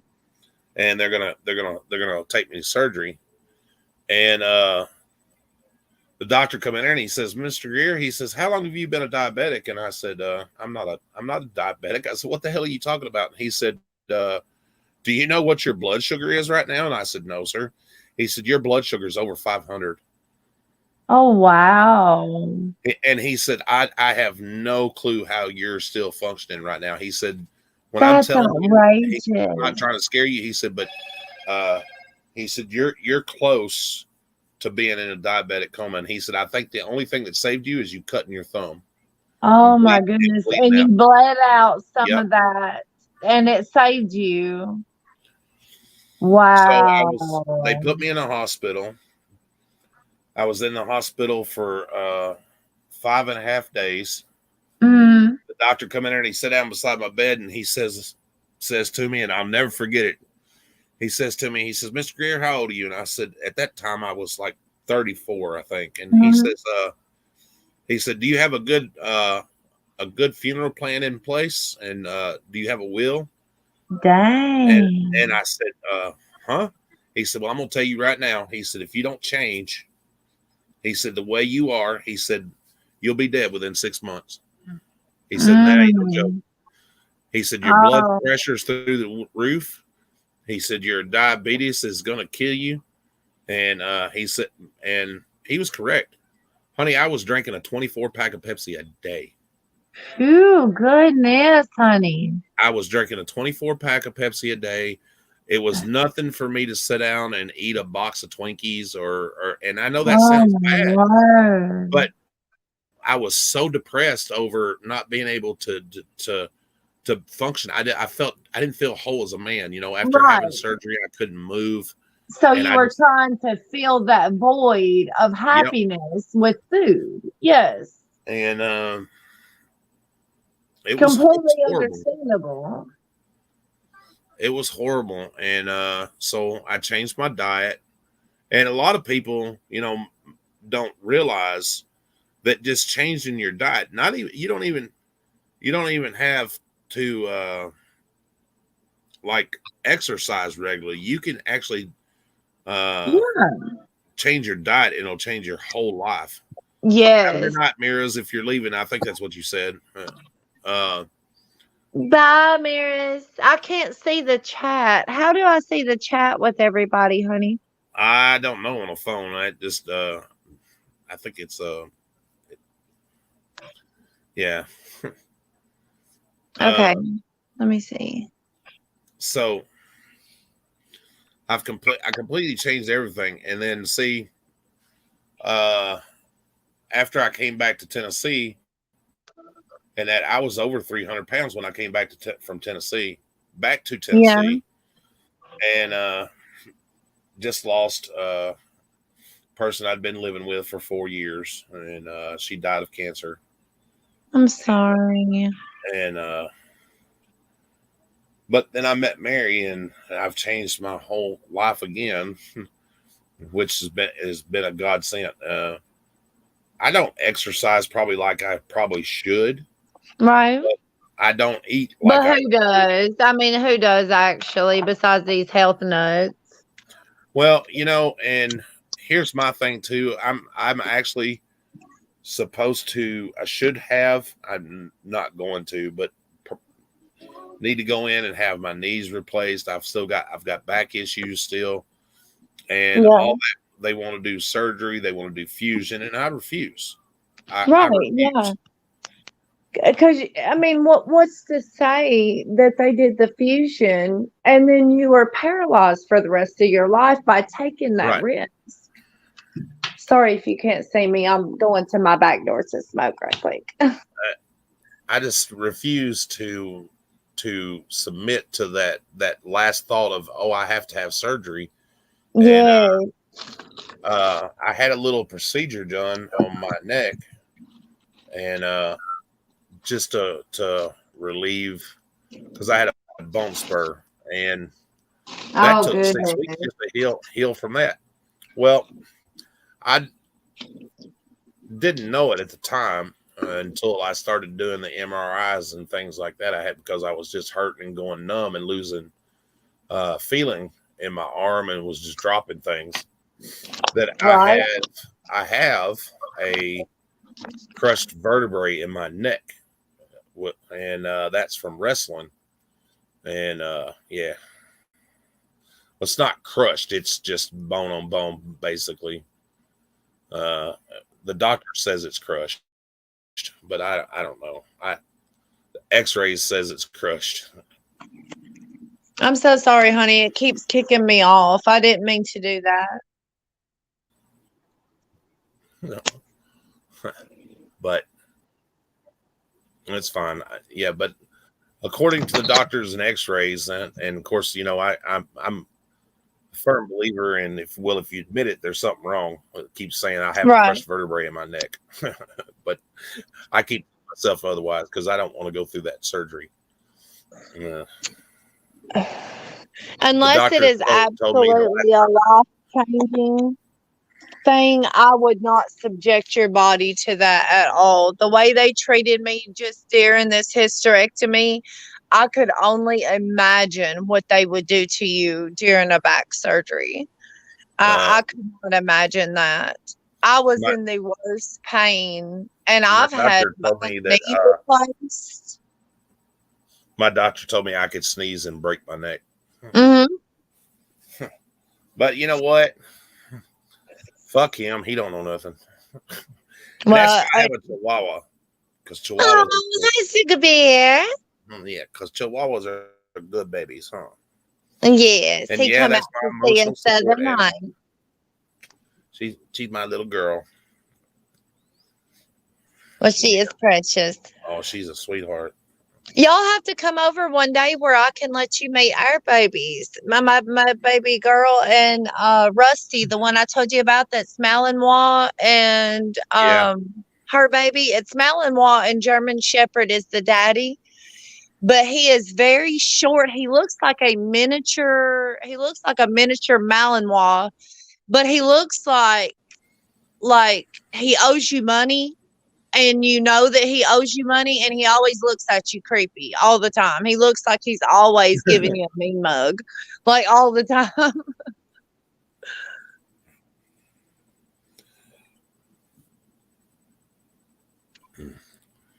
And I know I'm probably spouting off shit and people are screen recording it and going to use it against me, but hey, whatever. That's what trolls do. Yeah. That's true. They screen record me on my lives on TikTok sometimes, and especially about my political views on things, like whenever they come out with the whole line for children at Target with the pride things for children. Honey, listen, you can't be no worse than that guy that we talked to today. Oh my God.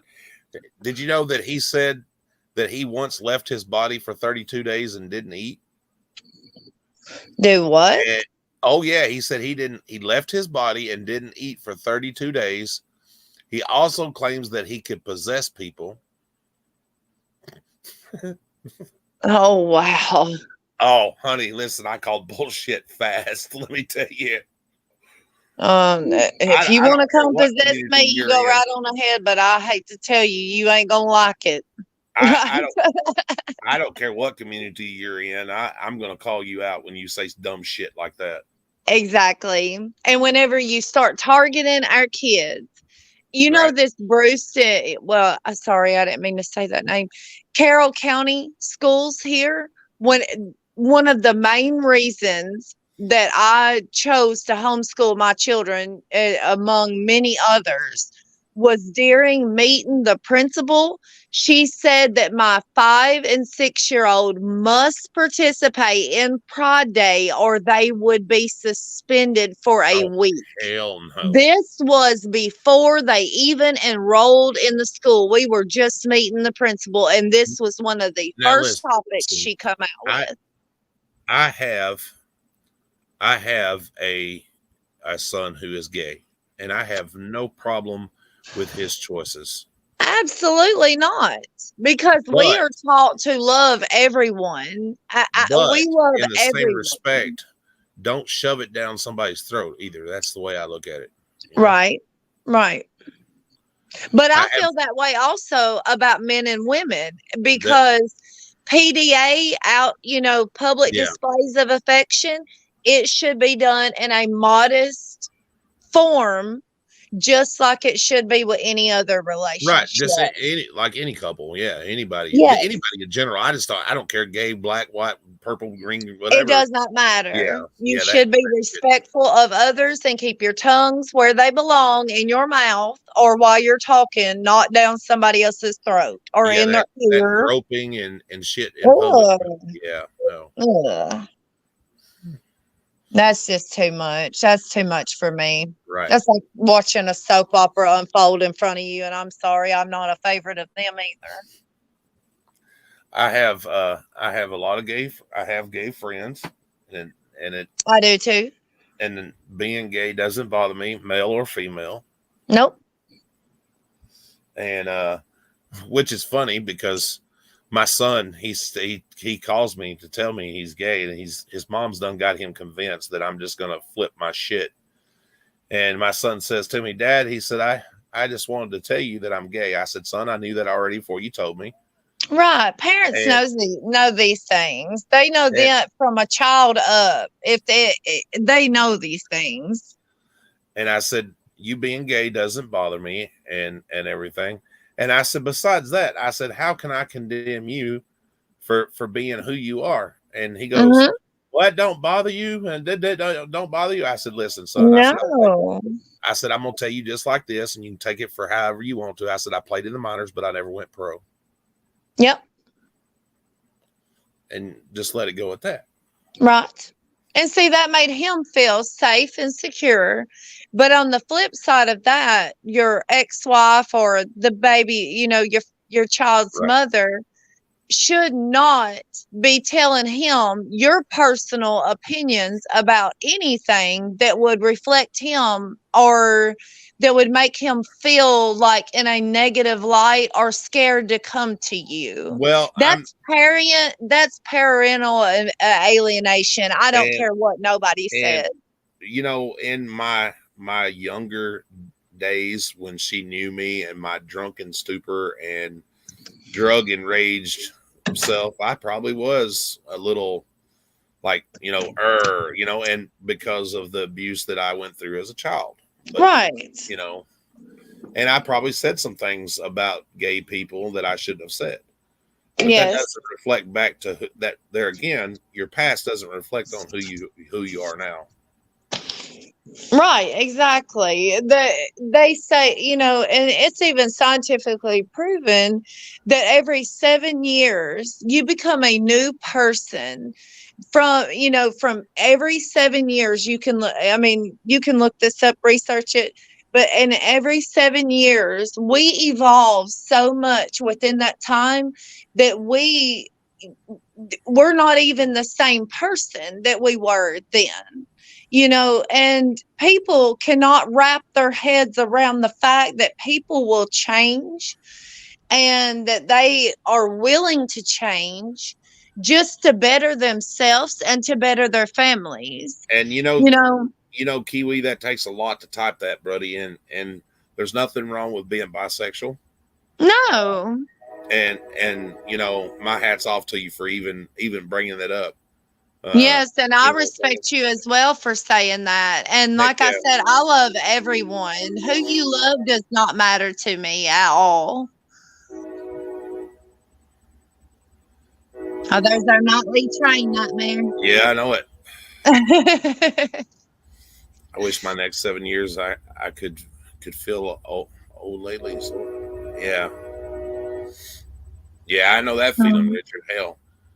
Imagine, get this, Richard. Hell, I'm damn near 50 years old and everything, but I've put myself through a bunch of shit, and I can't blame nobody else but myself. You know,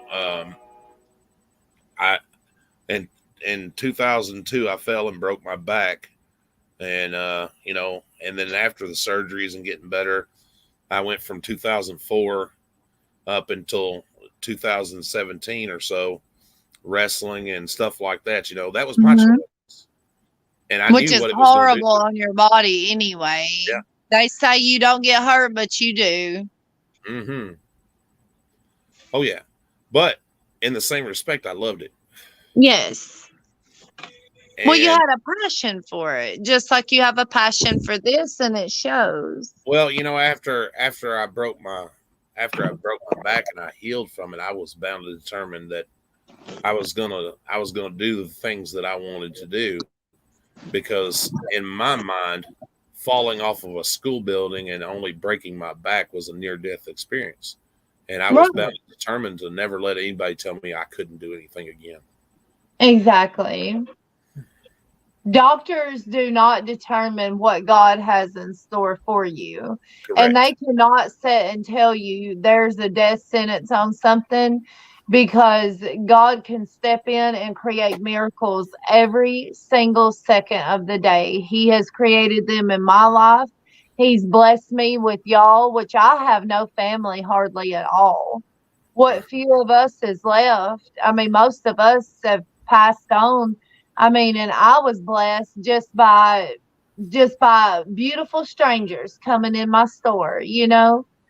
And to me, that's God intervening, saying, here are wonderful people that are like you. And I would like you to get to know them and give them a chance and create, you know, be kind to them like you are and just treat them with respect. And look at the family that I've become a part of whenever I felt so alone in this world.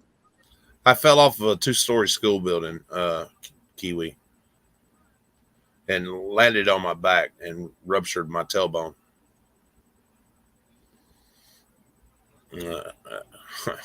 To me, I was blessed to only have done that.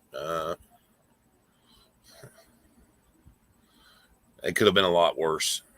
A lot worse. Yes. And all praise to God. All praise to God for taking care of you and seeing you through that. I laugh at these doctors when I went and had the MRIs and everything done, and Mary was sitting in the doctor's office with me, and the doctor come in and he says, looks at me and he looks at Mary and he looks at me again. And he says, Mr. Greer, he says, I got a question for you. He said, how do you do it? Yeah. I said, how do I do what?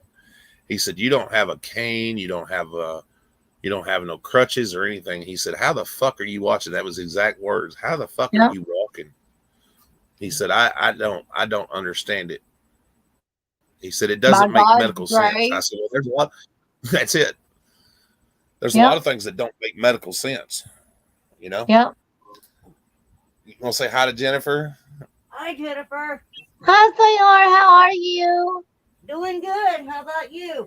I am doing good. I'm doing so much better. I've been up and working out a little bit in my stomach, so it's helping those muscles. I'm doing so much better. Thank you for asking.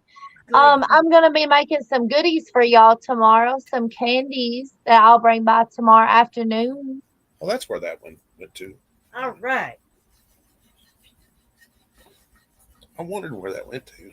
The cat's looking at you like, okay, get laid down so I can come climb on you. Of course. Oh, we've had a good discussion tonight, boy. Oh yeah. Some differences in opinions. It's been so nice.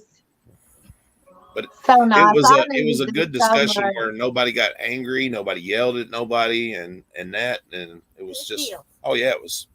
Yes, a very intellectual debate is what that was, and very, very nice.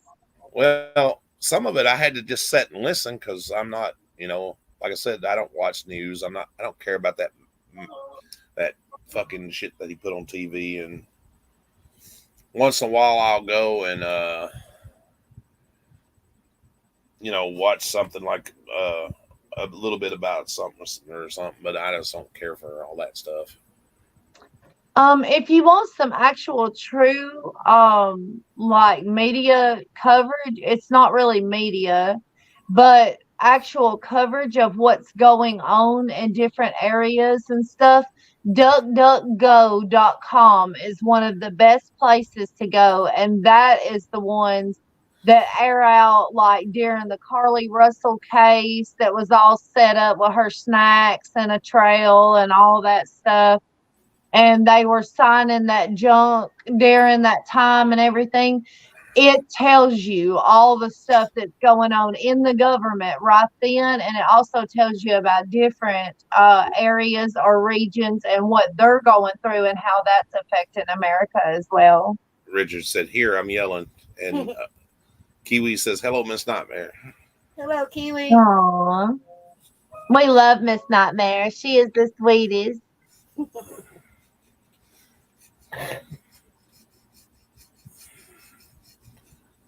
Shoot, I'm glad y'all are here. I'm glad everybody coming in and listening and just, the participation and stuff and all that, I think that's the thing, why people like our channel so much is because we are different.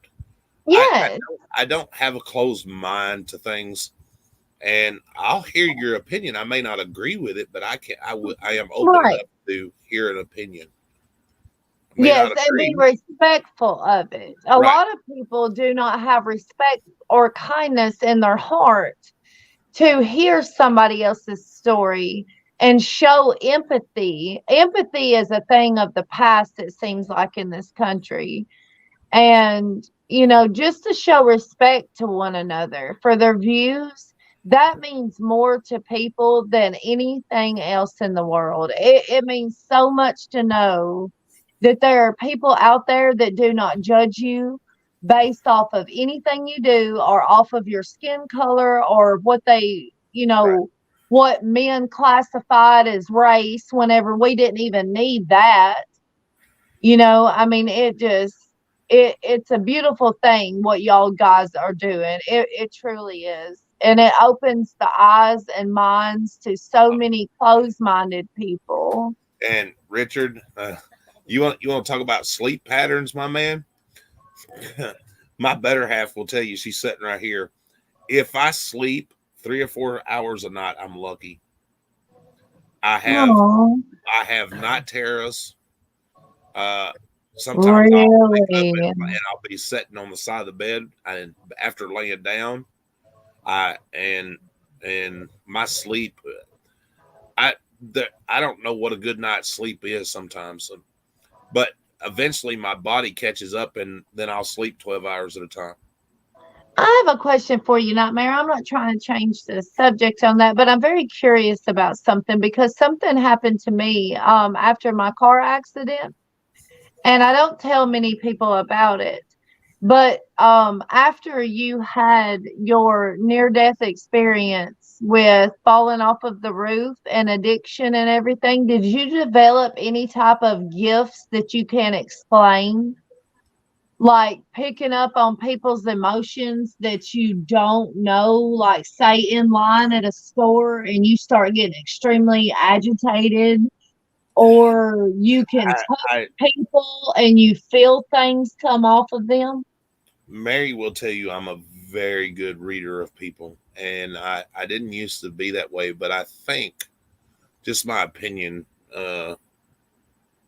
that after that happened, and studying my heritage as far as Native American, yes, and so I'm am not I. going to sit here and say I have visions, Right. but it's pretty close. But like whenever you dream in the night terrors, can you wake yourself up out of the night terror, or does it keep you in a trance state? I wake up. I have a bad habit of sleepwalking. I have not so much since I've been here with Mary, but see, that's also another form of night terrors is getting up and sleepwalking. I've mine is I fight in my sleep, and I think that was because of what happened to me in 2017 when right, plus your childhood trauma as well that can surface in your subconscious mind. Yeah, in 2017 I watched a young man get his head blowed off in front of me. Yeah. I'm sorry to hear that. He was in the wrong, but that doesn't change the traumatic part of it. Right. You know? And I think what gets me more than anything, and I've talked with my doctors about it and everything, I don't have closure.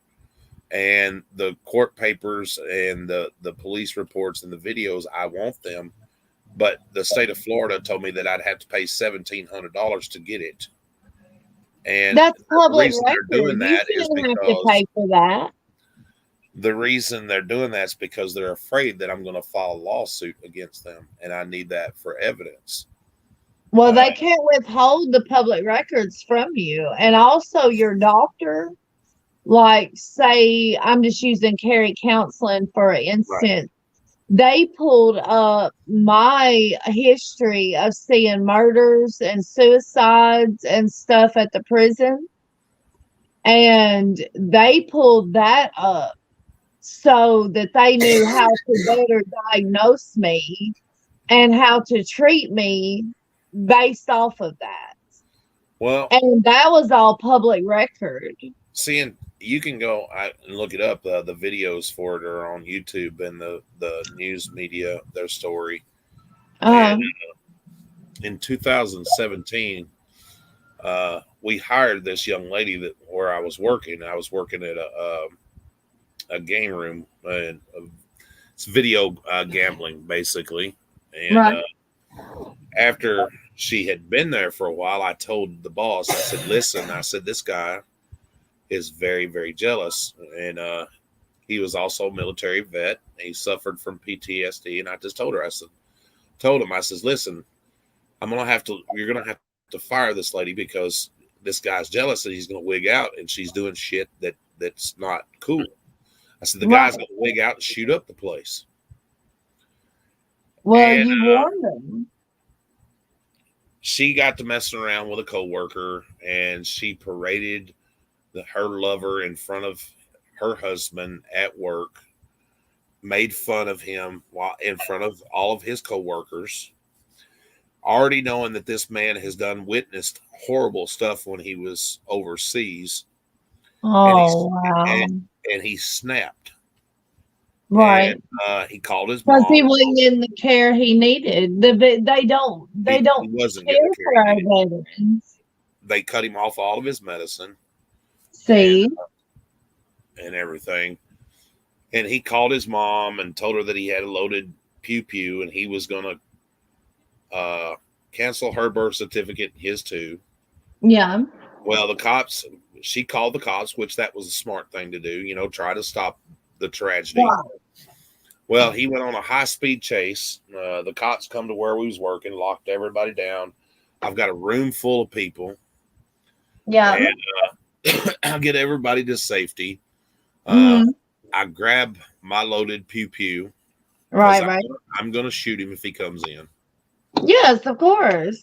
And so I'm sitting in our bulletproof area because we have those in case somebody come in and try to rob us because we had a lot of money there at the time. Right. And I'm watching the camera and his van comes into the parking lot. He rams into a patrol car, shoves it into two other patrol cars.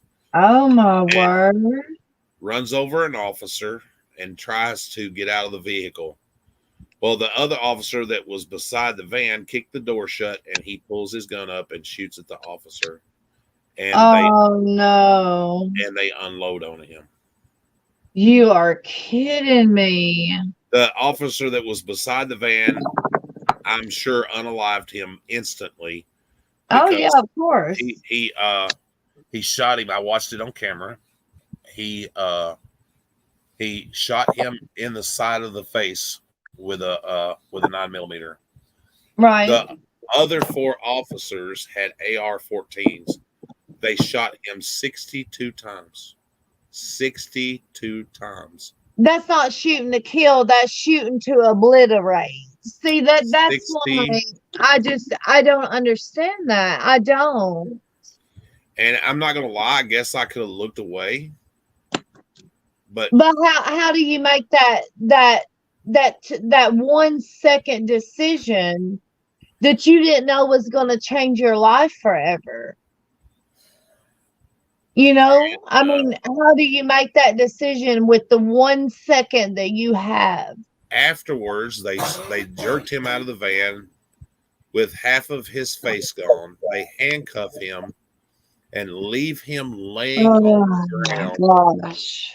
And that in plain view, uncovered and everything. Isn't that not so horrible? Oh my goodness. I had to tell the officers that they needed to cover him up. And instead of covering him up, you know what they done? They put up one of those white unfold out barriers so the people from the road couldn't see his deceased. Yeah, so they just couldn't see. That's all they was concerned about. Not respect of the body, but they were more concerned about the public seeing it. And see, that's so sorry. I'm sorry. That's ridiculous. We was stuck inside the Florida Department of Law Enforcement. There was 21 rounds that went into the building where me and my people were hiding. And if I had been where I was supposed to have been, we wouldn't be having this conversation. I say that's And, God interfering and protecting you. You know that. That and means your after it purpose was, is you know, not during the whole done. thing, I don't know if it was shock or whatever, but during the whole thing, I really didn't have any emotion till after it was over. I mean, Yeah, because you were in adrenaline shock. And but I made probably for sure. traumatic stress disorder shock on top of that. I made for sure everybody else was okay. You know, my boss come up there. Hello, Chuck Bronson. How are you, sir? My Hi, boss Chuck. come up Hi, there, and they Bronson. finally let him in. And he thought that he was going to find us deceased inside, and that wasn't the case. But you Right. know, just the whole. Oh, I ain't even got to the good part yet. I'm So listening. So after I had talked with Florida Department of Law Enforcement to give my Uh-huh. side, because it was a cop shooting, so you know they're involved, which is Right. the TBI for us, you know. Yes. And the officer for the county, the detective, is talking to that man's wife, and they wind up hooking up together and having a baby together. Oh, that's not back, you know what words, ain't it? Oh my goodness. These people are so something else. I mean, they are something else. She pushed him to the point where he committed suicide basically by cop. You know what I'm saying? Yeah. Right. And she should have been charged. Oh yes. She definitely should At have been least for secondary or manslaughter resulting in a murder. Oh yes, she should have been charged fully to the full extent. Yes. And you know, it's just oof. You're echoing. I'm sorry. Hang on one second. It's because I propped you up here. Hang on one second, honey. Sorry, I don't have my earbuds died on me earlier. My babies play with them, and then I have to get lost. But it's just unreal. So I requested, and I still haven't heard anything back from the Florida Department of Law Enforcement after for FOIA request, which is Freedom of Information Act. I've asked for body cam footage.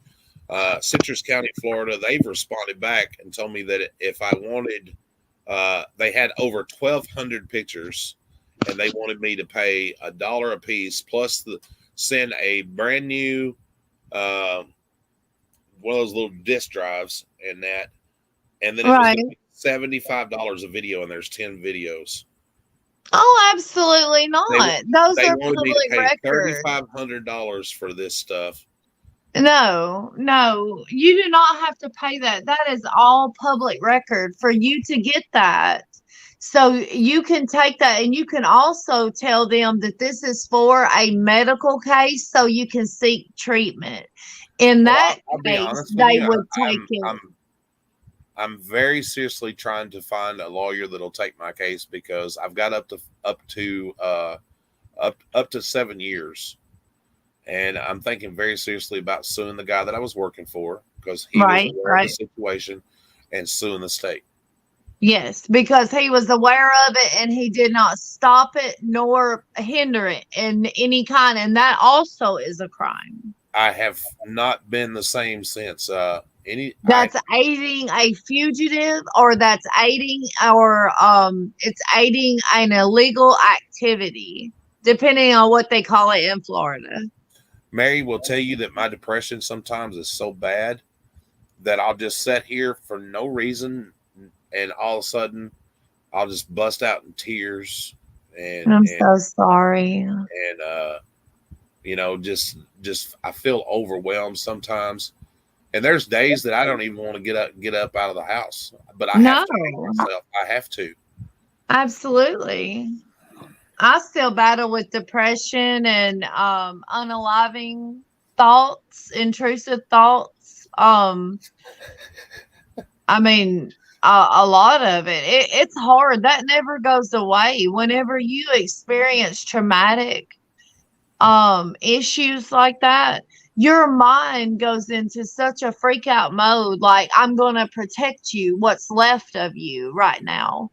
But you disassociate from the entire world to just try and function just for that minute, for that hour, for that few hours, for that day. It is so hard to push yourself through depression and not lose it. I mean, it is. I've had many unaliving attempts, and I actually was what they call 305 one seed, or 305 seed is where they lock you away against your will. And that was after a unaliving attempt after I had that car wreck that killed 2 of my friends. That's wow. But yeah, me and one other girl lived out of it, and we were in the back seat. I was a senior in high school, and it killed my 2 best friends that was in the front. All because she dropped a CD in the passenger floorboard, and she was reaching to get it. And we drove off into a ravine and hit like 7 trees and flipped on the top. But it ended up breaking 3 of my right ribs, my jaw. I don't know if y'all can tell how I talk kind of different at times, or like it sounds like my speech might be slightly slurred, but it's because my whole bottom jaw is wired. And then like all of the scars on my eyebrow, I cover a lot of them with makeup because of insecurities. I'm a woman. But I also had hip replacement surgery and stuff like that. And it was very, very hard. And I didn't get to attend their funerals. So I never had any closure. I was in that coma for 3 weeks. And then I woke up to find out that they had not lived. Let me show you something real quick. Okay. Citrus County Sheriff's deputy at a shopping plaza in the city of Hernando. Now, we just moments ago got some details in about what happened, so let's check in with News Channel 8's Jamel Lene. She has been working on this story for us tonight and joins us now from Citrus County with the information we just learned. Jamel. Oh. Well, good evening to you, Rod. And like you just said, we just got this information from deputies. I am going to step out the way, though, briefly, just to show you how active this scene still is. Now, we have learned that there was a man driving that Kia Sedona over there. Police or deputies say that he made threats to come up here and shoot someone at the gaming store that you see right there. And they did nothing about it. Us around 5 o'clock this evening, they located 28-year-old Brian Batchelder speeding north on State Road 200 towards the shop. It's called Extreme Game Store, and they tried to pull him over. Detectives say that Batchelder did not stop, and because of that high rate of speed, they went on and called off that chase. Moments later, he was spotted again on US 41 speeding through Hernando, passing that game store. Investigators say at that point, he pointed a firearm at them. After tried to pull him over, Batchelder ran a red light, and he traveled at a high rate of speed directly towards those deputies who put themselves between Batchelder and the citizens. Now, we've learned that he slammed his vehicle into a sheriff's vehicle, which in turn pushed the deputy's car into 3 other parked vehicles. And the impact of the crash forced other vehicles to hit a deputy. We were told that that deputy sustained non-life-threatening injuries, and he was taken to a local hospital. Deputies were then forced to fire their weapons at Batchelder. Deputies, again, they tried to get him out of the vehicle, and once they got him out of the vehicle, he died a short time later. So again, still a very active scene. You can see the crime scene tape is still up. It looks as though many people in this plaza are still here. Witnesses being questioned by detectives. They've remained on the scene for at least the last 4 or 5 hours. They tell us, just waiting to talk to detectives as they witness this horror that happened here in Hernando and Citrus County. We have learned that the FDLE will now take over this investigation, and the deputies involved in the shooting, they are on paid administrative leave per the policy. They're going to be paid. All right, and of course, we'll have the very latest on this developing story online at WFLA and on air tomorrow morning. Jamel Lene reporting live for us in Citrus County tonight. Jamel, thank you. Yeah, let's pay them for killing people. Let's do that. But look at how many people failed that. Look at how many people actually failed. The whole community and those innocent lives. They pulled him over, right? Yep. Pulled him over. No reasonable suspicion, like they always do to search your vehicle. None of that. I mean, so many people failed in this situation. This wasn't just one round of cops. This was the whole entire group of people. All law enforcement failed and caused the community, losses of lives and fatalities. And then killed him. Yep. And what did that do? Well, the people that were involved, it left us traumatized. Right, but they were on paid administrative leave. Not to mention they were getting their job back. Not to mention the young man, and I can't say that I blame him totally. He was, right. He was at fault. But can you just imagine? Here's the other horror part to the story. Mm. The young man's father was less than 40 feet away from him.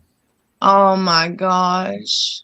He told me when I talked to him that he's seen every round hit his son. Oh my gosh. And that man will relive that moment every second of every day for the rest of his life. That right there is a life sentence of mental turmoil. There is no way other than God that would be able to help that man through that. That's what I've told Mary the same thing. There's times at night I'll lay here and I'll close my eyes and I can't sleep or when I do go to sleep, I have dreams of seeing that young man laying on the parking lot dead. Yes, and I wouldn't say that. Out, why didn't you help me? And I know that's how could I help him? I mean, there's nothing I could do to change the situation. Right. If he had gotten past the cops and made it inside the building, I could have been the one that potentially took his life because I had a loaded pew pew. Yeah. Well, I keep a loaded one on me, even up there at where I work at, which y'all know. I keep a loaded gun on me all the time up there because I just don't trust the world. But, I commend you. I really, really do. And I admire the fact that you have made it through this life after witnessing that and not giving up and not saying it's not worth me to stay here. Because some of the things that I witnessed at that prison, I come home and I know you're not supposed to question God at any point in time, but I would ask them, why him? A lot of the prisoners became like my family because I spent more time with them than I did my own family. And, I would question, just why him? Why would this go on? And picking up teeth where they had been curb stomped. Mm-hmm. Seeing some of my, and I know they're gang members, but some of the best people I've ever met in my life were gang members at that prison. And you couldn't ask for better people, to be honest with you. I don't know if they had found the Lord while in prison or they seen how much destruction they caused in life. But to see them being stabbed and I cannot get to them and save them. I live with a lot of survivor's guilt from that. But picking up teeth where they had been curb stomped or hemostats closing an artery, your trifacial artery where it had been sliced open. And I'm talking about a shank going from the inside right here of your temple all the way down through your mouth and out the other side, and having to take out a portion and hemostat close an artery so they don't bleed out on you. Then seeing some of my officers, a pregnant sergeant was stabbed, and she was stabbed over 17 times, killing her baby, made her infertile, everything. I mean, we had officers that were, you know, and I know police officers and inside prison officers are two different things, and I don't agree with the officers on the streets. Let me be clear. But corrections officers and sergeants, they are armed with a radio and a set of keys. That is it. Inmates were in there making, I'm talking about wind chime shanks that were made out of bunk metal that was every bit as long of my forearm. I mean, and this stuff was being found in my gang units. I mean, it was just horrible. And then getting calls in the middle of the night from SEG where people had hung themselves from the light fixture, and by using plastic bags and braiding them to make a rope. Now, all of that time of going through that, and somebody couldn't stop and say a kind word or check on them or ask them if they needed mental health to come in and evaluate them. And then us having to use the cut down tool to get down a limp body of an inmate that I had known for almost a decade. All because his daughter died and they would not let him go to the funeral.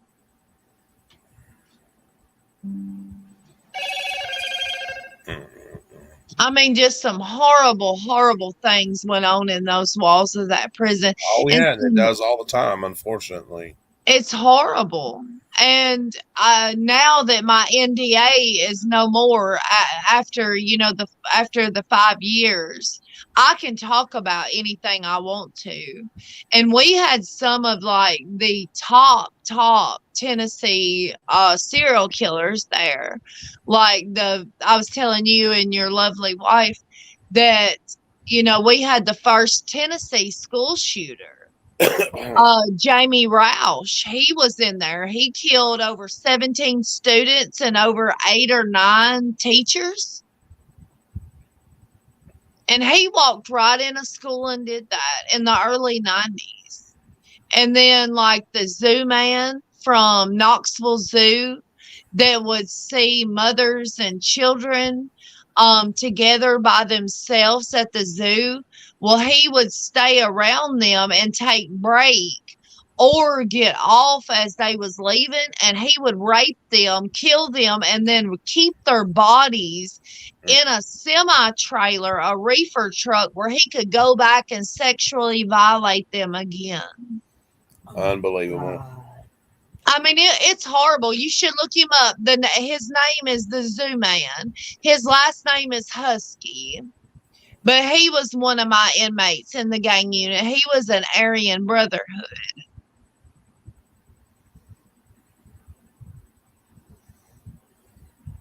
But it was just horrible, some of the things that you heard that people done. Veterans that were in there for child molestation. One was in there that was a top-ranking Marine. Brian DeMeza is his name. You can look him up as well. He shook. His baby would not stop crying. And he said it was due to PTSD. And nobody really knows because all his mental evaluations checked out right.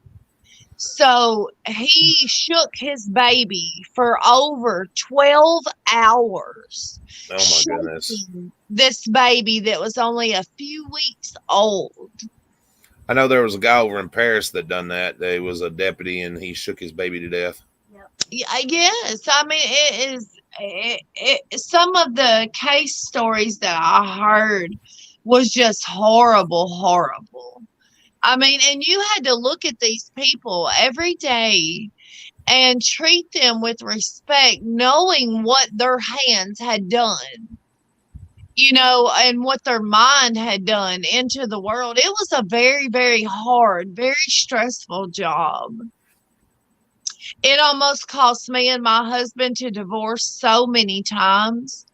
I mean, we filed for divorce probably 6 or 7 times in the span of 5 years that we was working at that prison, because it was so much stuff that went on that I could mentally not take, and he couldn't understand it because he can shut his emotions off and shut them back on. But he didn't understand the pain that I was going through, or took the time to understand it. Yeah, sometimes, you just don't know how you're going to react to things. Yeah, and I had stopped eating. I had stopped. I no longer felt hunger pains after that. And those were my first few signs of the PTSD surfacing after the car wreck my senior year, where I lost my friends. That I would catch it at times, shaking or getting nauseous over somebody like slamming on the brakes while I was riding in the passenger seat or in the back seat. Then I would start having trouble breathing. But then after the prison, I started having seizures.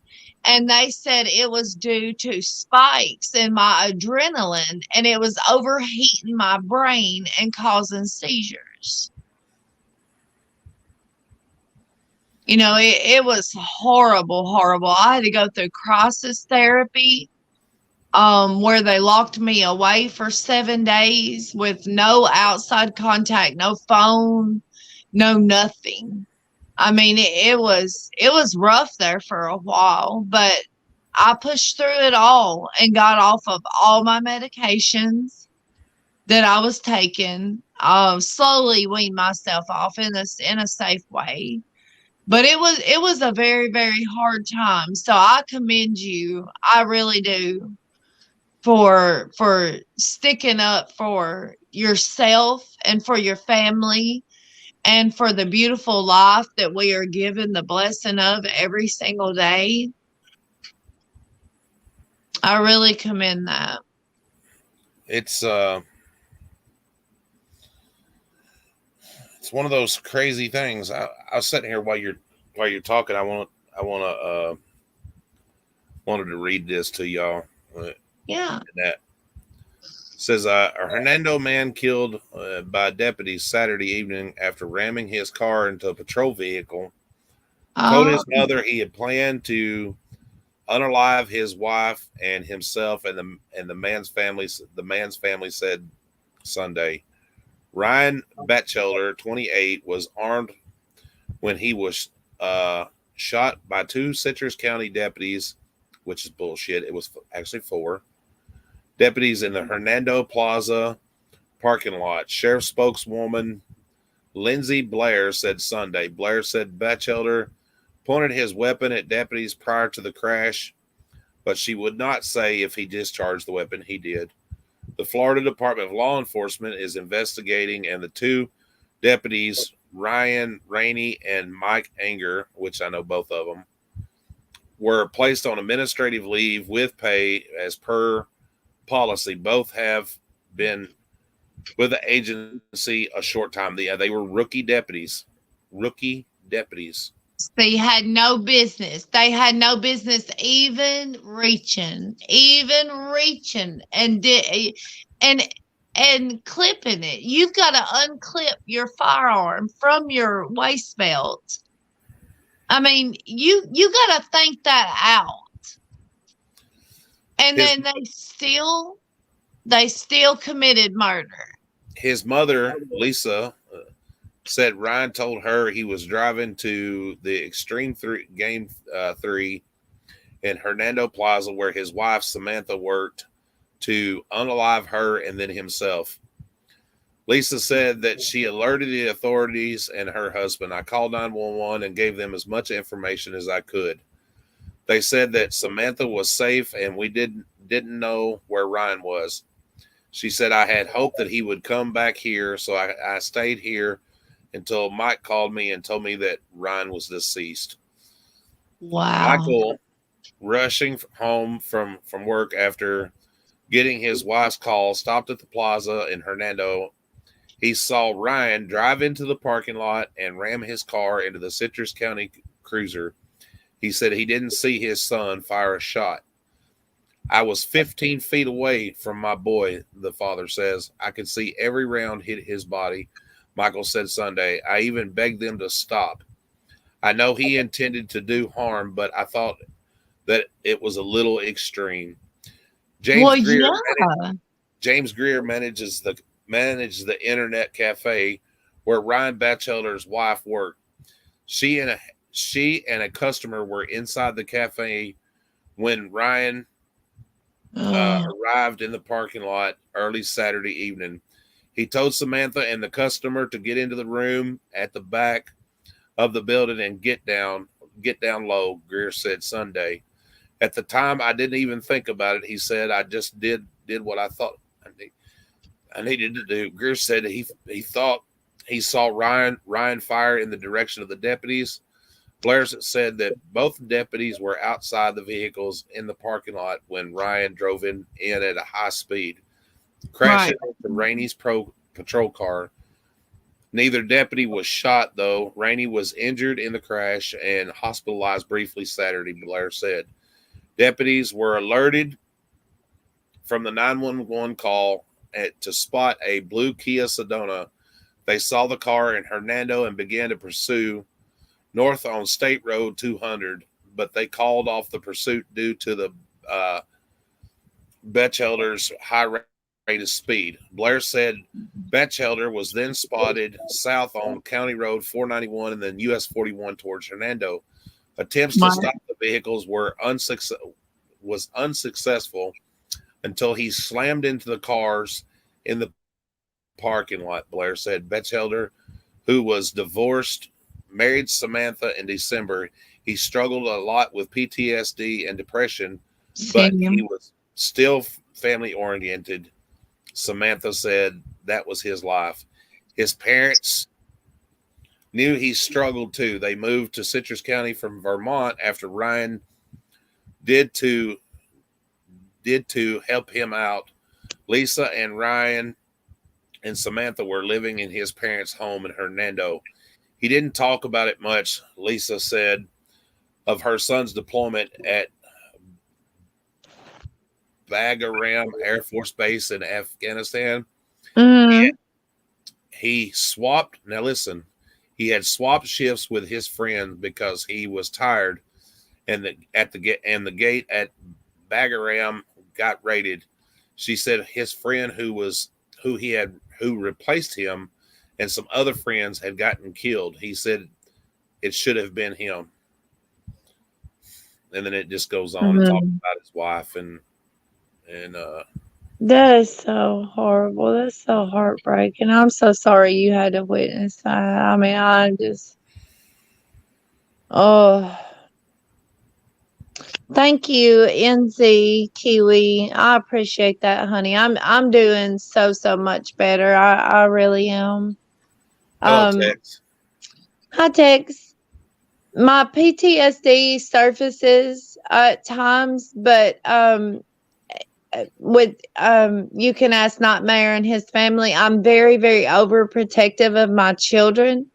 So I'm not a type sheltered mother, really, but I try my best to keep them in the most innocence of the world. I raise them in a Christian household. I also, teach them modesty. Even if they are a male, they are to keep a shirt on, that type of thing. But PTSD surfaces in me whenever my children get hurt or I see blood. But that's the biggest thing. PTSD and complex post-traumatic stress disorder, what I'm diagnosed with, along with a panic disorder, it took me a very long time to wean myself off of all the medications they had me on.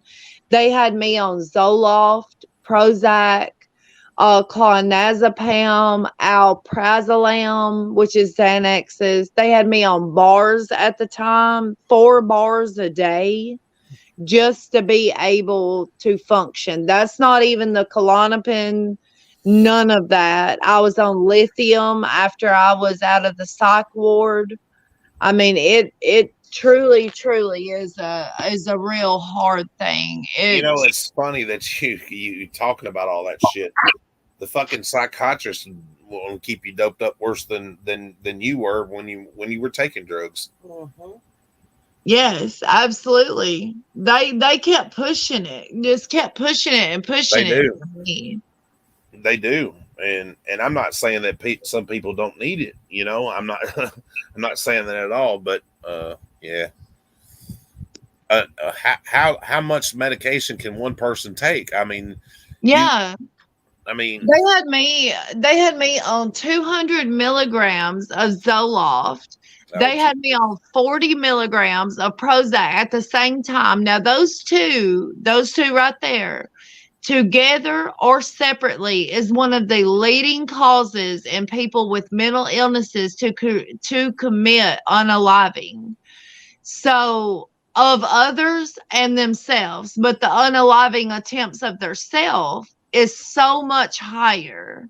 And see, that's the thing these doctors don't think about either, is that these medications cancel out each other, and they're really not doing any good when they just dope you up with all this stuff. It really doesn't change the facts, does it, Mary? It just no, it just it puts a crutch on it for the time being, or a Band-Aid on it. But at some point, you've got to do the work to rip that Band-Aid off, or to come off those crutches.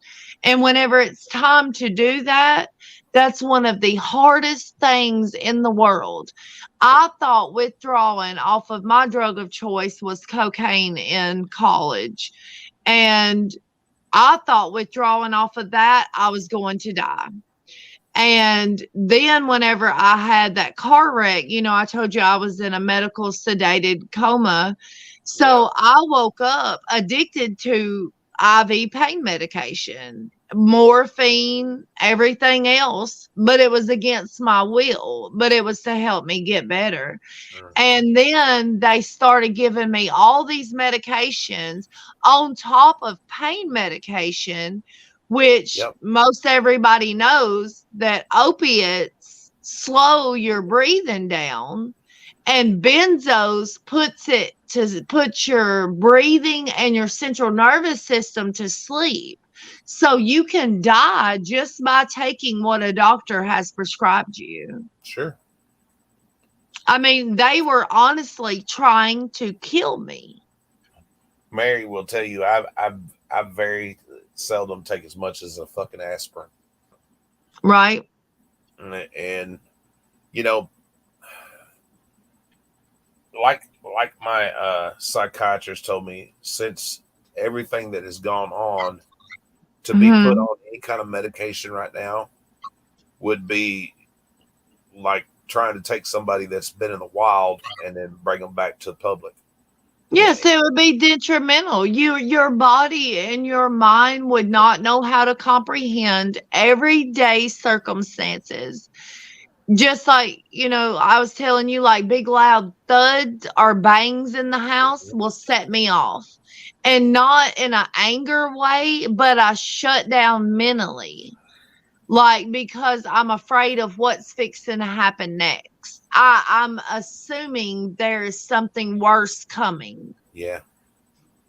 It's so hard. And if there was a bigger community that really tried to reach out to those people and give them a better option than medication, like, I've told y'all, any point in time that you need me, day or night, my phone is on ring.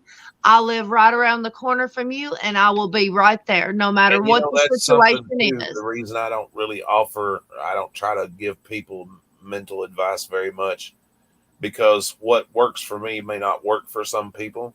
Right. And I can sit here and say, oh well, I do it every day with no medicine and stuff. Now I'm not saying that's right for everybody. Some people need that stuff. Yes. Yes. But I've just I've learned to take the goods with the bad, and right. One day I may have to submit, I guess, and get fucking medication to deal with it. I don't know, but until right now, it's not even an option for me. I don't want it. I wouldn't take it even if they give it to me. Yeah, exactly. My seizures that I had coming off of Prozac and Zoloft together was so painful that I would rather have been hit by a Mack truck reversed and then hit again. It was the worst pain those seizures were. And then they were embarrassing. They would hit out of nowhere. And I don't know if you have anybody that's epileptic in your family, but whenever you have the grand mal seizures, those cause you to lose your incontinence. So say you were out at Walmart or you're in your vehicle or in a public place and a seizure hits. That's not only embarrassing, but here you are having a very terrible time and the whole group is there now and watching you. Yeah. And people make fun of you too because they don't understand. Yes. I had people videotape me here at the Walmart and posted it at Huntington Walmart and posted it on TikTok of me having a seizure. My God. Yes, they did. And I agree, Marcy. There needs to be less of a stigma to attach to things. I agree with that. Absolutely. But I love helping people. If there's anything in the chat that y'all can learn about me or that you enjoy about me, I absolutely love helping people. I went through some really, really bad, terrible situations in my life, but I turned those into positives. And if anybody is ever in need or you ever need to talk to somebody or things get bad, reach out to Nightmare and get my phone number or reach me on TikTok, on Instagram. I will give you my phone number and I will set up with you all night. If I can get to you, I will drive to you and help you get through any situation there is. As long as I can help, that blesses me and my mind and my heart more than I can ever explain to you. I thought about that, Richard, writing a book and stuff, but things that have happened to me, most people wouldn't even believe it. They'll be just like, oh, you're fucking lying. There's no way. Right. People go through so much and people never even bat an eye at it. And that's truly sad because there are so many good people out there, and just like meeting you guys, I talk about y'all all the time to my mom and to my husband and my kids. And I'm like, there are angels that walk among this earth. Now, if you come in contact with them, you will know it because that energy, that vibe, that connection, you will feel it instantaneously around somebody that is an angel here on this earth, and God is not done with them yet. And I've talked about y'all so many times about how wonderful y'all are and how beautiful y'all are. I'd have to say that me and Mary pretty good people, ain't we, honey? I absolutely, you wouldn't even have to tell me that, and I know that y'all are absolutely beautiful people. And if there were more people in the world that was half as good as you guys are, this world would be such a better place. And I am honored to call y'all my friends and my family. Well, I appreciate that. That means a lot to us. Yes. But I'm just going to be honest with everybody. I tell everybody the same thing. If you looking for answers and that, don't come to us asking for answers if you don't want to hear the truth, because I'm not sugarcoating anything, and Mary won't either. See, I'm not Willy Wonka. Yeah, see it. I don't sugarcoat shit. We ain't made no chocolate factory, and we sure ain't. We don't look good in orange, do we? We ain't Oompa Loompas, ain't we, lovely? Hell no. Right. I tell it like it is, and I may hurt your feelings, but at the end of the day, I'm still going to be your friend. But I'll just tell it like it is. I'm one of those people, like, if you ask me a question and, like, well, does this look good? Or what do you think I need to do about this relationship? I'll stop and look at them real serious and do the eyebrow raise. And I'm like, do you want me to answer this honestly, or do you need to ask somebody else? Because I might hurt your feelings, but I'm not meaning to. But I'm going to be brutally honest with you. I'm bad about that. That's why my granddaughter don't ask me what I think about her clothes anymore, because she came in here one day ago. She asked me, she said, what do you think about this? I said, well, you want me to lie to you? You want me to tell you the truth? Right?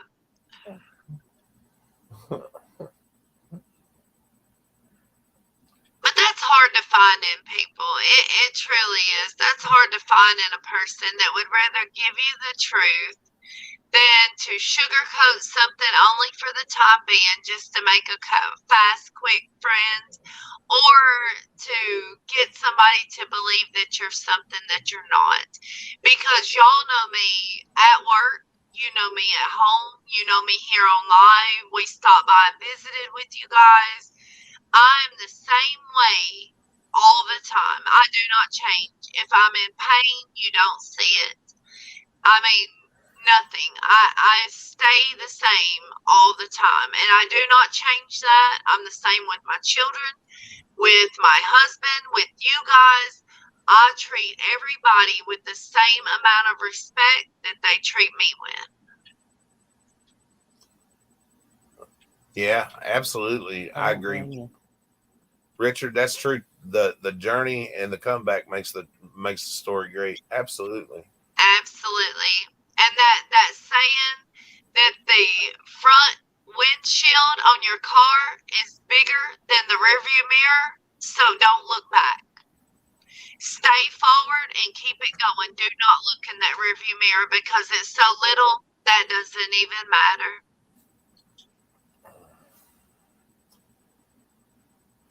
You know, I think sometimes we all have our own crosses we must bear.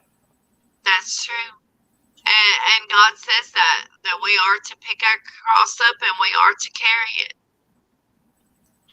You know, I just know that I can't go back to a place where I was in 2016 and be, you know, to a point where I'm just so cold-hearted that I don't care. You know what I mean? That things don't bother me like they should. And I think that's what has wrong with a lot of the world today, is people have turned a blind eye and become cold-hearted and just don't care. Yes, exactly. I fully agree with that. And you know, saying that, like I say, you know, you're a big teddy bear. Like you're in.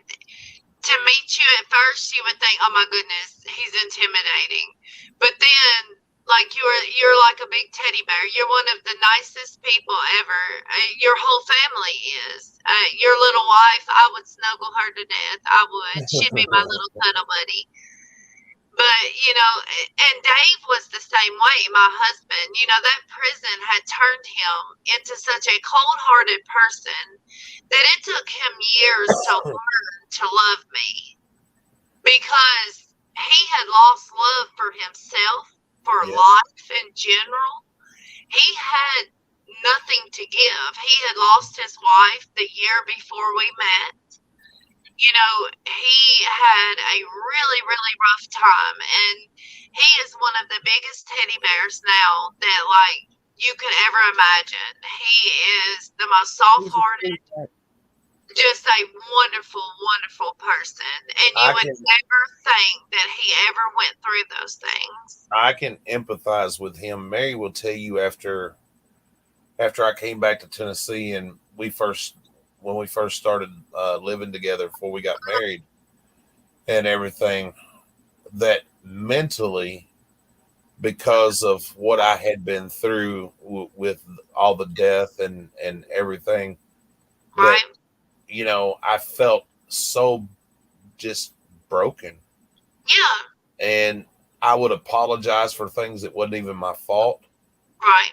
And, you know, and that's a trauma response.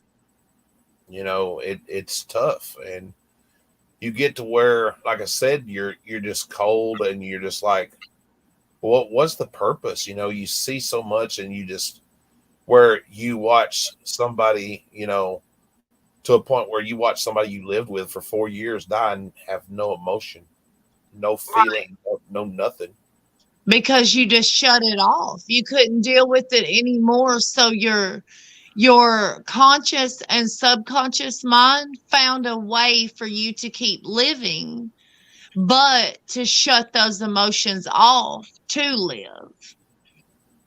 And I fully understand that. I understand that so much, because that's the only way that I'm still here and breathing. I tried so hard to end my life, you know, time and time again. I'll tell you, Mary and these children have been the best therapy in the world for me. Well, that is a blessing, an absolute blessing. And they are beautiful, blessed people. The very first day that I met these two children here, and no, they're not blood related to me, but they are my children. I don't give a fuck. Right. They are my children. Mm-hmm. The very first day that I met these two little babies in here, that's the day that a lot of my cold heartedness just melted away. You just can't help but be that way with these guys. Yes, absolutely. The very first day you walked in the door. The very first day that I was here, he shot me with a Nerf gun. Aww. And we wrestled and everything, you know, and that's cool. It is. And to have the love of a little one, you might only love them a part of your life, but they love you your entire life. And I've always told my children that I only got the chance to love you for a part of my life, but you will love me for the rest of your life. And for children to know that and be comfortable in that and in that love and in that care, that will last with them for an entire lifetime. And that you stepped up to be a father and to be in a child's life whenever you did not have to be. That takes more of a man right there than any father out there on the face of this earth. You know it truly does. You know what they say? Any man, and I'm going to say it the way I always do, any man with a dick, yep, can be a whatever you want to call it, a biological sperm donor.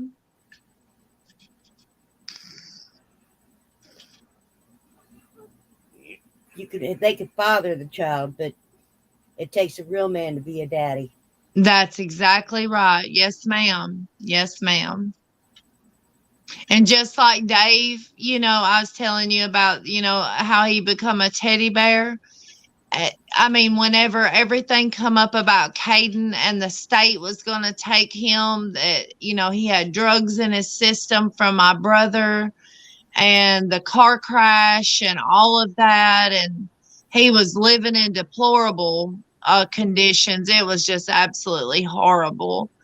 He was broke out in ringworm everywhere, malnutrition, was not speaking hardly anything. And whenever I come to my husband and I was like, Dave, we really got to talk. And he was like, okay, what is it? And I was like, well, I really want to adopt my nephew. And I was like, and I really would like you to adopt with me. to give him a better life, because otherwise he's going to be in state's custody and I'll never be able to find him. There's so many children missing that was in state's custody that they cannot account for. And Kiwi, I'm gonna have to disagree with you on something. You said stepchildren.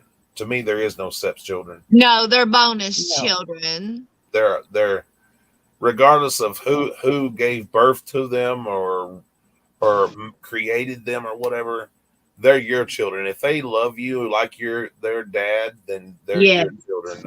I don't give a fuck what they are. You may not be the man that made them, but they're still your children. Exactly. And God found a way to lead those children to the right person. So that makes them your children. God chose you for that child. My husband had 3 boys from a previous marriage. Uh-huh. When I got married, they're my kids. They're my sons. Right. They're not my stepsons. They're my sons. Even to this day, even after he's passed away. I carry the story name. They're my babies. Yep. Exactly. Well, that's just like my kids. They call you mom. Oh, yeah. Yep. His kids call me mom. They're my kids. They're not my What was this in NZ Kiwi you said? It said, I agree, Jennifer. I just say what I need to say. What I need to say, what I say. Your problem is you don't want to listen.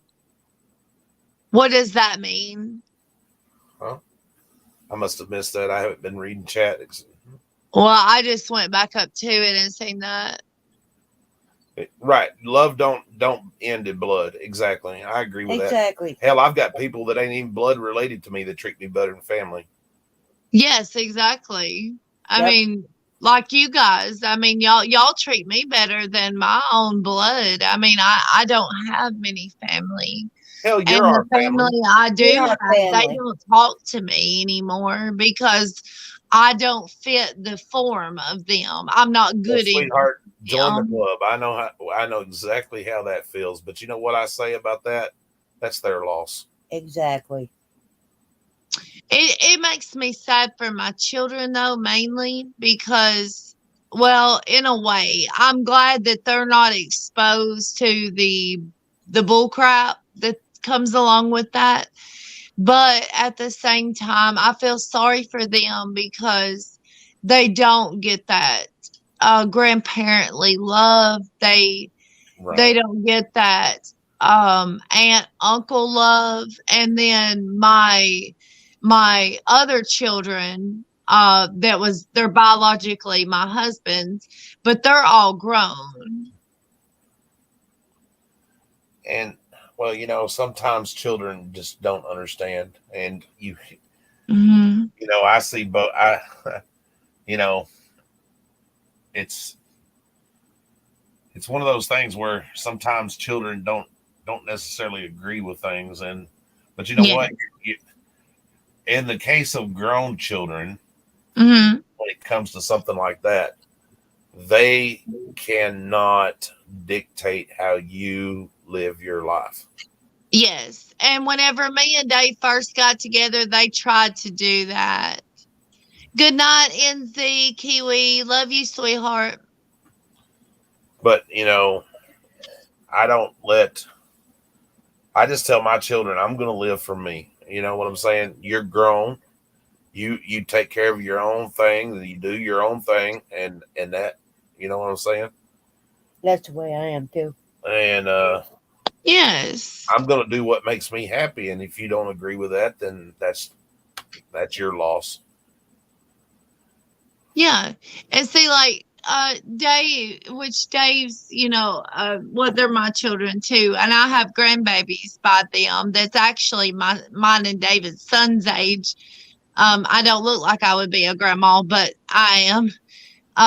But he has 4 grown children, and me and him have a big age difference. Well, whenever we first got together, his youngest, Caitlin, of course, it was a girl, and she was like, "Oh, absolutely not. Me and her's only a few years difference, and you're not dating her." Like telling him that he was not allowed to date me. Lord have mercy. Yeah, I know. It was outrageous, and it caused a lot of issues. It really did for me and him, And because he was like, well, she's really close to me out of the kids. And I was like, well, I understand that, but I'm not separating you from your children. I'm just asking to be a part of both of your lives. Like, you gave me both. Like, I will be there for her, and I will be there for you and any of your other children. And this was before Davison and Caden. So I was like, all I do is work. And, the rest of the time I'll be with you and the kids. And they lived, out. They didn't live with us and everything. But she was absolutely against him dating me. When I say goodnight, some comments comes up that makes me stay. Yeah. Okay, NZ, I know, girl. I try my best on here sometimes to get off, and I'll end up staying and staying. It's 3:10 in the morning, y'all. I know it. And I got to get kids up for school. Yeah. 3 hours. Well, if y'all ain't doing nothing tomorrow, I'm going to make y'all some goodies, some sweets. I'm going to make some Oreo balls and probably some peanut butter Buckeyes and some dipped pretzels. So I will bring y'all some little goodies over. All right. Yes, I love homemade goodies. And I love, and Miss Betty is one of our neighbors. She lives on, okay, so I can't release the First Street or North Street. Yeah, North Street. Yeah, North Street. That's where she lives. She's a little elderly brown woman. I know I know Miss Betty. Yes, she sits outside and waves all the time. Yeah, she lives on the corner of North and Smith. Yes. And I take her sweets. Where they put that new trailer in, that trailer that used to be there, I used to live in that. And that's how I got to know her. Okay. Much love, Marcy. Have a good night, sweetheart. Mwah, mwah, mwah. Jeremiah goes to court in the morning. Yeah, he's going to be there for a while, bro. He's got a fugitive for justice warrant for him in Tennessee. Yep. Yeah. He's going to be Don't there. sound like he's getting out in the morning. He won't be out in the morning. No, he's facing too much time.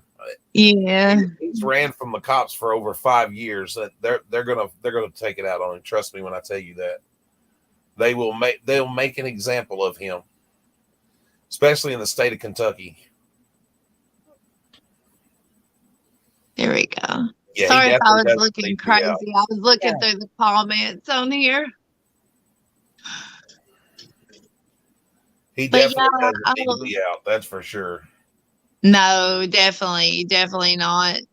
But yeah, I will bring y'all over a bunch of goodies tomorrow, and I hope y'all enjoy them. I'm at Christmas. I was going to tell y'all too.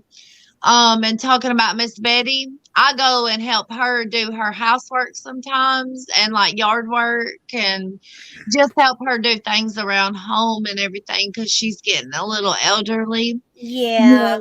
And I bring her cookies and cakes and little sweets and stuff like that to let her know I think about her. And, but yeah, at Christmas, I started a tradition. Actually, my grandmother started it whenever I was little, but we used to make the old fashioned hard tack candy and taffy. And we would spend the entire week before Christmas wrapping presents at night. But then our countertops would be full of candy, like the dip pretzels, the Ritz that has peanut butter in them, and you dip them in the white and the regular milk chocolate. I do Oreo balls. I do brownie bites. I make like platters and platters of sweets. I do it with my children, so we keep the tradition going. And then we take them around, like, to the Amish families around here, and then, of course, to you guys and Miss Betty. Yeah, Miss Betty, she used to, when I lived in the trailer there, I'd always do the yard and with flowers and everything. Yeah, she loves her flowers. I'd take her some, or she'd do the same thing too. Mm-hmm. Finding off with flowers. Yeah, I bring her flowers or cuttings all the time off of my stuff here at home. If you ever want any plants, sweetheart, I have got plants out the frame in this house. Oh, wow. You was talking about the age difference between you and your husband, and that there's an age difference between me and Mary. Is it? Yeah. Oh, yeah. How big is y'all's age difference? About 14 years. Oh, mine and Dave's is 16. Y'all almost hit it. Mary is 64 and I'm almost 50. Oh, okay. Well, I married older, you married younger. There you go, sweetheart. There you go, Miss Angel. Get him.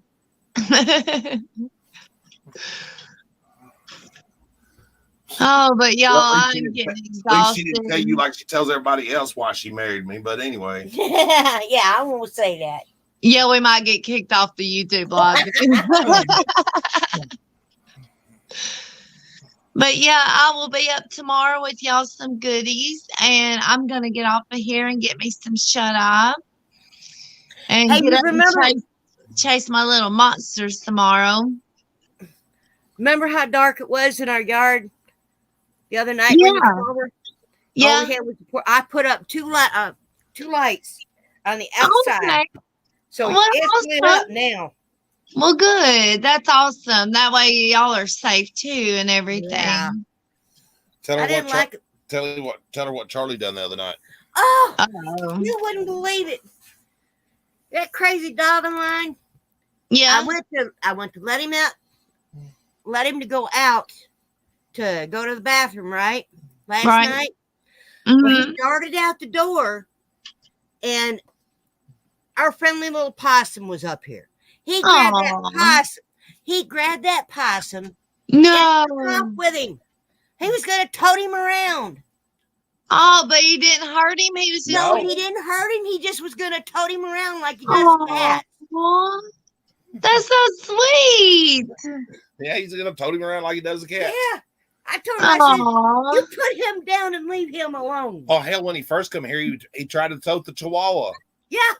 Well, I mean, I can kind of understand that. He could throw him up on his back and give him a ride around. Oh, he does the cats. He'll pick them up and tote them around. Yeah. Oh, well, that's so sweet. He's such a big sweetheart. He is. He's comical. See, that's why I want y'all to meet Rusty. Rusty looks like a miniature version of him. Oh, He man. does. He's got the black mask, but he looks like he's frowning all the time because of his eyebrows. He has like kind of pointy eyebrows. Yeah. But I always tell my husband he looks like somebody you run into that owes you money and they don't have it on them right then. yeah. And I think that's exactly what he looks like all the time. We've got Charlie so spoiled though. Oh, you couldn't tell We it. You don't- could not tell it. I'm just playing. If we get, the monster copies that we get, Yes. he has to have some. Oh, bless So he his gets- heart. He just they needs a taste. We went up there today and got copies, and we took him with us. Yeah. And I come out with the copies, and I'm telling you, he was begging so bad. So bad. Oh. He was trying to steal Harley's right out of her hand. Oh. He was needing a coffee boost this morning, yeah, Mama. he needed his coffee fix. Poor baby. He got some of my coffee, and then he got some of Harley's. He was trying to con Hunter into giving him some of his, but Hunter wouldn't do it. Yeah. You know what's comical about that, don't you? Is we'll be gone somewhere, and when we come back, he gets up on the damn counter here and gets the cat's food and eats all the cat's food and then takes the bowl downstairs. Yep. Oh my goodness. Oh, the other night, I didn't put food in his bowl. He comes up here and he steals the dog food bowl from up here, takes it down, plops it down, and lays down and eats it. Lazy critter. Oh, Tell him to get his lazy bones up and quit stealing. Dadgummit. Oh, lazy thing. Gonna go steal food and then go lay down and lay there and just eat it. Just like I stole it. I licked it. It's mine. That's it. Yeah. He's comical. That's so funny. That's hilarious. That is so funny, y'all. He's a mess. Oh my goodness. Considering what he's went through, though. Yeah. When our grandson, son-in-law, whatever you want to call him, James and Alyssa, they found him. Somebody had thrown him out at Walmart. No. And they picked him up, took him home. Well, but he didn't get along with their dog. Right. So they say. They said he was such a vicious dog. Oh, James yeah. He's real vicious. He's going to lick you to death and then maybe steal your food. Or your monster. Yeah. He'll fight you over a monster. He's something else. Have coffee and vehicle. He will travel. Oh, yeah. Oh, yeah. But James got him from me. Oh, Nightmare got him from me. Yeah. I had just lost my other dog. I had a red and blue heeler crossed, and she died on me. Oh, broke my heart. That was my baby. Our little fur babies are just like our kids. You know it. They really are. Yeah. And then we lost our little Pomeranian. Of course, he was like 19 years old. That's a long life for a Pomeranian. You know it. They have a lot of health issues. Oh, yeah. Well, we got a little dog downstairs that's almost 20 years old. Yeah, for almost 20 years old. That's a long life. My little dog that I had, baby, she lived to be 23. Oh, but that's such a long time to spend with someone, you know. The kids brought Charlie over, and it was an instant bond between him and I. No, I mean, where I go, usually he right there. He stays up your butt, like you told me the other night. He's right up your butt. Yeah, literally. I mean, I could be walking along, I'll stop, and his nose goes right up my butt. I'm like, whoa. Yeah, 3 feet, my guy, 3 feet from my butt. That go. He's something else. Oh, he loves to play. Oh, yeah. You should see.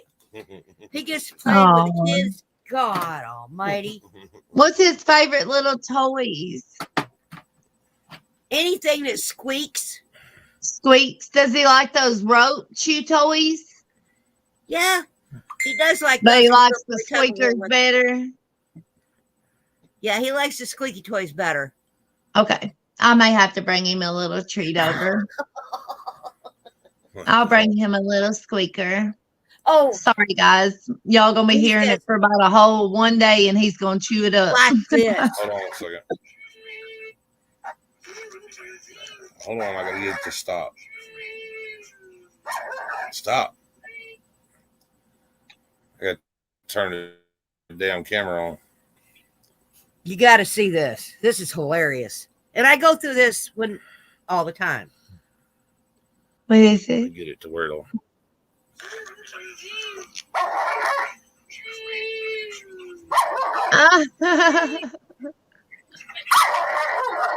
Oh, you don't like the vacuum. Oh no. I hate vacuuming too, little buddy. I can't even. I'm gonna side with you on this. It's horrible. I know it. Get it. Get it. If it ain't my vacuum cleaner, it's my weed eater. Mm-hmm.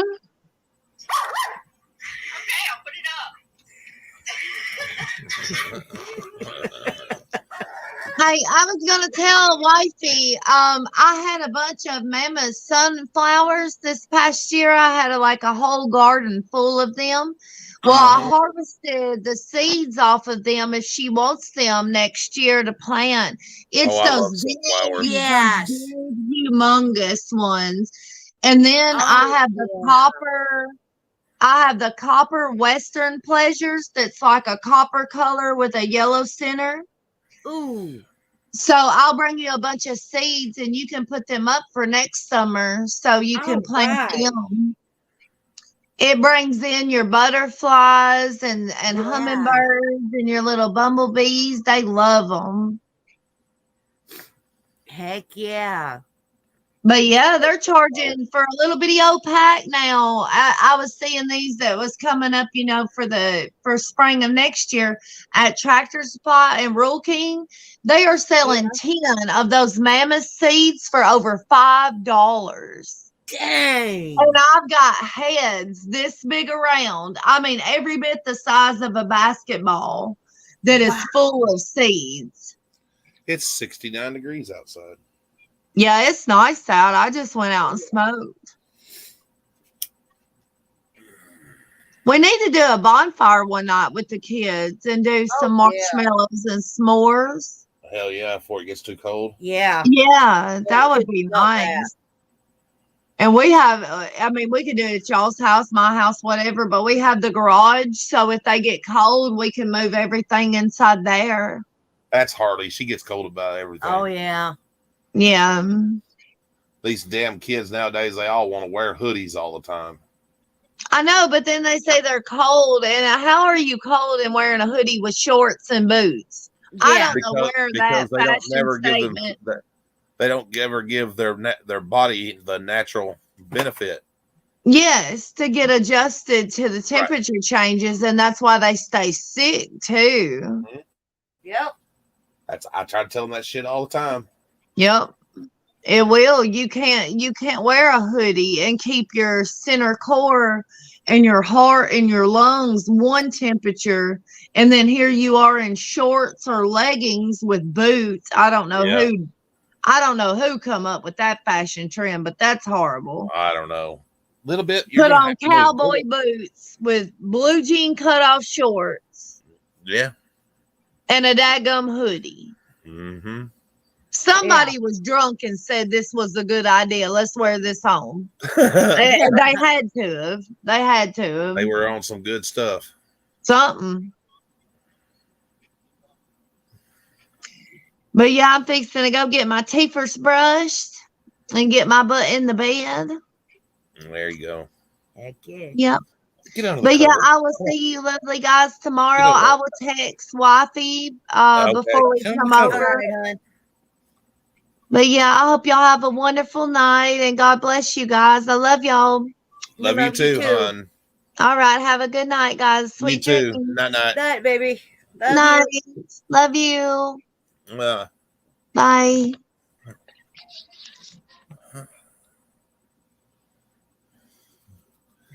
Hey, she figured it out how to get off there this time without me having to remove her.